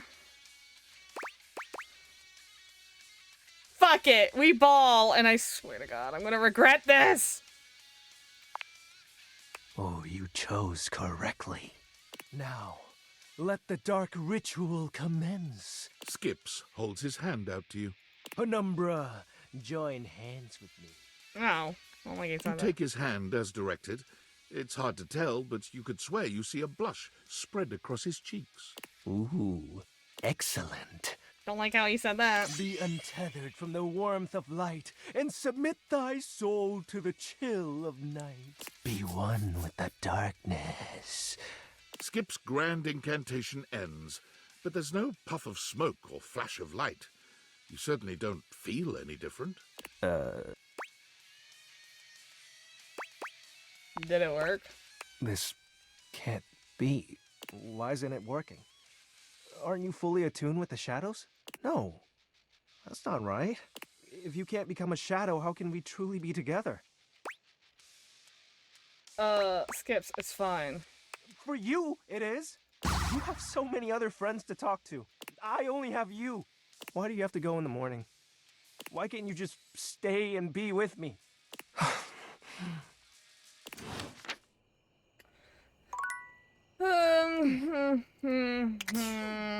I'm still on the fence about this. I think we're gonna friend zone them though. You know. Yeah, we're gonna friend zone them. Okay, gonna get the racket. Dunk is swinging a badminton racket when you see him. His muscles bulge with every powerful stroke of his arms. Hey, hey! Welcome to Racket Day! He hands you a racket before you can voice any objection. What a racket, heyo! Yeah, that's what I said.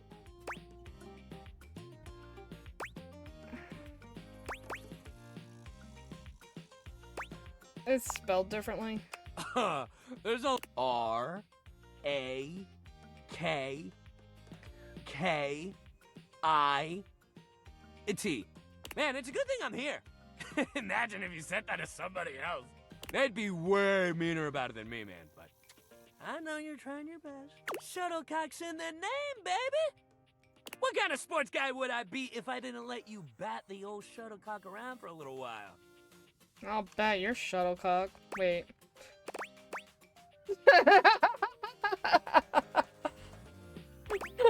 Don't ask me, you put this on yourself.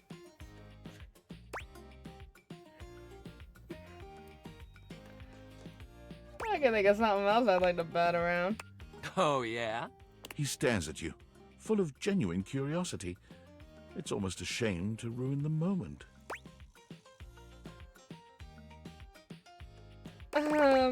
A baseball, obviously. With a badminton racket? Ha! You got a lot to learn about sports, buddy. All right, so badminton. I don't think you'd appreciate the sex joke. You might be thinking to yourself, what's so bad about it? But that's the thing.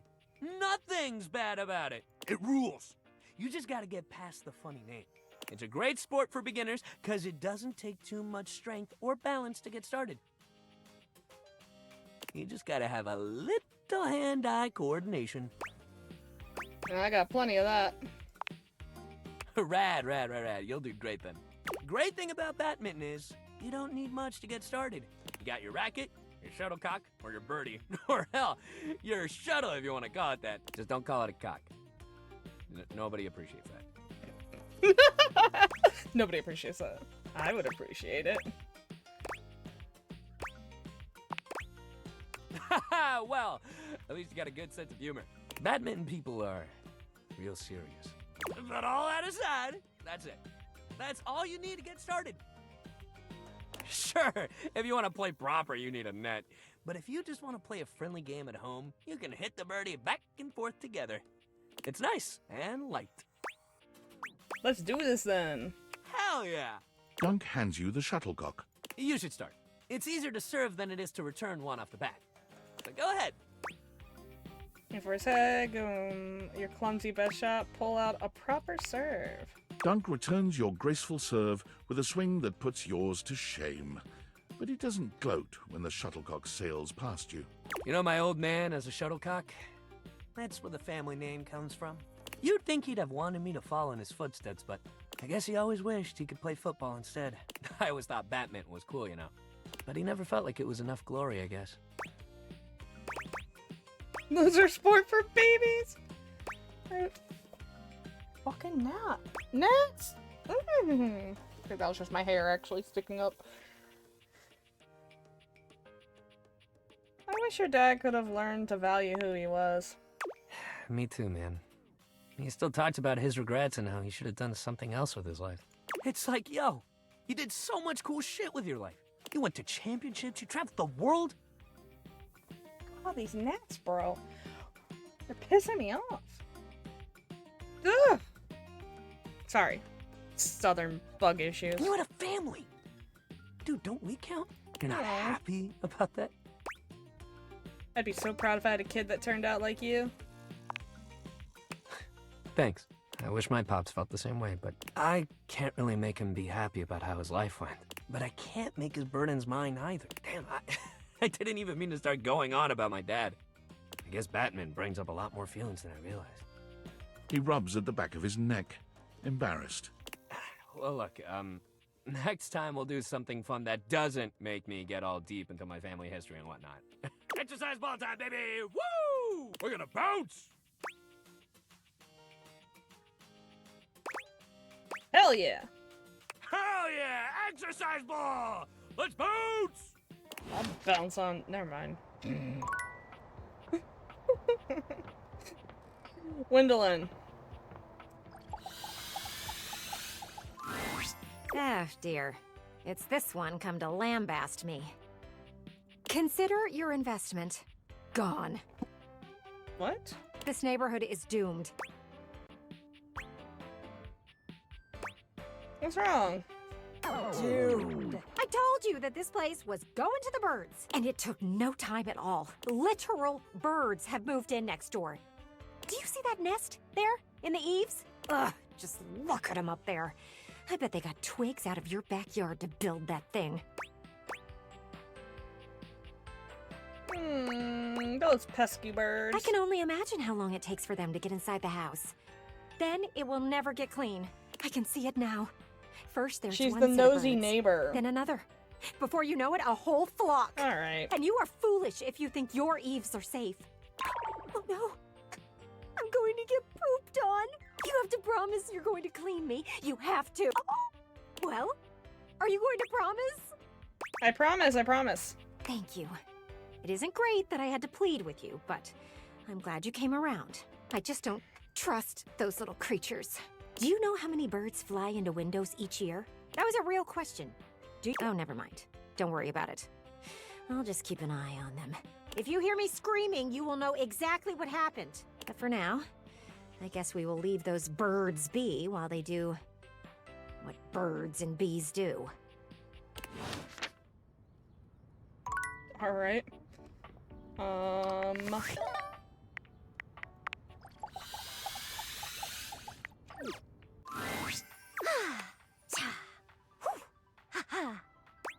You okay?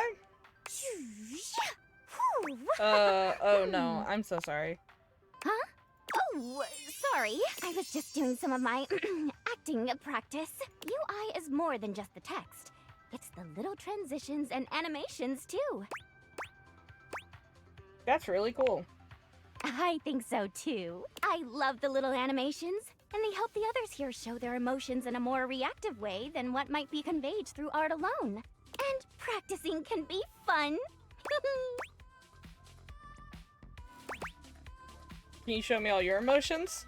I would love to. Let's go. Okay. Lights up and action. Joy, sadness, anger, fright, disappointment, love, big love, violence, and scene.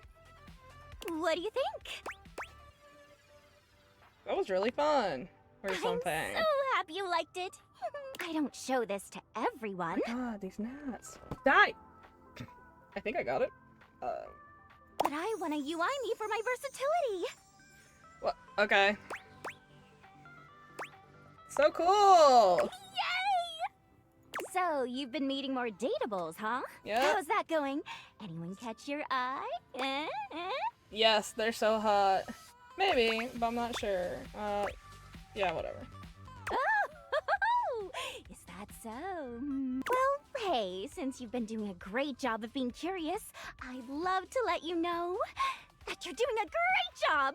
Being inquisitive, asking questions, listening. These are my favorite things. Great! Keep up the good work! Yeah! Thanks, I'll do my best. Of course! Remember, I'm always on your side. Find me again after you've awakened 60 dateables. You got it. TTYL! Hoo-ha!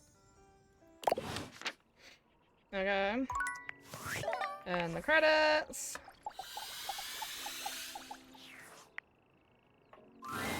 I had a feeling you... Have I ever told you that you've treated those dateables so dearly? And you're wearing that fantastic... But enough about you. Would you like to play our little developer dating game? Do you know there's a huge bug in your game? What? Tell me more of this. His dresser is glitch. A character named Damon. Dear me, what did they do to you? Nothing much, just says mysterious things and gave me an ending. You got an ending? Well, that shouldn't cause any issues with blocking progress in any way. That seems harmless, so far, as long as it isn't an issue with branching dialogue. Maybe we can let this one slide. It's what we call a shippable bug, and it's perfectly fine and natural for game companies to do this. Thank you for reporting it. I suppose it will find a way to work itself out. I would advise against talking with it again. I just wanted to see what you say about it. Alright. Shadow Lord.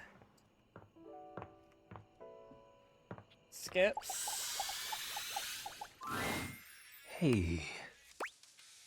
Good evening, oh dark and powerful one. You don't have to do that. But you are the Shadow Lord. If I was so powerful, you'd be a shadow. We could... is it so bad that I'm not? No, you're perfect. Okay, you're kind of creepy. Why do you keep coming back? Because I think you're cool in your own way. Really?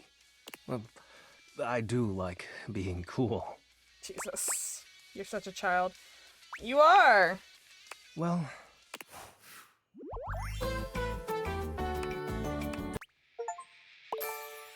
Works.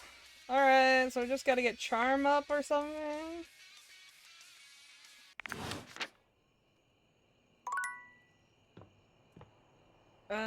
Okay, hold on. What does our... So we'll just click on Skylar for now. Charm. How close are we?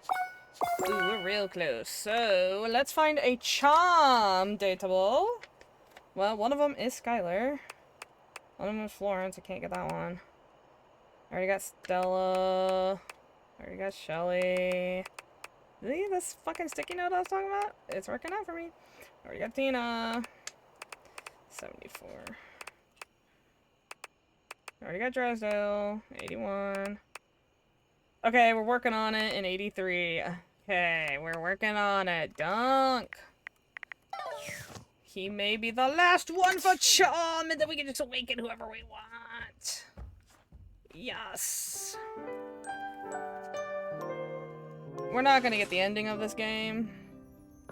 At all, by the way. Dunk is balanced on the exercise ball when you walk up on him, sinking into a deep squat. This is the kind of thing you've seen people do online. It looks so easy when he does it, but you know somebody else would fall and break their neck if they tried. Holy shit, dude. Dunk doesn't even flinch, turning to give you a cheery wave mid-squat. Hey, hey! Dunk doesn't just dismount from the ball, he backflips off it, Jesus. striking a ridiculous pose and giving you a cheeky grin. I'm so glad you're here. The exercise ball is one of my favorite pieces of equipment. We've done a lot of stuff together, you and I, but this one is really gonna be one of the coolest. What's so great about the ball? What isn't great about it? It's like being a kid again. You get to bounce, bounce, bounce, and work out at the same damn time. Now I know standing up on that thing is not a beginner move. I was about to say, there's some other bouncing we can do that's also considered exercise. But if you want to try it like me, I can help you out. I'll spot you and hold you if you need it. I love that. Oh, hell yeah! Here, I got you. Dunk helps you climb up onto the ball. It's hard to keep your balance, but he's got such a firm grip on your hand and your hip, you manage to stay upright. Easy, easy. All right, if you want to try sinking into a squat here... With Dunk's help, you sink into a squat, fully aware that you are nowhere near strong enough to do this on your own. But where your body trembles, Dunk steadies you. His hands are always wherever they need to be to help you, gentle in their touch, despite the calluses on his palms. He stands so close to you, an intimate position without even the slightest hint of anything untoward. A true gentleman committed to nothing but ensuring your safety. It's quite sweet, really. That's it. Just like that. Amazing. You're a natural. All right, that's enough. Let's get you down. Careful now. Dunk helps you climb down from the ball, not letting go of your hand until you've settled yourself with both feet firmly on the ground. You did amazing, and hey, you can squat now. Press this button anytime to get down like a clown. You can try it out when you're just doing random stuff around the house. It's fun. Dunk eases the ball away from you, rolling it to a place where it can stand on its own. He looks suddenly serious. Man, we're running out of sports to try together. It feels weird to realize we're getting close to the end of the road. I kind of thought you'd click with at least one of these things. I mean, it's all your equipment after all. But we got one more thing to try. Well, things, I guess. I'm sure one of them's gotta be your new obsession.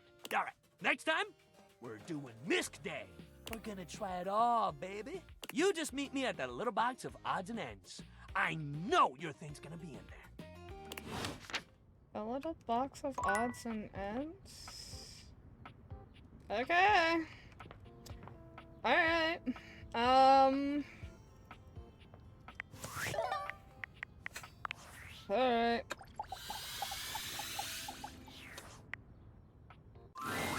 I had a feeling you'd be back. Have I ever told you that and you're but enough about... Would you like to play our little developer dating? All right. We have an awful... You've been all up in their business this whole time, but now you get to really find out about them. Do you want to know the general rules? No, let's do this. Splendid. First up, we have... It's not voice, and I don't... No offense to the devs, but I'm kind of in like a rush here. I'm one of the original programmers of the game. I helped create the first vertical slice and set up the groundwork for what the game world will become. Everything is so different than when I first started working on it. Big shout out to everyone who started on this since then. It wouldn't be what it is when I was on the team. What an incredible and long journey this game has been based on. I met Ray many, many years ago. GDC. I don't know what that is. And one time when we were hanging out, I pitched me an idea of a sim game where you could date everything. How could I say no to that? I never forget the first time I laid eyes on our first two dateables, Hoove and Harper. It was love at first sight. Harper is literally one of the worst characters. I was absolutely smitten with both of them, and while I also have fallen in love with every character, I would not fall in love with them. Those are your first two lovers? Well, enough about me, excited to learn about you, my potential date. Would you like to take a walk with me? Sure! There are a few places I have open nearby and interested in checking out. Their new electronics shop, petting zoo, and hardware store. Petting zoo has goats. I love petting animals. Right, I love goats so much. Maybe there's rabbits and chickens and sheep. I have rabbits. Maybe we could feed the llamas. I can't wait to see what animals... Adriel is so very much in love with you. Would you like to date another dev? No. Huzzah! The main menu of me.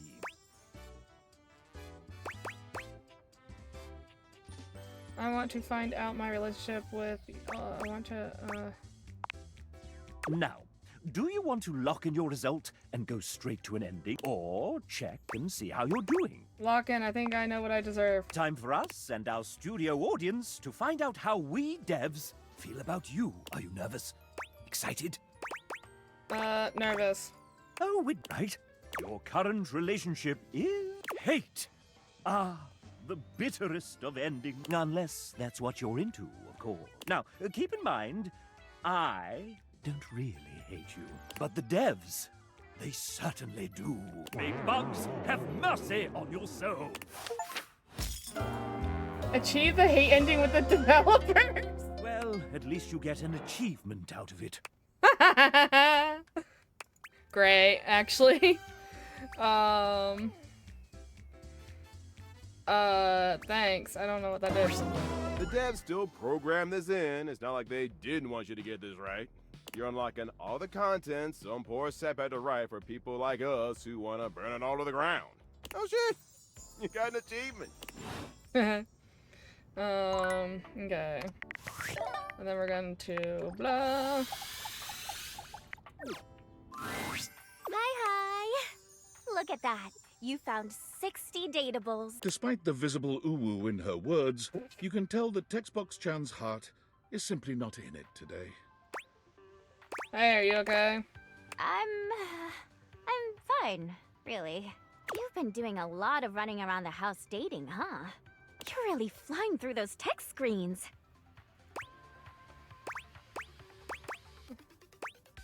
And boy, are my arms tired. Huh? You can see the sweet little gears turning in her mind. Oh, it's that old joke. That was cute.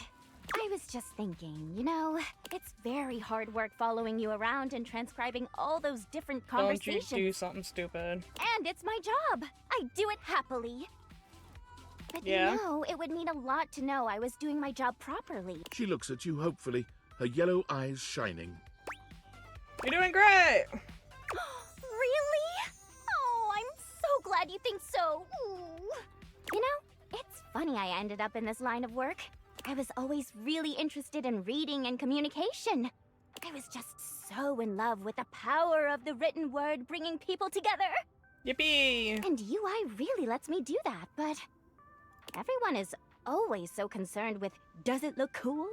Legibility is the most important thing. Yeah, not being a pain in the ass. But no! All you ever hear people say is that UI is so stylish, or that UI is ugly as sin. People are all about... It's so unfair. It is, right? When I was a young and shiny-eyed UI, I used to have dreams of being the one to change that. But you grow up and you realize some things are bigger than you. I might not be able to beat most people's opinions on UI, but I can be the best darn UI I can be. So look, there's still a bunch more dateables left for you to find. Not really. There's like one. Why don't you come back once you found 80? I'm gonna do the best work I can until then.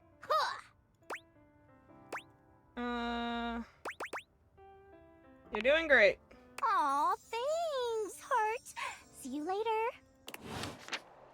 Alright,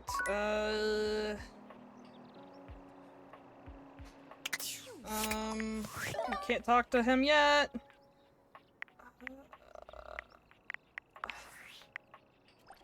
Yeah.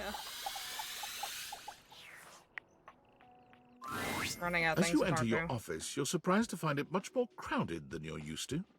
Willie is standing in front of a group of 5 men in jumpsuits, and they seem to be scrutinizing her almost as much as she is them. There you are. We went ahead and started without you. Praise be to the Lord of Speed, a buffer! Oh my god. What was that? Oh, right on, new homie! We're having a great time riding the ripping thermals of business and rad corporate lingo. Please, let's keep it professional. You're at a 10 right now, and I'm gonna need you at a 3. Ooh, I'm 3. Quiet down.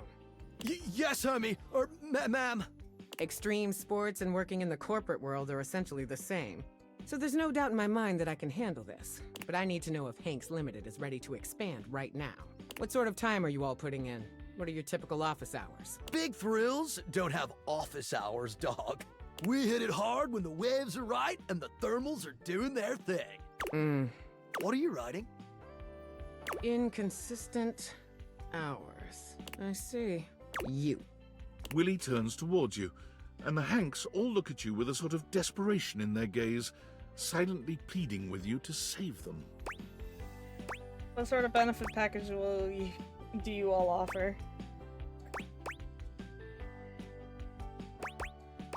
Could you share your mission statement with us? Mission statement?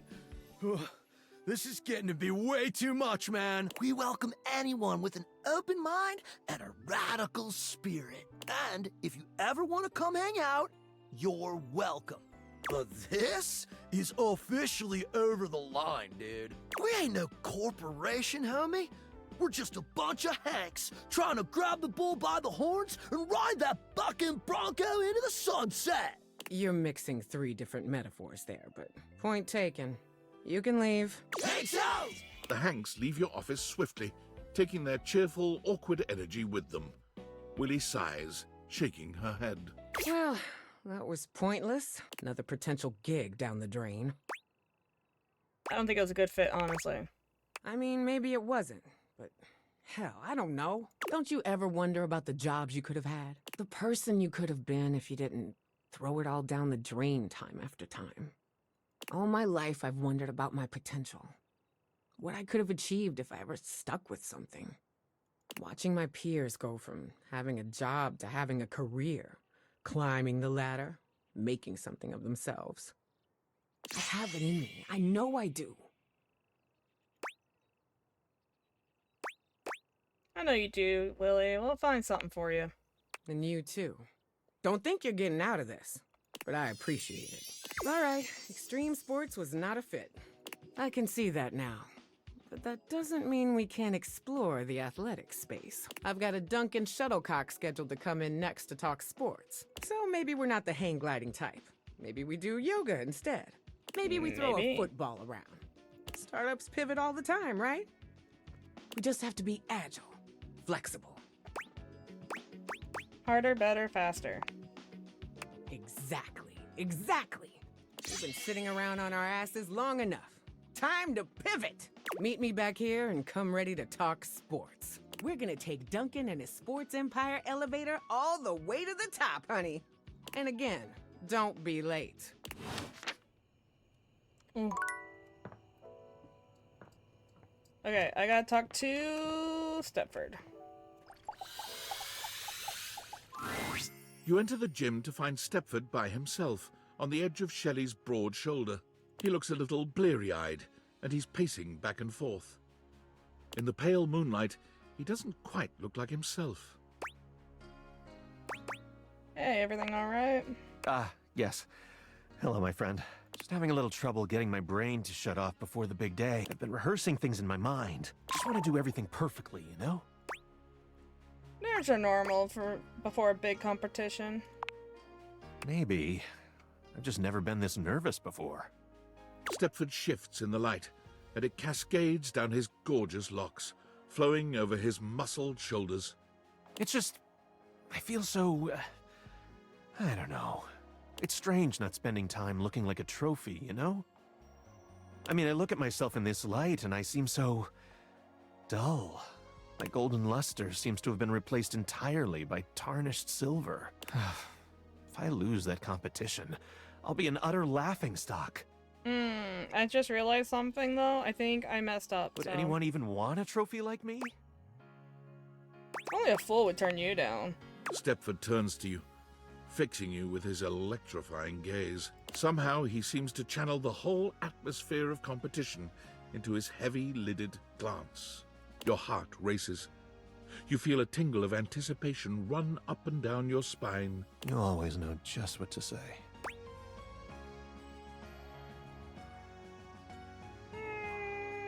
Fuck it. I care about you. I care about you too. The moonlight streaming off Stepford's beautiful body is intoxicating. Yeah. He looks like a Greek god, but with a subtle vulnerability that makes you feel so very needed. He takes a step towards you. Here I am, the night before the biggest contest of my life, and it's all because of you. Now, if only I could get some sleep. I really think you ought to try and get some actual sleep. Holy muffins, you're quiet at the trophy. Oh my god. Maybe I can help you relax. I think that's exactly what I need. Yeah, this is the worst choice. Stepford finally touches you, and the heat where his body meets yours is like molten gold. I want to be your first place lover. Oh my god. Stepford's hands may be metal, but his caress is silken and tender. He allows you to take your fill of his muscled form, seeming to take great pleasure in your consumption of him. Yet when the moment calls for a gentle touch, his hard body is surprisingly soft, giving beneath you. All this stamina training sure is coming in handy right now. I don't like that face. That's like the worst face. Finally, as the sun begins to rise, Stepford collapses beside you, satisfied into utter exhaustion. Yo, it's great to see you. Come people watch with us sometime. They make you go to sleep. Okay. There's an almost manic energy to Dunk today that you've never seen. He seems less cheerful and more desperate. Hey, buddy!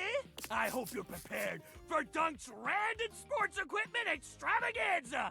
We got all kinds of shit for you to try and love! He reaches into the depths of the box, pulling out items as he speaks. We got rollerblades, we got ankle weights, we got resistance bands! So many things to try, so many amazing things to love! Oh my god, I've been looking for those rollerblades. They've been looking for you, buddy! Dunk drops the rollerblades at your feet with bruising force, very nearly missing you. Yo, Oh, I'm okay great! today? Something is just not quite right here. Dunk's normally sweet smile is stretched and pointed. It's creeping you out. Are you afraid I'm gonna stop coming back when we're done? Your kind words seem to penetrate Dunk's mania. His expression softens. Dunk's face falls, his shoulders sagging. Oh, man. I'm so sorry. I just got so caught up in wanting you to love sports like I do. Knowing we got to the end and you weren't, like, in love with any of them like I am. I just got scared this is it, you know? I love working out with you. Really? I'm so glad to hear that. You shouldn't have to tell me that. You should just do it if you want to. I know I've been pushing you hard to try this stuff. And that's my bad. I think everyone around me just makes sports so intense. Bye, Meatloaf. I just want everyone to like it like I do. But I did what everyone else does. I made it too intense. I put all my hopes on you wanting to be just like me. And that was the wrong thing to do. Why do you need to be like me? You're so cool, man. So what if you're not obsessed with sports like me? You're open-minded. You've got a positive attitude. You tried everything I threw at you. And you kept smiling even when it was hard. I respect that more than anything else. And to be honest with you, I find that kind of attitude really attractive. I'm not ready to stop seeing you. Sports or no sports. I want to keep this going. I feel the same way. I agree, but I'm also still trying to get sweaty with you. You do? He beams at you, a smile sweeter and purer than any you've seen since the two of you met. There's real tenderness here. Oh. You and I make a real good team, don't you think? He reaches for your hand, giving it a soft squeeze. You can feel his immense strength, but he's so gentle with you. Man, holding your hand makes me feel like a real champion. Life and sports ain't about winning, but I damn sure feel like a winner. Yes! Yes! Time to go realize Mateo! Technically, we can realize everyone. But I said he'd be first. Well, if it isn't my favorite human. Only your favorite? Maybe you're about to be my favorite human. Are you serious? Wait, of course you are. You've always told me the truth before, so it makes sense you'd be telling the truth now. But whoa. I mean, whoa! Let's do it. My rescue is about to get a lot bigger. Can we do it now? Yeah! For sure, I'm ready when you are. First up is Mateo. He'll be such a sweetie to realize. Mateo, meet the rest of your flock. The spectral energy flows through your Dateviators, and what was once merely a blanket becomes...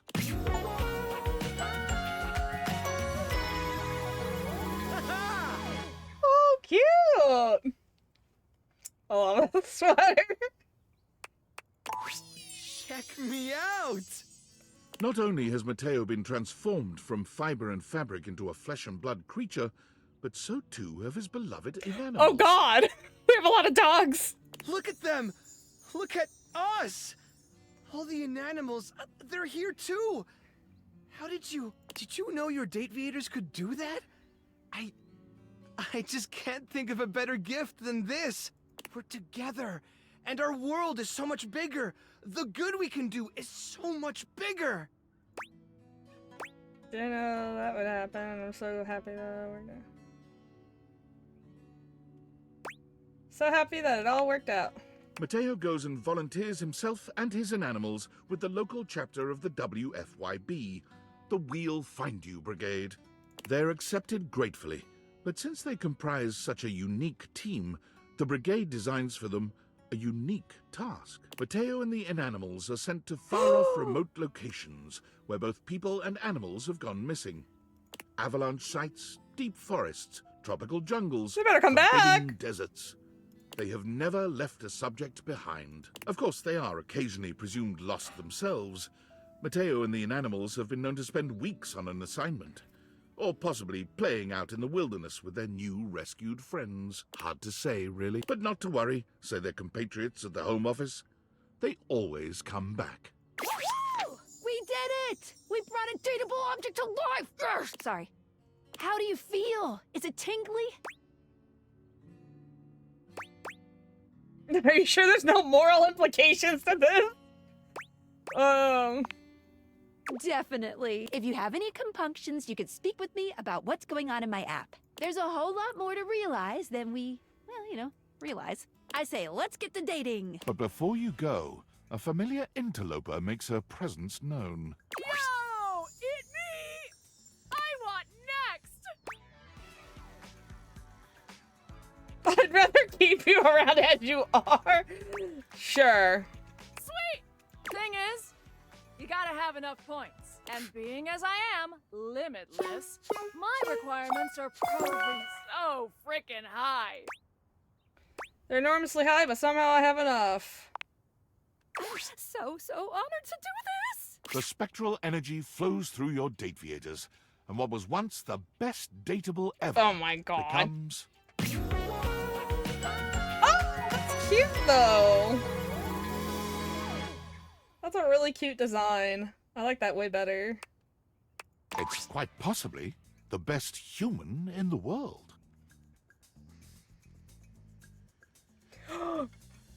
her blink animation lost frames.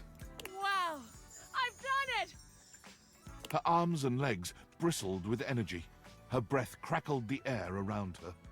Hey, buddy, I got this from here. Her arms and legs bristled with energy. Her breath crackled the air around her, and her face was radiant and shining. Nice work.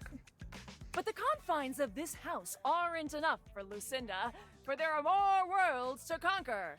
Taking her leave, she continues on her quest to become the best human who ever lived. Whew. Well, let's carry on then, shall we? So, are we saying Mateo will never come back? I've never been so upset, actually. Hi! What's the latest with my favorite harem anime? By which I mean your life. Well, I turned an object into a human. Bro, what? I'm sorry, what are you doing? There's a thing called realization. This process of bringing objects to life. Okay, the name is not the weird part. You are being extremely calm and normal about making new humans. You seriously turned one of your household items into a person? Is that ethical? I mean, they seem to want That it. doesn't mean they know what they're getting into. Humans have wondered what it means to be human since, like, the dawn of time. Like, we people who are born as human beings and die as human beings, we still don't even, like, know what that means to us. Is it fair or okay to bestow that condition upon, I don't know, your kitchen cabinets? Leave Fabrizio out of this? Why are cabinets less worthy of humanity? Well, when you say it like that, you make me sound elitist. But it's not like that. Being human isn't even just like philosophical shit. Beyond like, why am I here? And what is the meaning of it all? You are making like whole ass human beings, right? Pretty sure I am. Okay, so like, you are making human beings just appear out of thin air. They don't have social security numbers or permanent addresses. Oh, yeah. Or any of the shit one needs to live in this country. Is that just fine? Yeah, maybe I shouldn't be doing Ugh, maybe I'm overthinking this. Sorry. Get out there and love on those household items. And just believe in their ability to integrate into society, I guess. All you need is love, Sam. Oh, is that it? Just love? Okay, sure. Well, look, I am no hater. I mean, I am. But if you're happy, I'm glad you're happy. I won't pretend I understand how this furniture to human pipeline works, but if you're good, I'm good. End of story. I'm gonna go get something to eat. Have fun making things, people. Oh my god. Okay. Kind of sad that Mateo's just gone now. That's honestly really upsetting. Let's go get Zoe though. Dorian. Squeak. Dorian. Wait, if I do it to shirtless Dorian, is it different? Oh god. Oh my god, we just touched. Oh my god.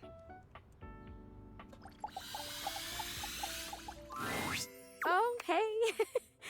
I think I can feel myself blushing a little. It's amazing to see you again. I missed you. I'm ready to realize you, Zodi. Whoa, whoa, whoa, whoa, whoa. You're gonna bring me to life again? How does that work? Did those date viators of yours just find the secret to eternal life? We can bring everyone back from the dead? About that. Oh man, sounds like a bummer already. I have the power to bring things to life. You, as a ghost, are a thing, an object. But a corpse is just a corpse forever. Makes sense to me. If you see any other ghosts, I can bring them back if they want. Zoe will come back not as her corporeal form was, but as she remembers herself. I want! Can we start now?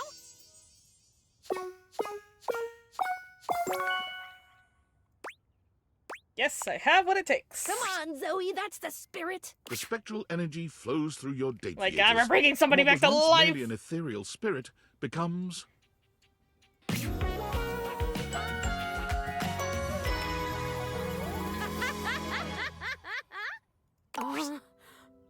my god! Complete with 2 legs, 2 feet, 2 arms, 2 hands, and a trunk connecting all these disparate and very corporeal parts, stands Zoe, human, whole, and very much alive. This is so trippy.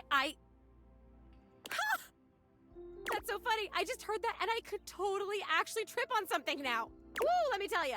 If you haven't had a body for a number of decades and then all of a sudden you have one, gravity suddenly becomes like a really important part of you figuring out the world. I am so heavy. Is that okay?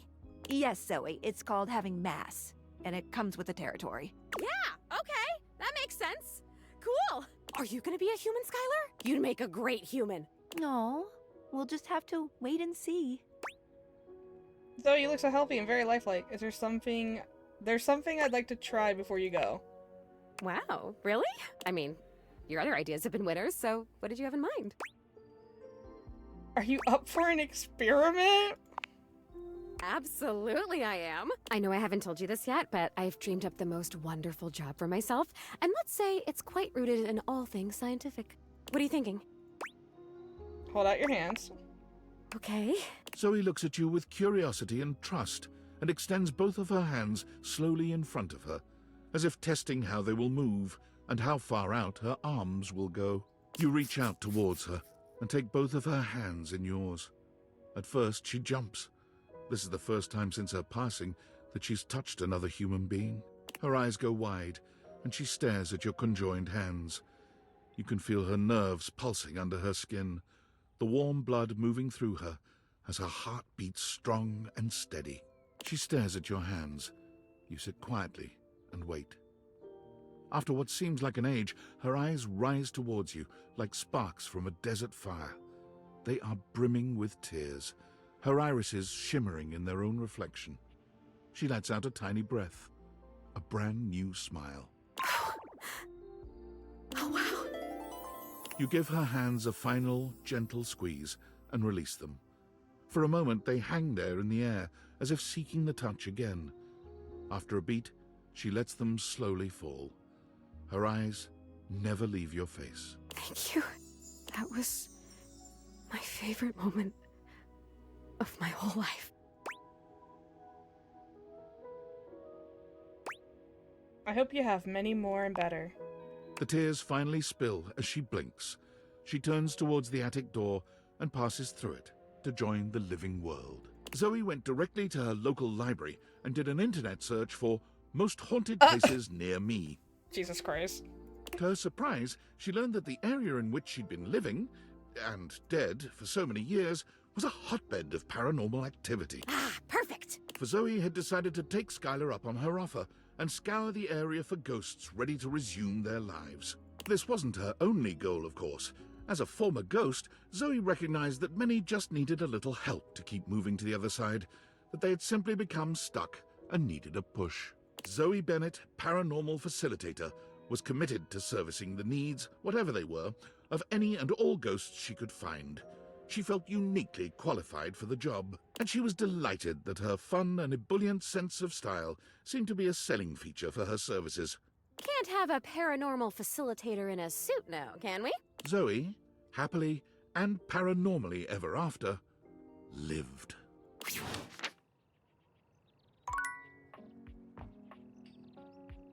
Hey, Art.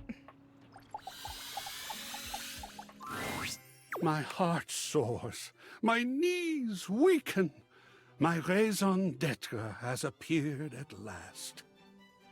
Oh dear, tell me you're not wearing that. Tell me, have you come for a stroll through the senses? Not the A daddy. stern daddying? Perhaps a gentle daddy. caress? Your wish shall be I'll never my get over that. only I'm mission. here to realize you.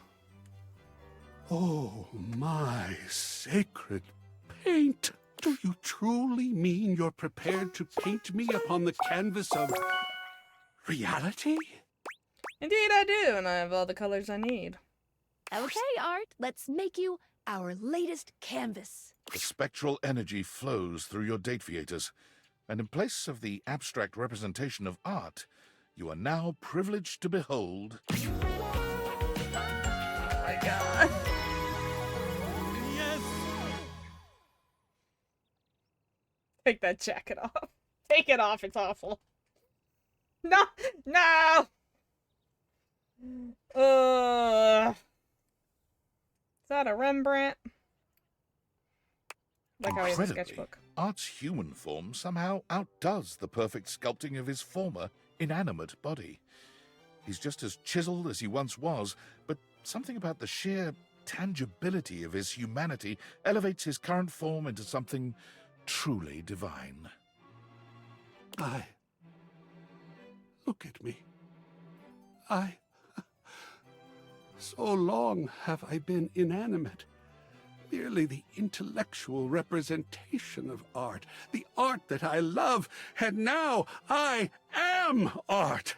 I have eyes of real color. Skin of real texture. I can feel. And am felt. Am I Pinocchio? That my inanimate substance has become flesh? And what nice flesh you have. My mind is bursting with harmonies, with form, with grand composition. I think truly I might go batty if we don't paint something right this minute. Quickly now, to the brushes!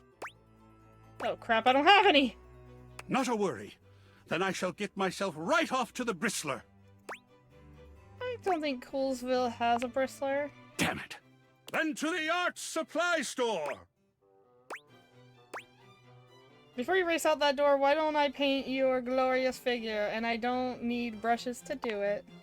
Like one of those French girls from that big ship. The Titanic? Exactly. As passionate as he is creative, Art strives to make his every touch its own. We're gonna fuck Art as a human before he leaves us. He paints with every color of pleasure, yearns with every hue of desire. I have fucked the embodiment of art. By the end of your session, your soul reaches climax the very same instant as your body.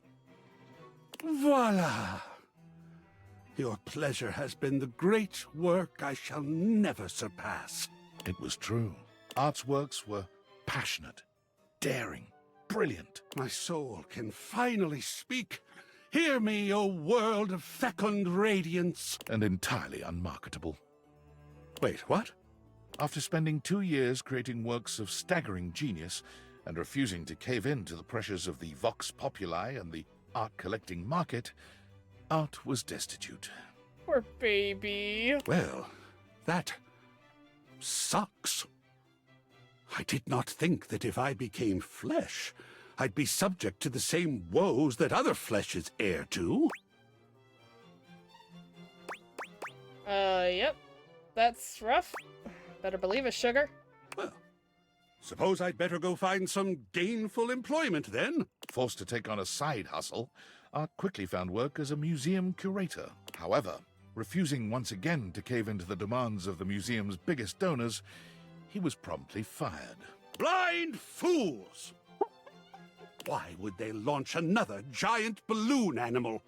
Oh my god! However, unwilling to part completely with a storehouse of genius as marvelous as the museum, Art agreed to remain on staff as a security guard, a position which suited his temperament rather well. You mean I just get to stand in the presence of beauty all day and protect it from unwelcome interlopers and talk to people all day about the beauty?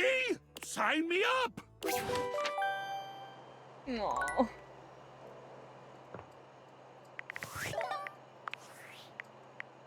Hey there, champ. How are you? Oh god. I'm doing okay. Glad to hear it. Anything else? Nope. Just, doing my check-ins. It's been lonely around the old workspace these days. Okay. So what does it say now? More people.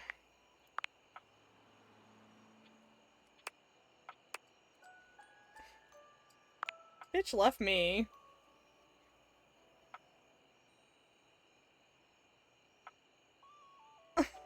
much left me. And if I... Alright, Dorian, are you ready to leave me too? Wait, we have to go find Trap Dorian and do this. Oh, sorry.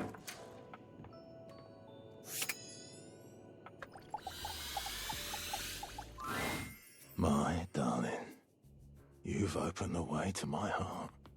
Oh god, I love this voice. Come to me. Oh god. Hi.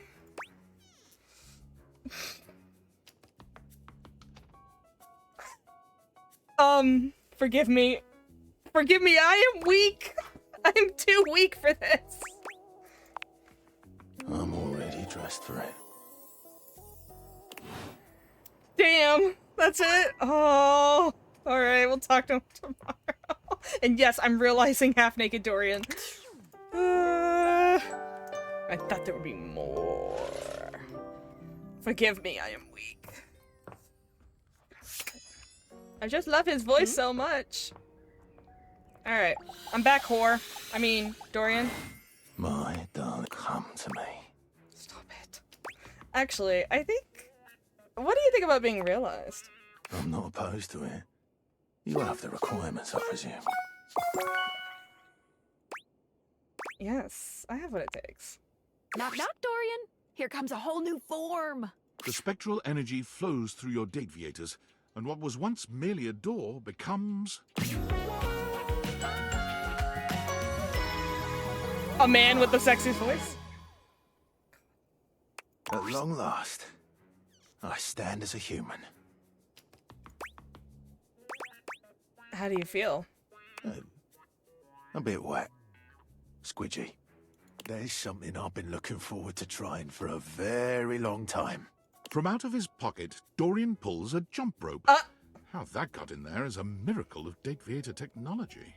Dorian gives the jump rope a firm squeeze, then proceeds to hop in place for around 30 seconds. He stops and looks around. Well, that was quite fun. What the fuck? I think I'm done here. What about consummating our relationship? Does that hold any interest? Wait a minute, don't leave! Absolutely it does. Yeah? I thought you'd never ask.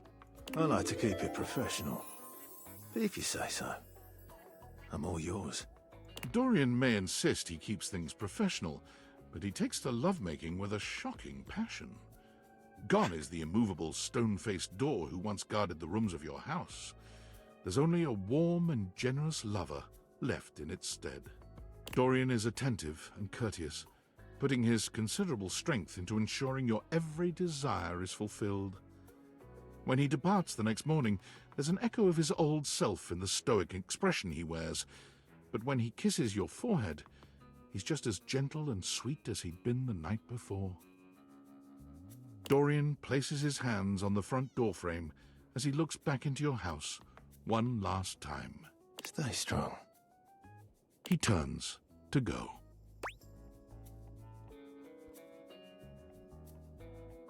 These fuckers leaving me! I don't just fucking love them for them to just leave me! Wait... Hey? What are you going to do? There's only one path for me. When you're ready, I'll see you on the other side. That's 5 realized dateables. Good job. Is he just gonna stand out? Is he just gonna stand outside my door and guard my door? Here's to more happiness. My doors aren't gonna talk to me anymore, even if I run into them. It's awful. I'm so sad. No. Okay. We gotta take a break because I gotta pee.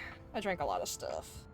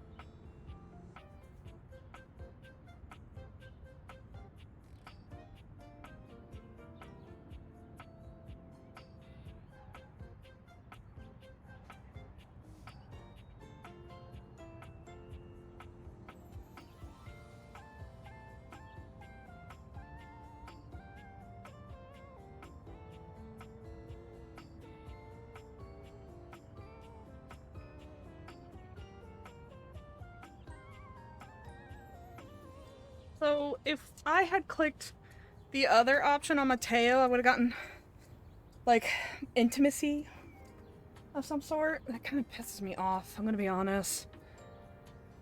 Alright. So we're not going to realize everyone, just enough to get the last character. Which means we need 5 more. Okay. Yeah, I know.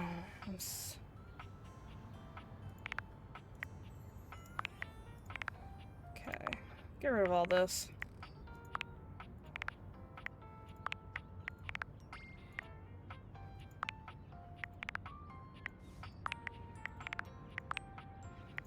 Okay. Status. Who do we want? Eddie and Volt. Dolly.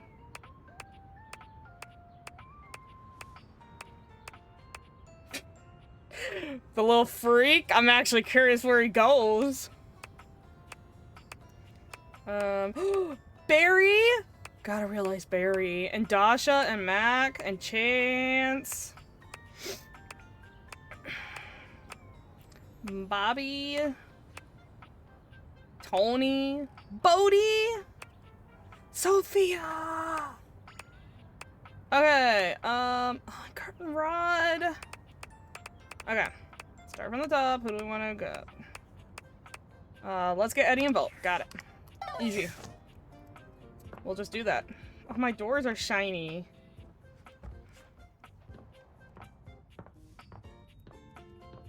Can I? Oh my god. Stop it. Just stop. I'm pressing all the wrong buttons. Livewire! You look electrifying as usual. Do we have the pleasure of your company for another visit? Blink twice if you want me to throw you out so you don't have to sit through another bad act. Not here for the show, guys. I'm here to realize you. Oh shit. Really? I don't really know what to say. Say nothing. Just let it happen. Don't worry. You can do it. Okay, guys. Time to charge you up. The spectral energy flows through your dateviators, and what was once merely electricity in a breaker box becomes... There's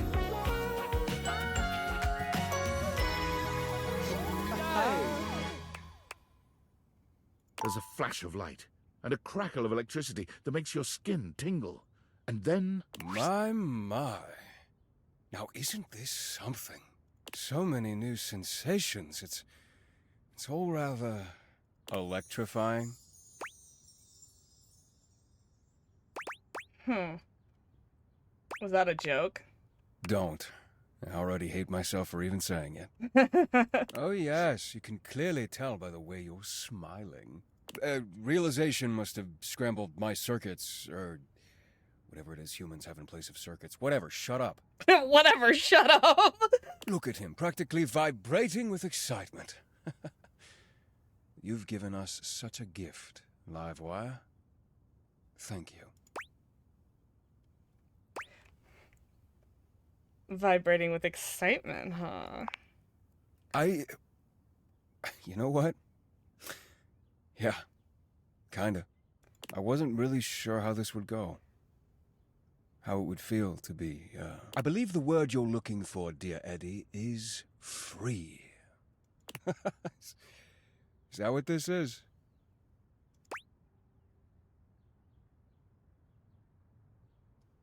It's cute when you guys finish each other's sentences. Oh, is that so? I think you'll find our connection has many other benefits as well, Livewire. Yeah?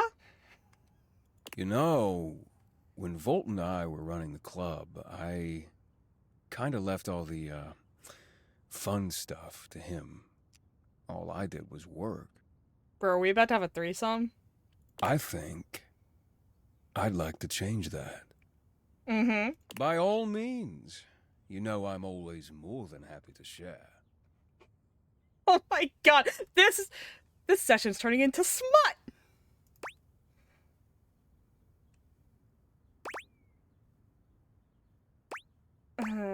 What'd you have in mind? Oh, I have a few ideas. Yeah. I certainly have some suggestions, but we'll need your help. You up for it?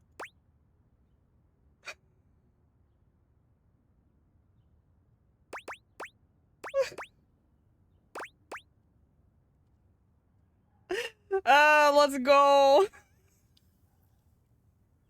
We're turning into a whore.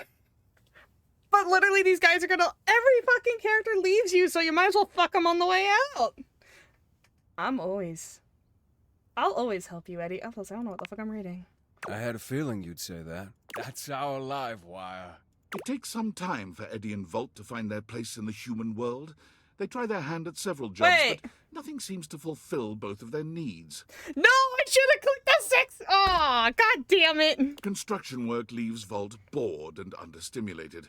But working as an MC in a cabaret show drives Eddie to frequent exasperated outbursts and longing for isolation. The two of them wondered over what they might do, determined to find a path in their new lives that reflected the perfect balance they had with one another. It wasn't until they came upon a dilapidated old diner for sale that they were struck by a solution, as shocking and intense as a thunderbolt. I missed out on fucking these two. Because I wanted to be coy instead of direct. And now they leave me here high and dry. Fucking rude. Between the endless list of necessary repairs and the uphill struggle to turn a profit at restaurants in this day and age, no buyers were willing to take on such a project. But Eddie and Volt could see its potential immediately. They bought it on the spot. The repairs filled Eddie's days and his soul, while Volt took care of staffing and marketing for their grand opening, which was, naturally, a roaring success. But looking around at all their hard work, neither could help but feel disappointed.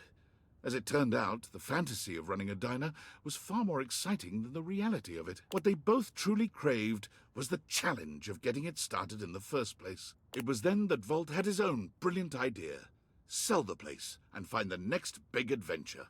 Volt's charisma and passion made him a natural realtor. The diner sold in one day, well over asking price, giving them plenty of cash to invest in another property Eddie had his eye on. Finally, they knew they'd found their place. High Voltage Realty was born about a week later.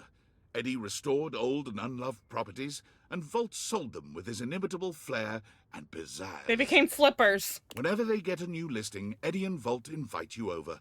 You were so indispensable with the breaker box after all. Your opinion continues to mean the world to them both.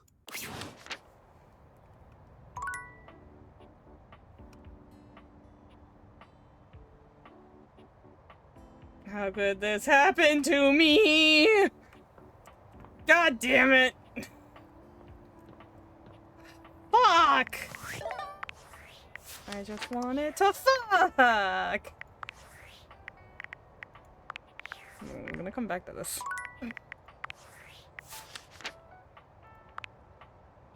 Damn it! Oh, so mad.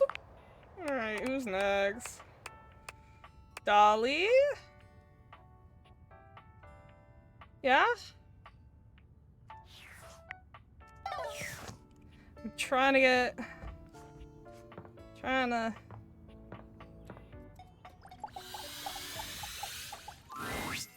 Well, howdy, darling. I couldn't be happier to see ya. What's on your mind? Here for the relics or a relax? Do you want to do some real interesting research or realization? Hold on, darling. You're saying that the new science can make me human just like that? I'm pretty up on my modern quantum physics, and I can't imagine how that's possible. I certainly don't know how it works either, but I'm pretty sure I can do it.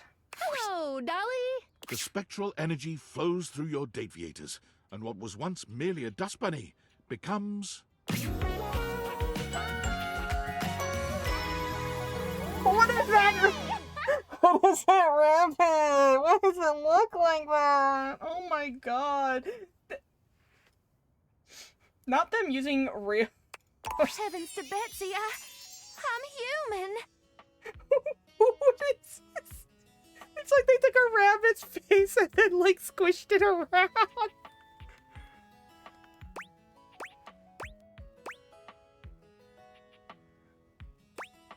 You are. How's it feel? My word. How do y'all think with this lump of squiggly jello sloshing around in your noggin? Woo! This is gonna take some getting used to. But I'll be at the top of my field here soon enough. You're no master of statistics, but you know there's a 0% chance she won't make wonderful contributions to your human world.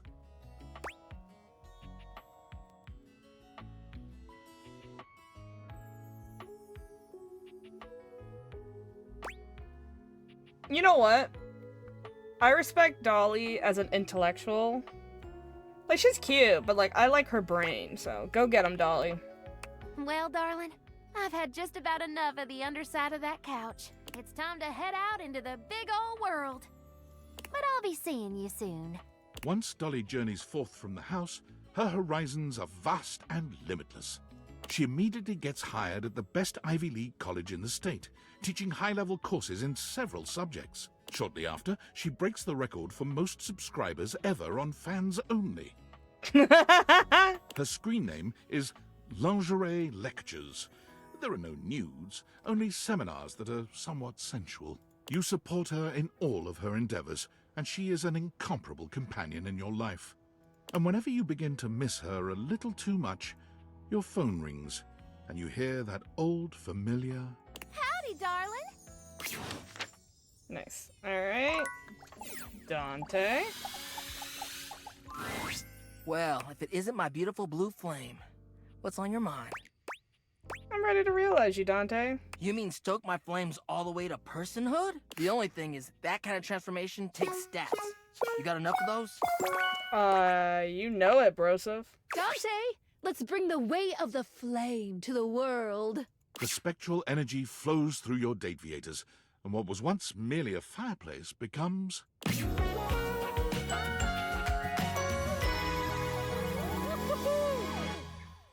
That's a look, alright. Pompadour. I actually like the tattoos. Your fiery homie and love coach is nearly unrecognizable. Gone are the embers and flames that made up his body, replaced by flesh and bone. There's so much to take in. An impressive pompadour on his head, tattoos on his neck and chest, the impressive set of abs he shows off beneath his jacket. Oh my god! What? I'm so hot! You look great, Dante. I know! You made me like this. Now I'ma spread the gospel of game. Thank you.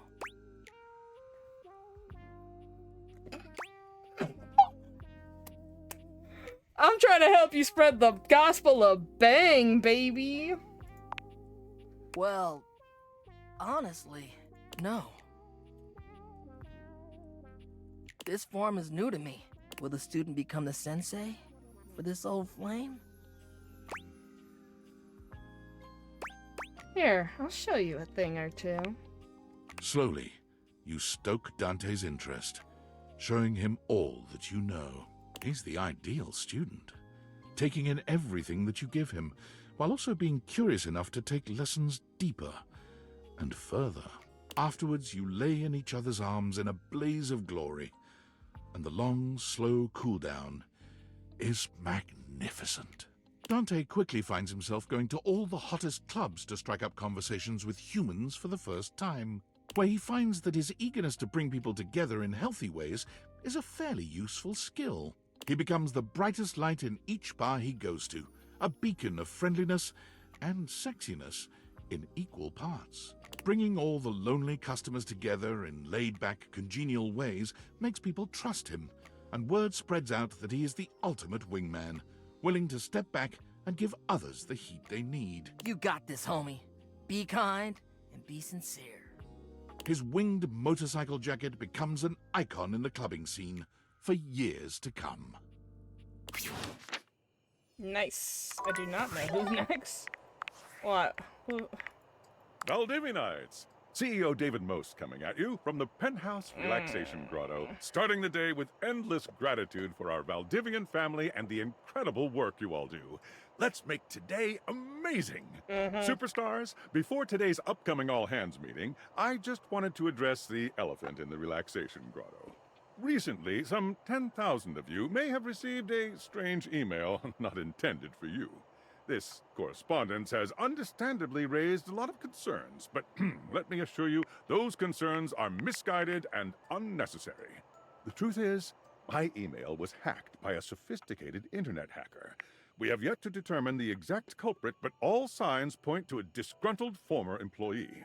Most likely Sandy, from corporate events planning. She was a worthless loser, and no one liked her. I'm sure we'll discuss more during today's meeting, but the top line is Valdivian is absolutely not in danger of running afoul of the federal government. Additionally, for her negligence that allowed this breach, our Chief Security Officer, Valerie Hernandez, has been terminated effective immediately. We appreciate her valued contributions to the Valdivian family and wish her great success in all her future endeavors. Mucho éxito, Valerie. Looking forward to a lively exchange of ideas. Wow.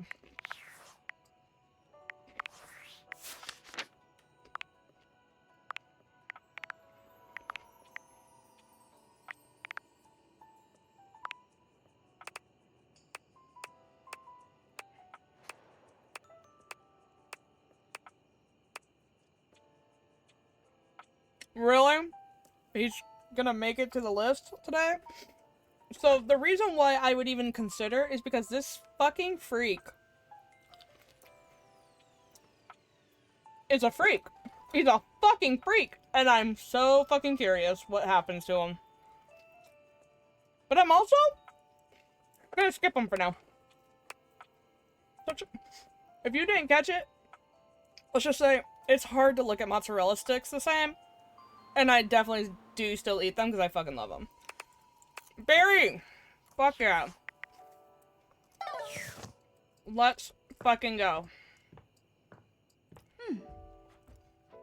Beloved Barry.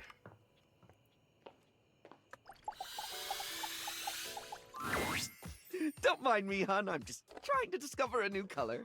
I'm pretty sure there's something between yellow and orange that nobody's ever found before. Actually, I'm here to realize you. You're going to make me human? You mean I can have even more thoughts permitted and be able to go outside and act on them? Uh-oh. The very idea makes me quiver with anticipation. Are we ready?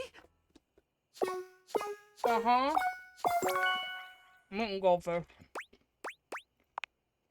Come on, Barry. Let's make you more glam, fam. The spectral energy flows through your dateviators, and what was once merely your beauty supplies becomes...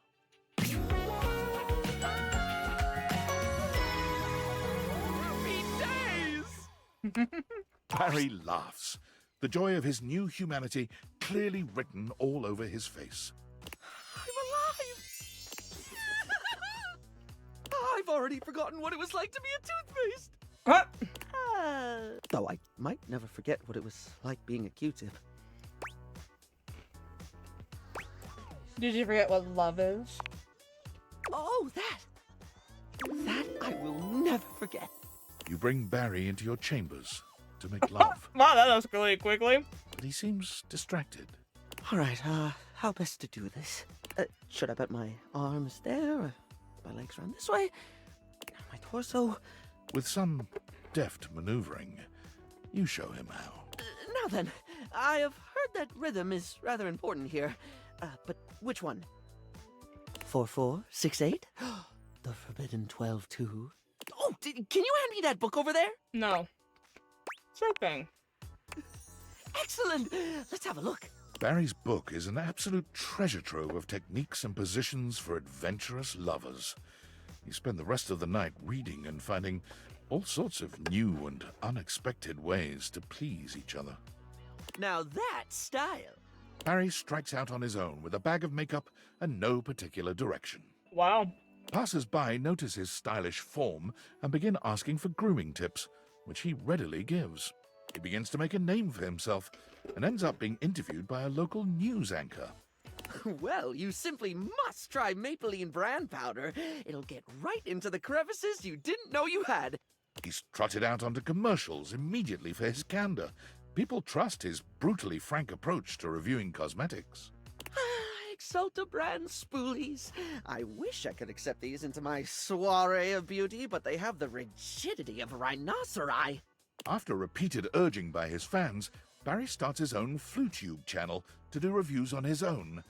But the need to remember his login password proves all too daunting. I did write it down.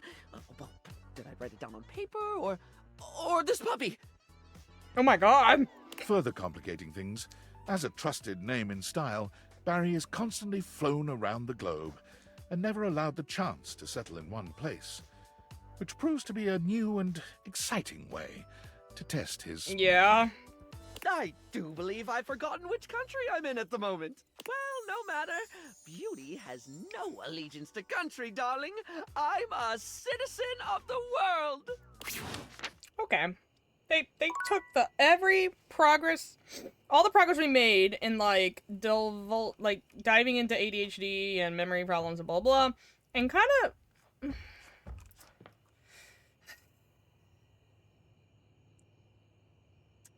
yeah, I didn't like that.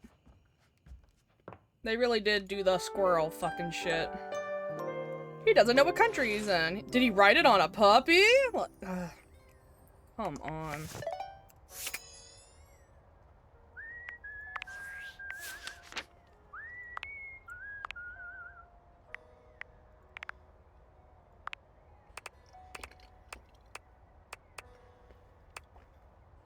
Curious what the trash man comes. Oh yeah, Dasha and Mac. And Chance. We're gonna get all three of them at the same time.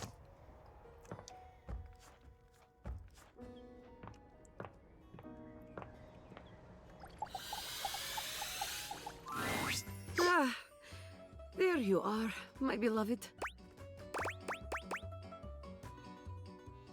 I want to realize you. Realize? Me? Yep, I have what it takes. Before we realize you both, we need to sort out all your unfurnished business. You have to do it at the same time? Abel needs to speak with Keith, and Dasha needs to be there for Gaia and Shelly. Get to talking. Does that make sense? Let's do it. Happy dating! I had not realized. Okay, so, well, let's go for Chance.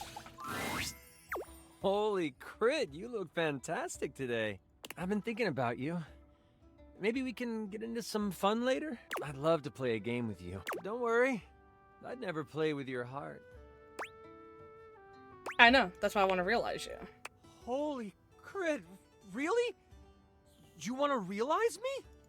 That's outstanding! In all my roles, I never thought I would have a real adventure. I take it you have the required stat allocation? Yes. You bet I do. Sorry, but Chance can't be realized just yet. It looks like he might need to be there for Dishy. Actually, Dishy hates me. I don't know if Chance will even show up. And you don't want to maybe make things better? I don't. Let's bring Chance to life. Your choice. Chance, let's start your next campaign. Dishy? Fuck that. The spectral energy flows through your dateviators, and what was once merely a 20-sided die...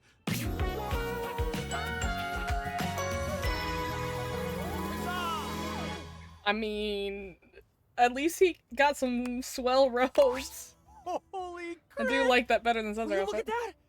I have taken on a new form! Why do you look like Markiplier? I wonder what my new movement speed is! What do I have to roll to get you to roll more than dice with me?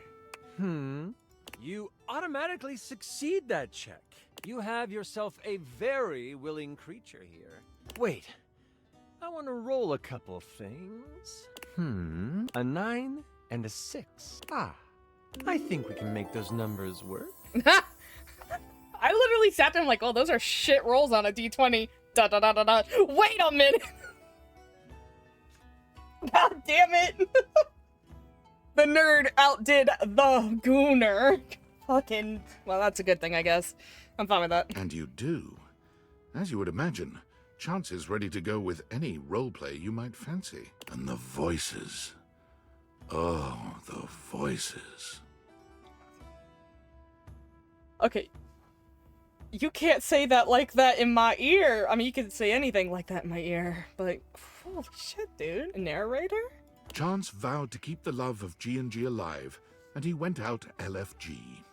Upon entering human society, he noticed something peculiar. There were children who did not know the joy of creating worlds and working out the complexities of life through play. There were adults who were stuck in their own misfortunes, but didn't have the tools of imagination to work through them. It seems I have a quest of my own. Chance quickly enrolled in classes for psychology, literature, and creative writing, building up his stats with one mission in mind. After graduating with a few certifications, he opened up his table again to those who seek adventure. Except this time, he used the game of G&G to help those who have experienced hardship process and grow from their experiences. He went on to create the largest tabletop therapy clinic in the city. Bro. That's actually how I deal with a lot of my shit. That's why all my fucking characters are fucked up. Please, sit down. This is a safe space. Now, how do you want to do this? Many entered his doors, and all left feeling a little lighter, a little braver, and just a bit more critical. 10 realized datables? Oh, that's spiffy. So cool. Wow. Yeah, I'm gonna go. Alright.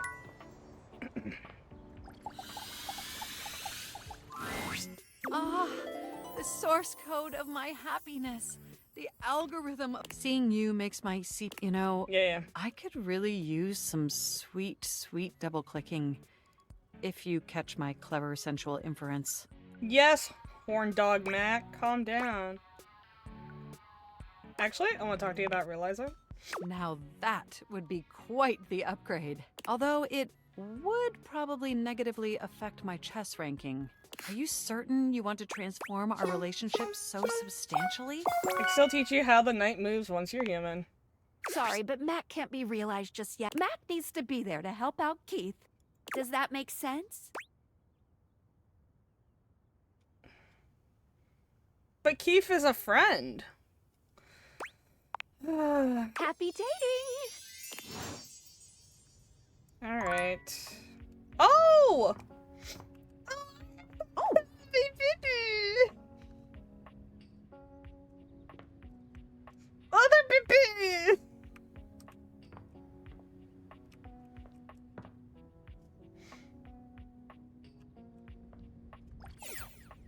I can't jump. Hey, I have a favor to ask of you. But first, before I ask, let me remind you of just how much you love me and how good of a friend I've been to you. Oh, you must want a huge favor. Huge. Though, if it works out, it will be extremely cool. I can't believe it took me this long to think of trying this. Okay, I was watching Hirohime the other day.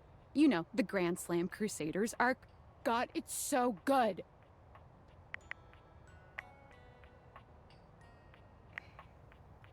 Get to the point, Sam. I promise. Okay. So, I'm sitting there watching Hirohime, and suddenly it hits me. What if you had a Hirohime figure? Would your little date theaters bring her to life? Probably? Probably. Well, we can do better than probably. Keep an eye out for the mail today. I've sent you a little gift. Since you are the one so blessed with these ridic glasses, it is your duty as my BFF to bring Hirohime to life. The world needs Hirohime. She will save us with tennis. Oh my god. Might be the weebiest thing you've ever done. And I have done some truly weeby things. This will be the coolest thing that's ever happened to either of us. So, make sure you keep an eye out for her. She has a tendency to just appear. And be sure to report back. Oh, I'm way too excited. I need to calm down. I'm gonna go take a walk. Tell me how it goes. Okay, bye. Oh my god. Okay, let's go find the... She says the mail, but...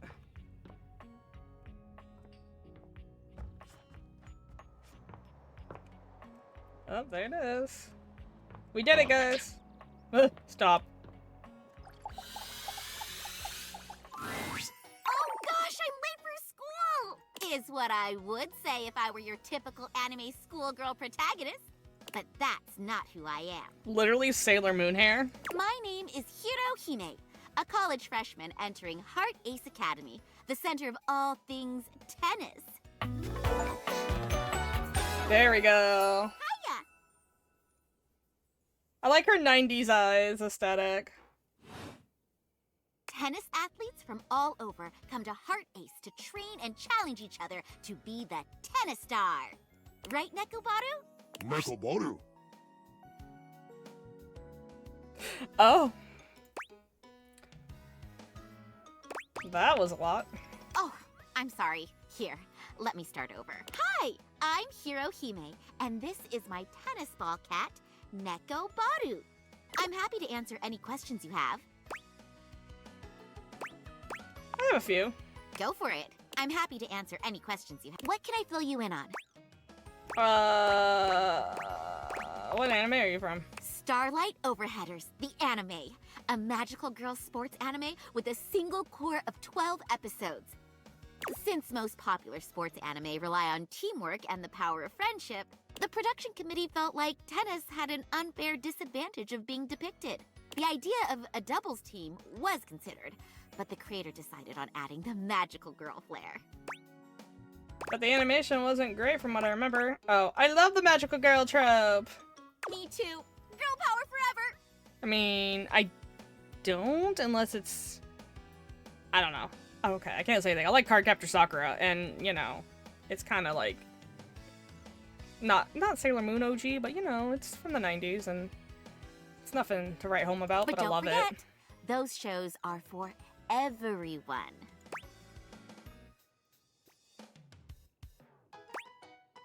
I'm kind of surprised you know what show you're from. Well, I am an anime figure after all. We come with all the lore necessary. All you have to do is awaken our essences. Anything else? No, I'm good. Whew! Answering these questions has got me hungry for some tennis. But I need a tennis partner to help me get to the top. Say, why don't you train with me? Sure. Awesome! You're a lifesaver. Battle Court activate! Battle Court? Battle Court. Hope you're ready. Am I in an anime now? Galaxy Arts Starlight Smash! How are you gonna return that?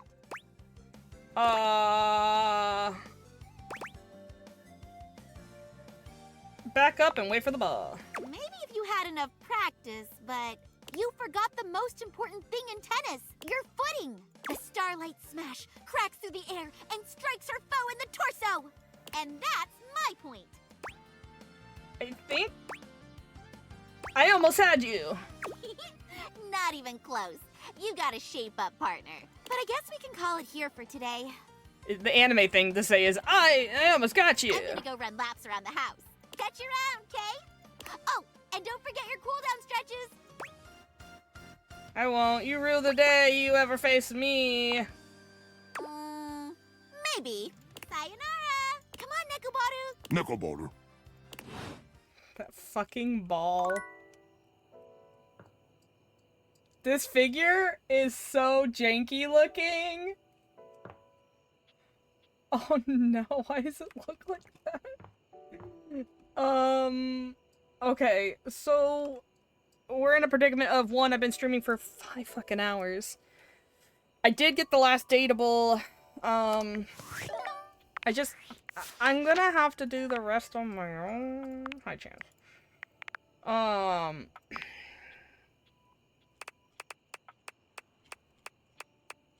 And I guess we gotta go talk to Keith for a lot of things. I just didn't think about it because, you know, he already is our friend, so like, why?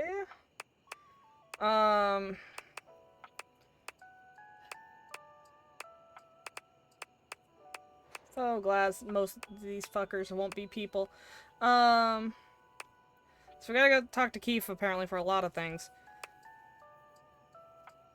But you don't deserve humanity. And neither do you.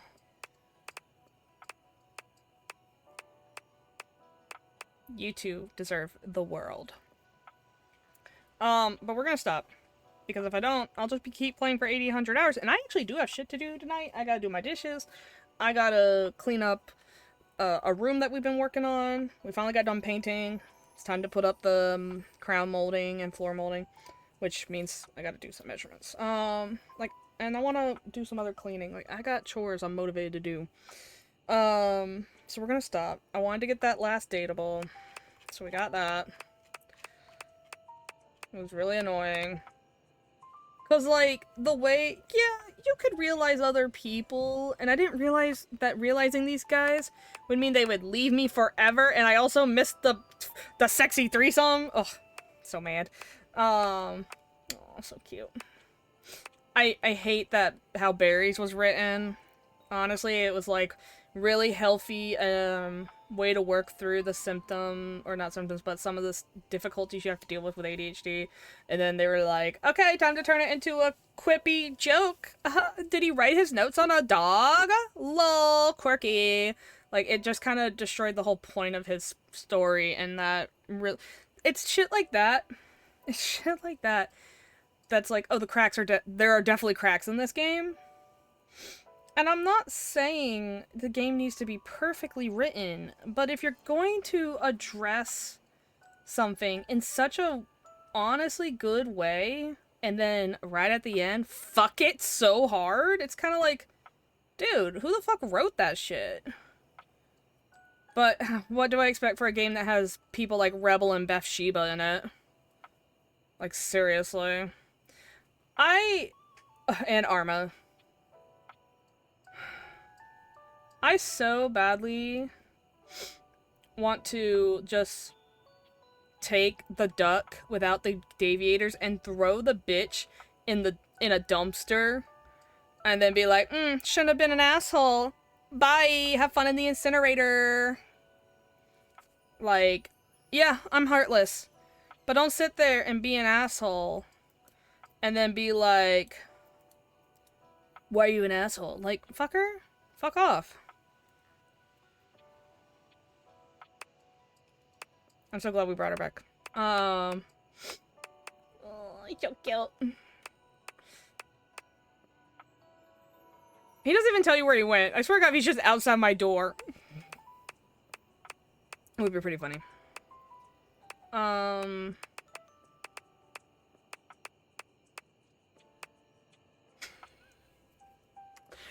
hold on. We're gonna save. No, fuck it. Let's realize Doug. I wanna do it. I wanna know what the fuck this guy looks like as a real person, and then we're done. Shut up. Okay, because what the fuck is Doug gonna turn into? Also, we would be unleashing one of the worst people on the planet out into the wilderness. This man will so much havoc for the, like, just, oh god, it's gonna be horrible. Doug, you're taking a little too long. No, that's just Hector turning off. Doug, hurry up, I got shit to do. Thank you. Well, look, it's my old friend, the dork. Dork. Want a bone? If I wanted a hot asshole, I'd join a spin club. Doug, I'm ready to realize you. Legit? Wow. That kind of changes my outlook on everything. Can't be so flippant about the pointlessness of life if you're actually alive. But are you philosophically enlightened enough to guide me through that transition? Yeah, I want to know what your dumbass. Philosophically enlightened is my middle name. My parents were cruel. Okay, Doug. Let's see if we can get you a better drawn face. The spectral energy flows Yeah, through I want to your know what his face deviators, looks like. and what was once merely existential dread becomes... What? Just did the same. What the fuck? Tight. Doug, you're human, I think. He's human, all right, but somehow just as Doug as he ever was. His eyes are no more expressive, his face no more detailed than it was as an abstract concept. The most Doug thing of all, perhaps. It's entirely impossible to know what's running through his mind. He says nothing. He does nothing. In fact, Doug stands perfectly motionless for 6 entire minutes. Huh. So that's dopamine. Sweet. You know, actually being alive has given me a newfound perspective.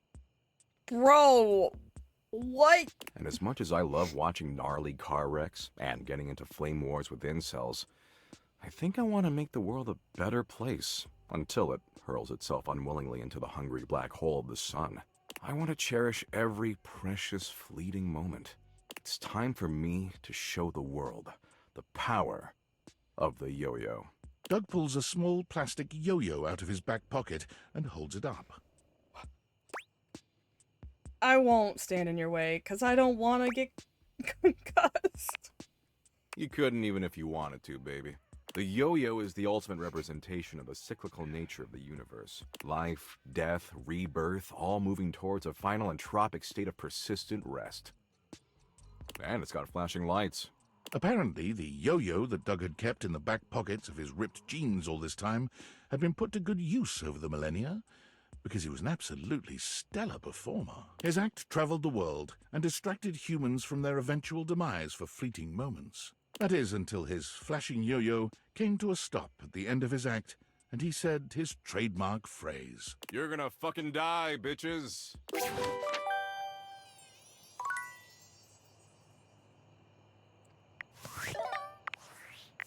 I'm sorry.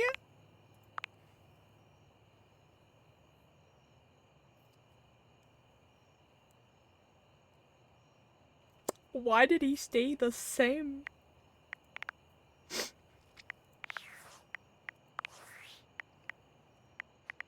Valdivianites!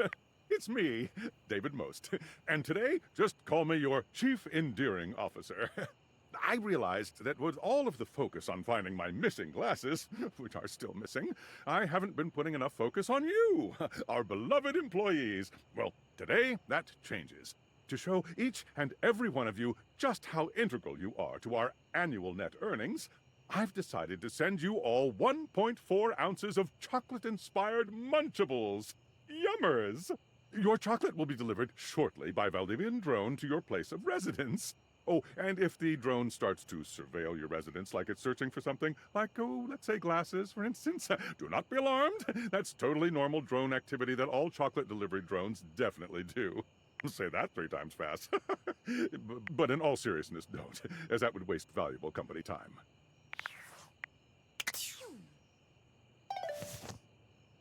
I'm sorry, is this bitch now, like, outside my window?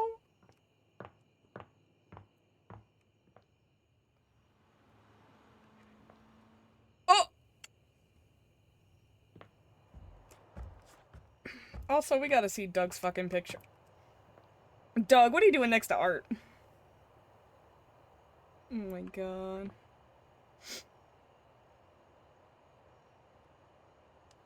Pretty little puppy. Alright.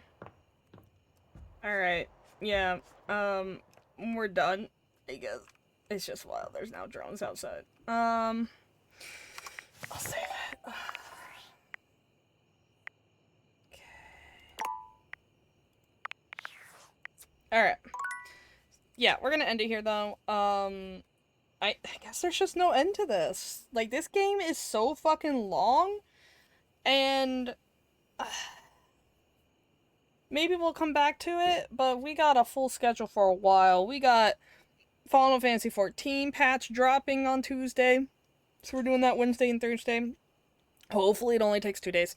Then we gotta do the Lies of P DLC, and I don't know how long that's gonna take. And then we're gonna do Final Fantasy 4, because I've been putting that off for so long, because Final Fantasy 1 through 3 made me not want to ever play them. Because they're so fucking boring and bad. I mean, to be fair, I want to play 3, but on, like, the 3DS or the DS or whatever version that was, I want to play it on that version. But the version I played, I was like, wow, this is a game? I can't believe there's a fourth one. Honestly, I couldn't believe there was a second one after playing the first one, so whatever. But this is not a Final Fantasy stream. So, what I'm saying is, we're gonna be pretty busy until, like, October.